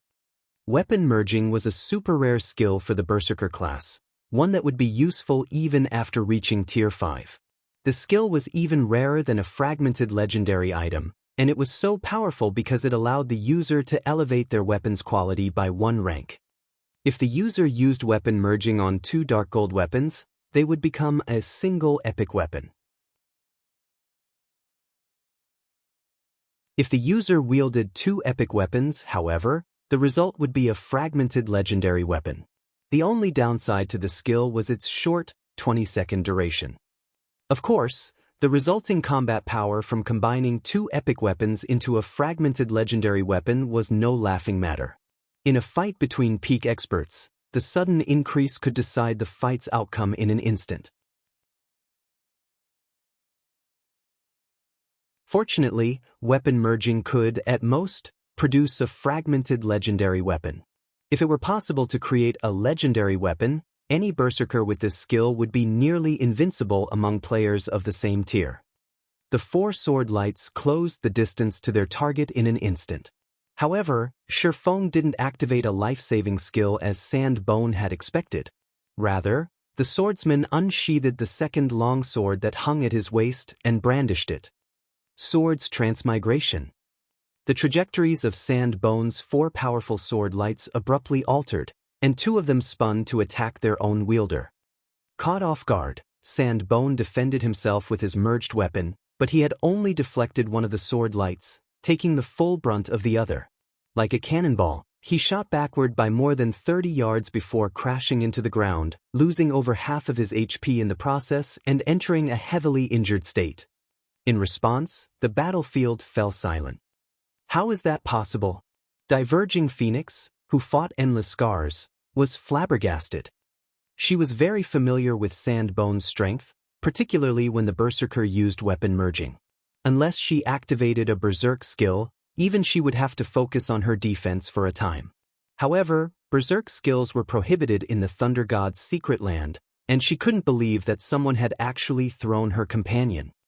Even Maple Locust, who battled Hidden Soul, was astonished when he saw this. Black Flame? When Happy Art saw the collapsed Sandbone, she could not help but turn to look at the swordsman beside her. She felt as if she were meeting this swordsman for the first time. He is actually so powerful. Had he hidden his strength earlier? Endless Scars wondered, watching Feng in confusion. She knew he had high combat standards, but she hadn't known they were this high. Even the various super guilds feared the Flower of Seven Sins senior cadre members, yet Feng had rendered one of these players powerless. No one would believe her if she retold this tale. During the brief moment of silence, Feng glanced at the Thunder Temple and shouted in the team chat, "Everyone, retreat to the Thunder Temple's side building. I'll cover you." His and his teammates' basic attributes were suppressed while they were in the magic array. They were dreaming if they thought they could kill the Flower of Seven Sins cadre members. Not even Feng had much hope of success. Although he had repelled Sandbone, he couldn't kill him. In fact, while he had told his team to run, the Flower's healers had already restored Sandbone's HP to full. Unfortunately, Feng could only afford to use Sword's transmigration a limited number of times, and it was only a matter of time before his enemy wore him down. As if Supreme Sky understood the Thunder God's secret key's value, he hadn't moved from the Thunder Temple's main entrance since the fight had begun. He was also flanked by more than 10 ranged players. Breaking past that blockade and escaping into the Thunder Temple itself wasn't possible. Hence, the Thunder Temple's side temple was their only hope. The side temple was a special level 90,100-man team dungeon and a land of death for current players. However, fleeing into the dungeon was better than staying and letting the Flower of Seven Sins slaughter them. When he heard Feng's command, Samsara glanced at the side temple and noticed the dark red dungeon entrance. The colors signified the wide gap between the dungeon's level and the team's average level, but after some quick mental calculations, he realized that entering the dungeon was better than staying out here. "Everyone, listen to Black Flame. Maintain formation and move toward the side temple," Samsara said. "I'll open a path. Cover me," Endless Scars said, gritting her teeth as she glared at the ring of Flowers members around their team. She then used the dozen or so elemental blades rotating around her to form a defensive net that would block incoming ranged attacks. She followed up with chanting an incantation, pulling some of her attention away from Diverging Phoenix. In response, a powerful force suppressed the area around her, blurring it. The mana within the space began to rampage, somewhat affecting players that came in contact with it. When Diverging Phoenix recognized what Feng and his teammates were planning, she pointed a finger at Endless Scars and growled, "Don't think you can get past us so easily. Everyone, focus your attacks on her." Receiving the command, 8 of the Flowers of Seven Sins melee players charged at Endless Scars to interrupt her casting, but before they could come within 20 yards of her, arcs of lightning snaked out to counterattack. These lightning strikes were the result of Feng's lightning edge, and the 8 melee players were forced to scurry back. Suddenly, a massive gash, 3 meters deep, split the ground between the Flowers' melee players and Endless Scars. "If you want to get to her, you'll have to go through me first," Feng said, smiling as he appeared beside Endless Scars. "Black Flame," Diverging Phoenix bellowed. She immediately activated her strongest legacy skill, Divine Frost Lance.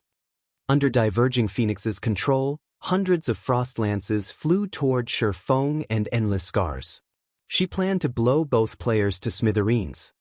Meanwhile, the 8 melee players continued to make their way toward their target. Although Feng had incredible strength and had defeated Sandbone, all of them were peak experts.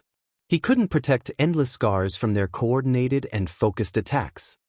However, before the 8 melee players could move within 15 yards of the woman in question, the surrounding temperature abruptly plummeted.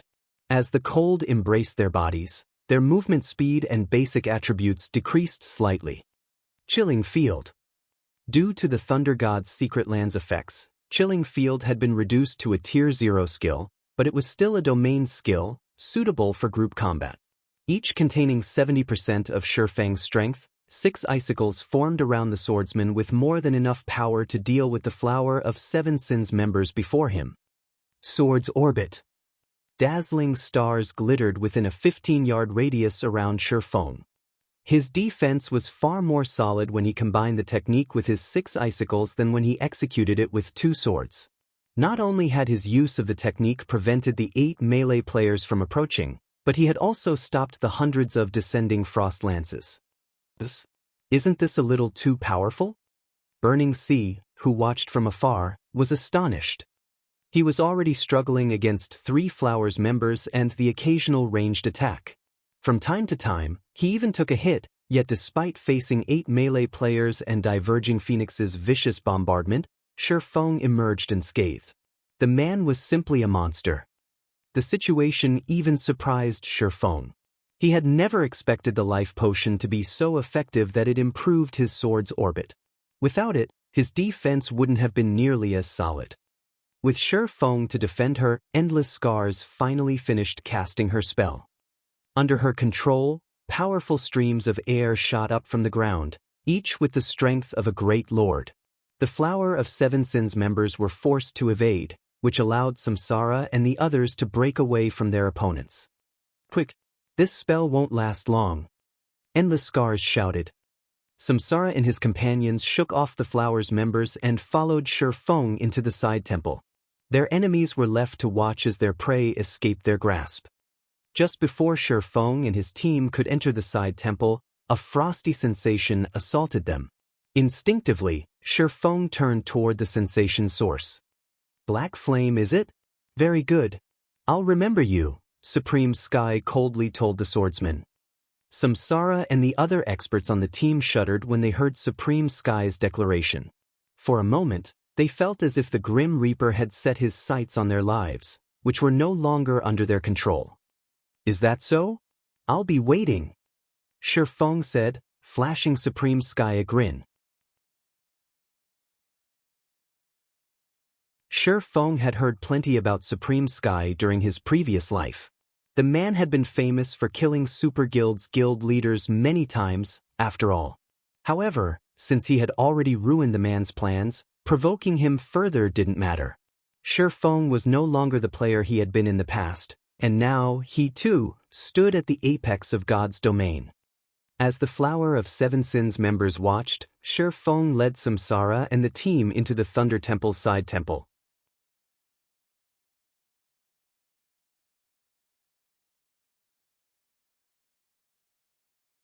Chapter 2200, Bloodline Creature.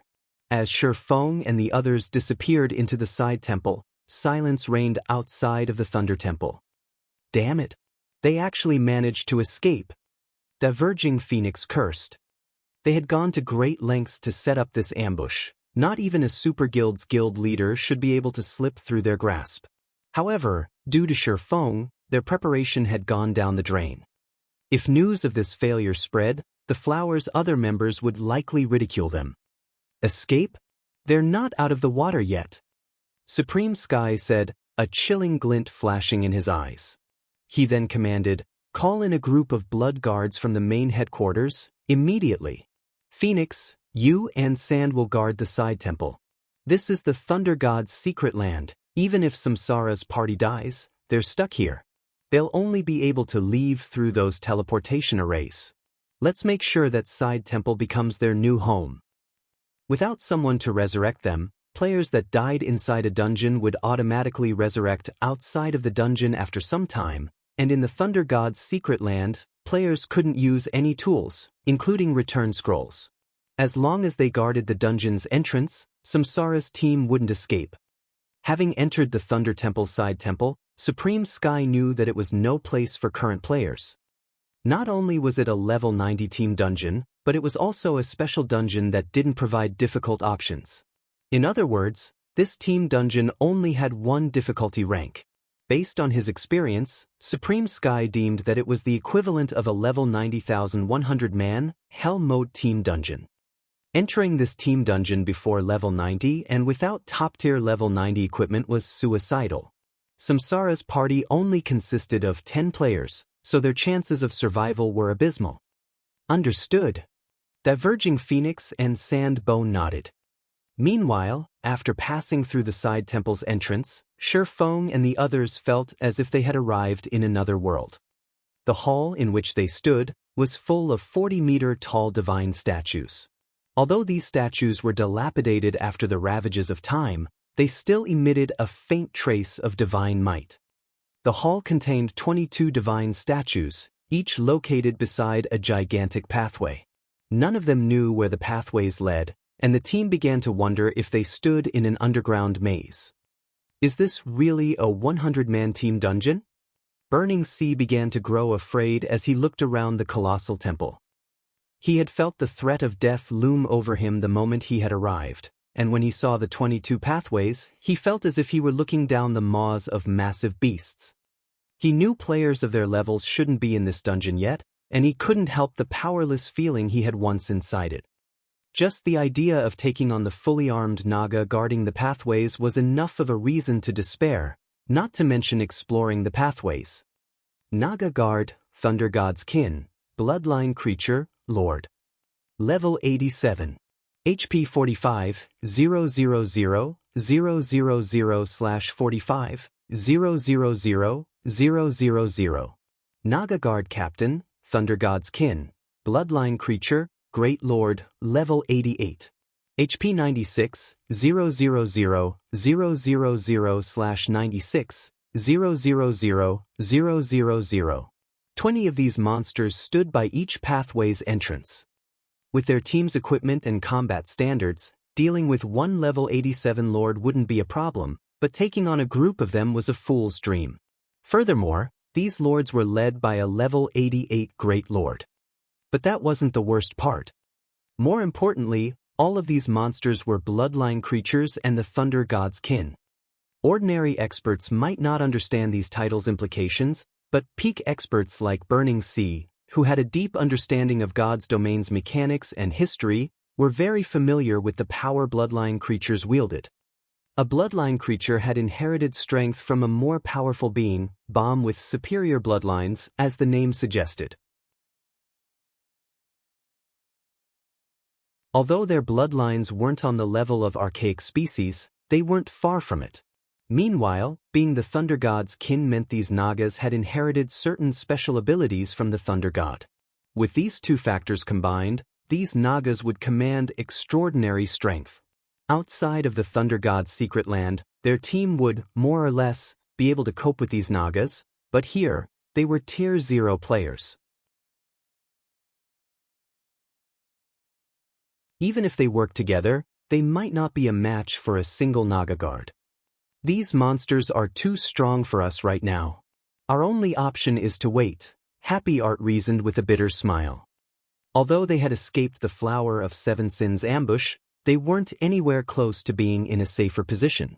The only thing worth celebrating was the fact that as long as they didn't move, these monsters wouldn't attack. Even Samsara and Endless Scars were at a loss for words when they saw the monsters. Moving forward would mean their deaths, and the Flower of Seven Sins definitely waited for them outside the dungeon, but doing nothing wasn't a solution either. No, we're not out of options. Feng said as he watched the Nagas guarding the pathways. We'll just have to take a huge risk. Any option is better than sitting here and doing nothing. Besides, it's not like we expected such a high-difficulty dungeon to not have risks. Samsara said. In that case, I have some things to settle first. I have fulfilled my end of our agreement. I want first pick of one item among the dungeon's loot, and I want command over the team throughout the raid, Feng told Samsara. In their previous deal, Feng had agreed to help Samsara's team until they reached the Thunder Temple. Since his mission was complete, he had no obligation to help Samsara or his people. That won't be a problem, Samsara said, nodding as he set Feng as the new team leader. No one else on the team voiced any objections to the arrangement.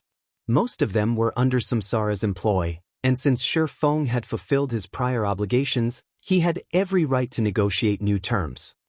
Moreover, they had only avoided annihilation at the Flower of Seven Sins' hands thanks to Feng. Once Feng became the team leader, he assigned each member their tasks. He wasn't unfamiliar with the Thunder Temple's side temple in the least. The Thunder Temple itself had been quite famous throughout God's domain in the past. During his previous life, Many superpowers' main forces had suffered tremendously in the Thunder Temple's side temple. Even after reaching level 90, those main forces had been helpless against the dungeon's Nagas.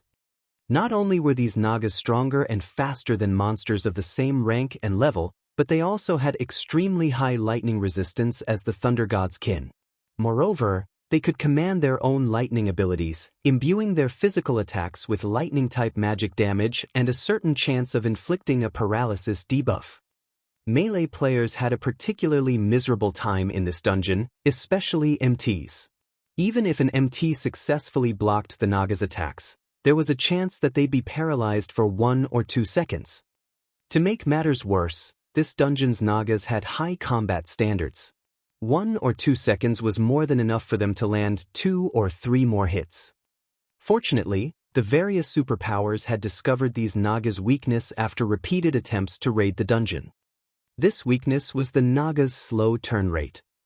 Although the Nagas had very high movement and reaction speeds, they couldn't immediately follow a player in a sudden turn that was greater than 100 degrees. The Nagas often overshot, missing their fleeing prey and forced to make a U-turn. Although Nagas could make the U-turn in 1 or 2 seconds, that was more than enough time for peak experts to distance themselves from the monsters. If peak experts used this moment appropriately and had an accurate grasp of timing and distance, they could easily kite the Nagas. They wouldn't have to face these monsters head-on. Of course, a single mistake would send any player to their grave. This tactic didn't change the fact that Nagas were far faster than players. Hence, Feng had Maple Locust and Formless Arrow replace their current equipment with items that focused on agility and movement speed. As those attributes were his focus already, Feng didn't need to readjust his equipment at all. Even with his tier suppressed, his movement speed was still far higher than ordinary Great Lords. Later, Feng took the lead, luring a lone Naga guard that wandered the hall, with Formless Arrow and Maple Locust moving alongside the Lord. The 3 of them then took turns aggroing the Naga, and when the monster moved within 20 yards of a player, someone else would attack and draw its aggro.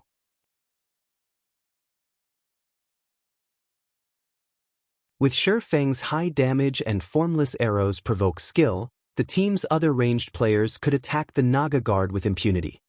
Since the hall was so spacious, Feng and his companions had plenty of room to kite around the monster. Their low DPS was the only problem they faced. Even with endless scars and the others attacking the Naga guard with everything they had, its HP fell at a snail's crawl. Yet the team persisted. A moment ago, they had been stuck with no options. They were fortunate to have the opportunity to kill these Nagas. Time passed quickly as they fought. Finally, after fighting for more than 20 minutes, one of Endless Scar's spells took down the first level 87 Naga guard. Everyone's experience bars immediately grew by a small chunk, and as they did, the crisp sound of a system notification reached their ears.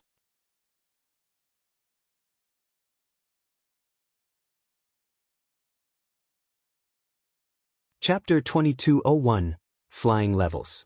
System: you have killed a Naga for the first time. Activating the Thunder God's Trial. Kill 1000 Nagas. Current kill count -1. System: this trial is a reward quest for entering the dungeon for the first time. You will automatically fail the quest if you die or leave the dungeon. Quest rewards unknown. You will not suffer penalties for failing the quest. A kill counter, displaying the number of slain Nagas, then appeared in the corner of everyone's system interface.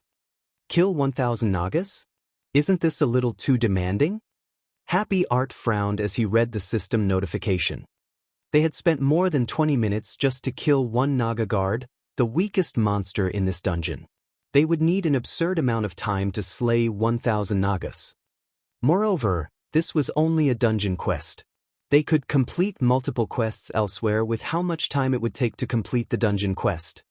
Yes, it will be time-consuming, but these Nagas provide a lot of EXP. Our leveling speed here will be at least 50% faster than grinding outside of the dungeon, Burning Sea said in astonishment as he examined his experience bar. Their leveling speed in the Thunder God's secret land was already impressive, But leveling in this dungeon was 50% faster than grinding outside of it. This dungeon was an amazing leveling spot. Of course, a large part of the reason that they earned so much EXP was the fact that they were severely underleveled, and their team only had 10 players. If a level 90,100-man team grinded in this dungeon, their leveling speed would be subpar, at best. In any case, we're stuck here for the moment. Let's just grind and consider the quest an additional bonus, Samsara said. That's right. Our leveling speed in here is awesome. If the Flower of Seven Sins members knew that we were having such a great time leveling up, they'd likely die with anger, Frozen Gem said, laughing. They forced us into a coma, thinking that we'd cave in sooner or later, but we'll see who outlasts who. Frozen Gem could easily guess what was happening outside the dungeon right now. Supreme Sky had likely stationed a large amount of his manpower to guard the dungeon's entrance. Once their team left the dungeon, the Flower's members would pounce and make them suffer. Previously, she had been feeling anxious about their situation as they were not able to do anything inside the dungeon while people in the outside world were continuously improving themselves. Now that they could level up far faster than players elsewhere, she didn't mind completing an unexpected quest while the Flower of Seven Sins wasted their time. The Thunder God's Trial? When Feng saw the name of the quest, he seemed to recall such a quest from his past. However, no one had bothered to complete it back then. The reason for this was very simple. In an era when every second mattered, no one wanted to waste so much time on a dungeon quest. Even a level 90,100-man team would need 5 or 6 days of grinding to slay 1,000 Nagas, and rather than wasting that time, players could focus on leveling up and improving their equipment through other quests. Moreover, the true treasure lay in the Thunder Temple's main temple. The side temple was only a transition for players who wanted to explore the main temple. Who would possibly be willing to waste so much time in the side temple? However, since their team couldn't leave the dungeon right now, completing the dungeon quest was better than doing nothing. Unfortunately, most of the Naga Guard's loot consisted of low-value items. The Lord hadn't even dropped a common weapon or equipment piece. The only items worth mentioning, aside from one magic crystal, were the amethyst coins, a currency unique to the Thunder God's secret land. With these amethyst coins, players could purchase some of the specialty products sold in the Thunder Temple. They could also trade these coins for gold for a 1-to-1 ratio. The underwhelming loot didn't surprise any of the team members. The Naga Guard was the weakest monster in the dungeon, and although it was a powerful foe to them, that was simply due to their low levels and inferior equipment. Seeing a random mob in a dungeon drop top-tier equipment would be strange.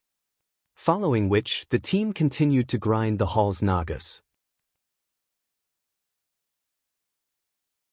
Although the method they used to slay these monsters was tedious, every time one fell, they watched their experience bars grow and rejoiced. As they finished off their 6th Naga Guard, the Lord dropped a blood-red stone fragment that immediately attracted Feng's attention. A Thunderbolt gemstone fragment. Although it was only a gemstone fragment, not a piece of top-tier equipment, it had been incredibly famous in God's domain during Feng's previous life. One could synthesize 10 Thunderbolt gemstone fragments into a Thunderbolt gemstone, an item the Thunder God had personally created to arm his soldiers. On its own, the Thunderbolt gemstone only increased players' basic attributes by 2% when equipped, and each player could equip a total of 3 Thunderbolt gemstones. Most experts would sneer at such a minimal boost. Even with 3 Thunderbolt gemstones, they'd only gain a 6% boost to their basic attributes, which certainly couldn't compare to the boost's other high-tiered gemstones offered. However, when players equipped 3 Thunderbolt gemstones, they triggered the hidden effect, Thunder God's Protection, which increased players' basic attributes by 9% and physique by 20%. In other words, players could equip 3 Thunderbolt gemstones and gain a 15% boost to their basic attributes and a 20% boost to their physique. The Thunderbolt gemstones had even been useful after players had reached Tier 3. Moreover, the Thunderbolt gemstones provided an additional 10% boost to players' basic attributes while inside the Thunder God's secret land. It was a perfect addition for those who wanted to explore the area. A fragment dropped after only the 6th kill? The situation surprised Feng a little. Could this be an additional reward for players entering the dungeon for the first time? As far as Feng could remember, the Thunderbolt gemstone fragments had a less than 1% chance of dropping, but this fragment had dropped after slaying their 6th Naga guard. The only explanation he could think of was that they had gotten extremely lucky, or the drop rate had increased. When Feng and his team had slain their 17th Naga guard, another Thunderbolt gemstone fragment had dropped. Sure enough, it has to be a benefit of entering the dungeon for the first time. Feng's excitement grew when he saw the second fragment. Initially, he had only planned to kill some monsters and grind levels in the dungeon. He had only planned to look for a way out of the Flower of Seven Sins trap after everyone had reached a high enough level. He hadn't actually considered raiding the dungeon completely, but if they could collect enough Thunderbolt gemstone fragments, his plans would have to change. Samsara and his teammates' basic attributes were still far from meeting the dungeon's minimum requirements, but if they could all equip 3 Thunderbolt gemstones, they could significantly shorten that gap. Considering their combat standards, raiding the Thunder Temple's side temple was entirely possible. After all was said and done, the Thunder Temple's side temple was a dungeon within an ancient god's secret land. The potential loot's quality could easily surpass that of a super large-scale team dungeon. Feng then informed the rest of the team about the Thunderbolt gemstones, which instantly motivated them to grind more Naga guards. Their goal in visiting the Thunder God's secret land was to improve themselves, and they had given up on that hope earlier. Now that another opportunity had presented itself, they couldn't miss this chance. As everyone's fighting spirits lifted, they fervently hunted the dungeon's Nagas. Once they recovered their stamina, they bounced back to continue the grind. Moreover, as everyone's levels continued to increase, their grinding speed also increased. These Nagas awarded a lot of EXP, and after grinding for almost 9 days, each member of the team had risen to level 80. Since their epic equipment had leveled with them, they had also received a major increase to their basic attributes as well. As for Feng, he had reached level 84. Their leveling speed was astonishing. After collecting 28 Thunderbolt gemstone fragments, only 11 away from their goal, the sharp sound of a system notification reached their ears once more. System, congratulations! You have killed 1,000 Nagas and completed the Thunder God's trial.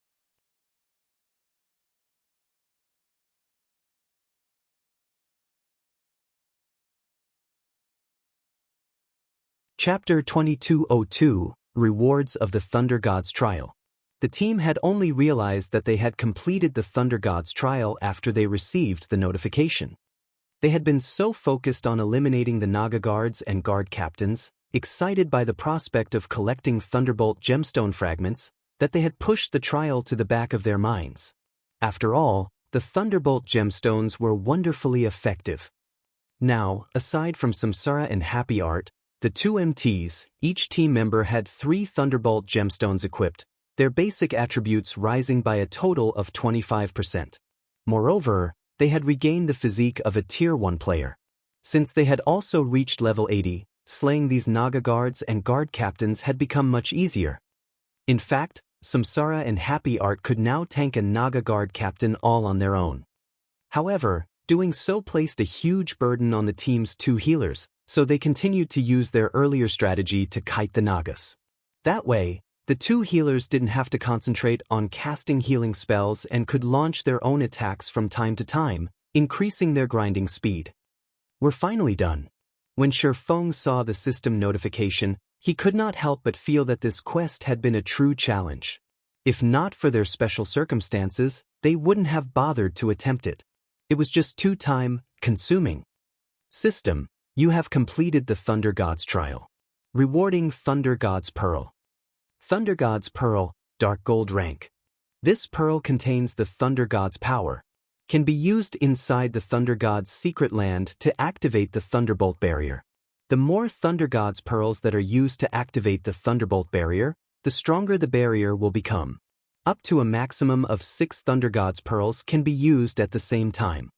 Duration, 20 minutes. Cooldown, 1 hour.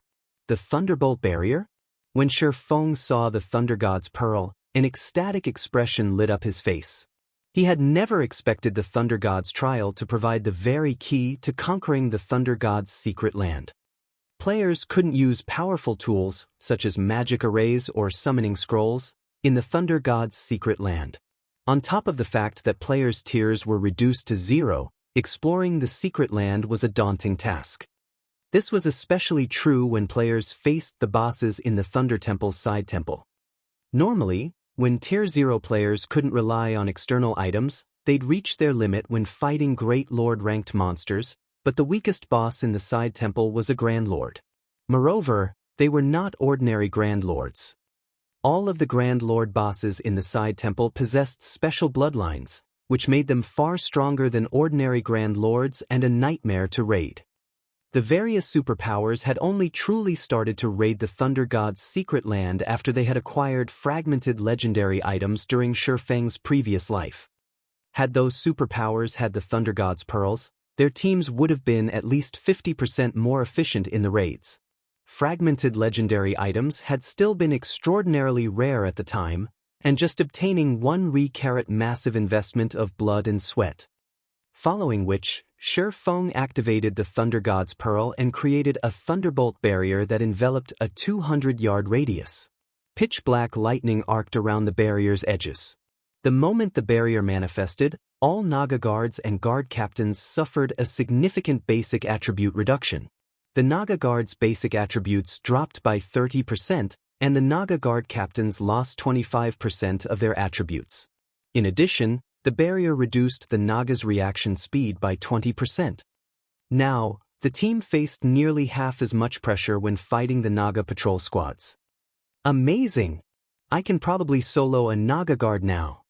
Burning Sea exclaimed as he watched the guard's sluggish movements. Experts like them preferred to deal with strong monsters, rather than fast monsters.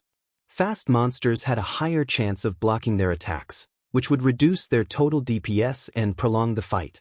Depending on circumstances, winning the fight might even be impossible for the players. Sure enough, this really is the key to conquering the Thunder God's secret land. Feng's eyes glowed with excitement when he saw the weakened Nagas.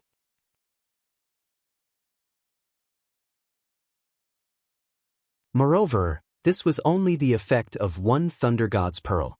If he activated the Thunderbolt Barrier with 6 pearls, it would even suppress a Grand Lord-ranked boss. Previously, he had only been 30% confident of his team slaying the dungeon's first boss, Naga General Valenka. After all, their team didn't have enough players.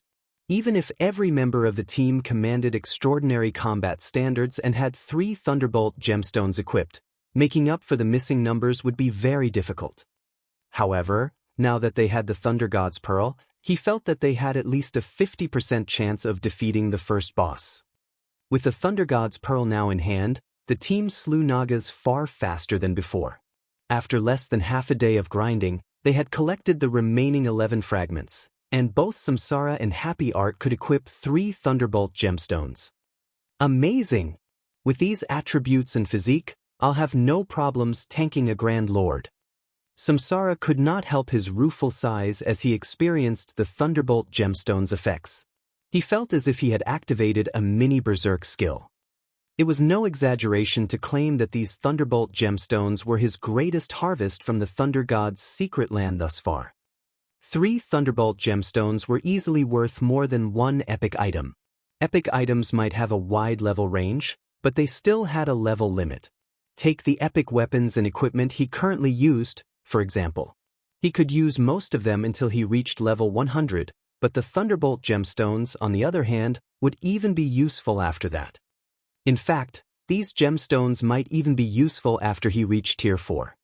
Once Samsara and Happy Art had gained their sets of Thunderbolt gemstones, the team grew restless and suggested that they challenge the side temple's first boss. Naturally, Feng didn't object. He too had been waiting for this moment for a long time. Although he had explored the Thunder God's secret land in the past, by the time he had first visited it, the various superpowers had raided the side temple several times. Furthermore, he had tagged along with other guilds' experts, and the expedition had been led by first-rate guilds' peak experts. Naturally, the leading first-rate guilds had claimed all the good loot. Experts from lesser guilds, like himself, who had come across a few entry passes to the Thunder God's secret land, had only been able to claim the scraps the first-rate guilds didn't want. Even so, he had obtained more than enough treasure to celebrate. An ancient god's secret land was far higher quality than other secret lands. Even after some other team had claimed the side temples first clear, and the quantity and quality of the drops had fallen, the dungeon's loot had still been considered top tier. Now that he had an opportunity to join the first team of players to raid the Thunder Temple's side temple in this life, why wouldn't he be eager to get started? Later, after Feng and the team had rested for an hour or so, he led them straight toward the Guardian Hall, where the Naga general waited. The team had long since annihilated the Nagas outside the Guardian Hall. Now, only the Naga general and 2 of its bodyguards remained within. However, when the team entered the hall and saw the boss they intended to raid, they couldn't help but gasp. Naga General, Valenka, Bloodline Creature, Archaic Species, Grand Lord. Level 89. HP 320, 000/320,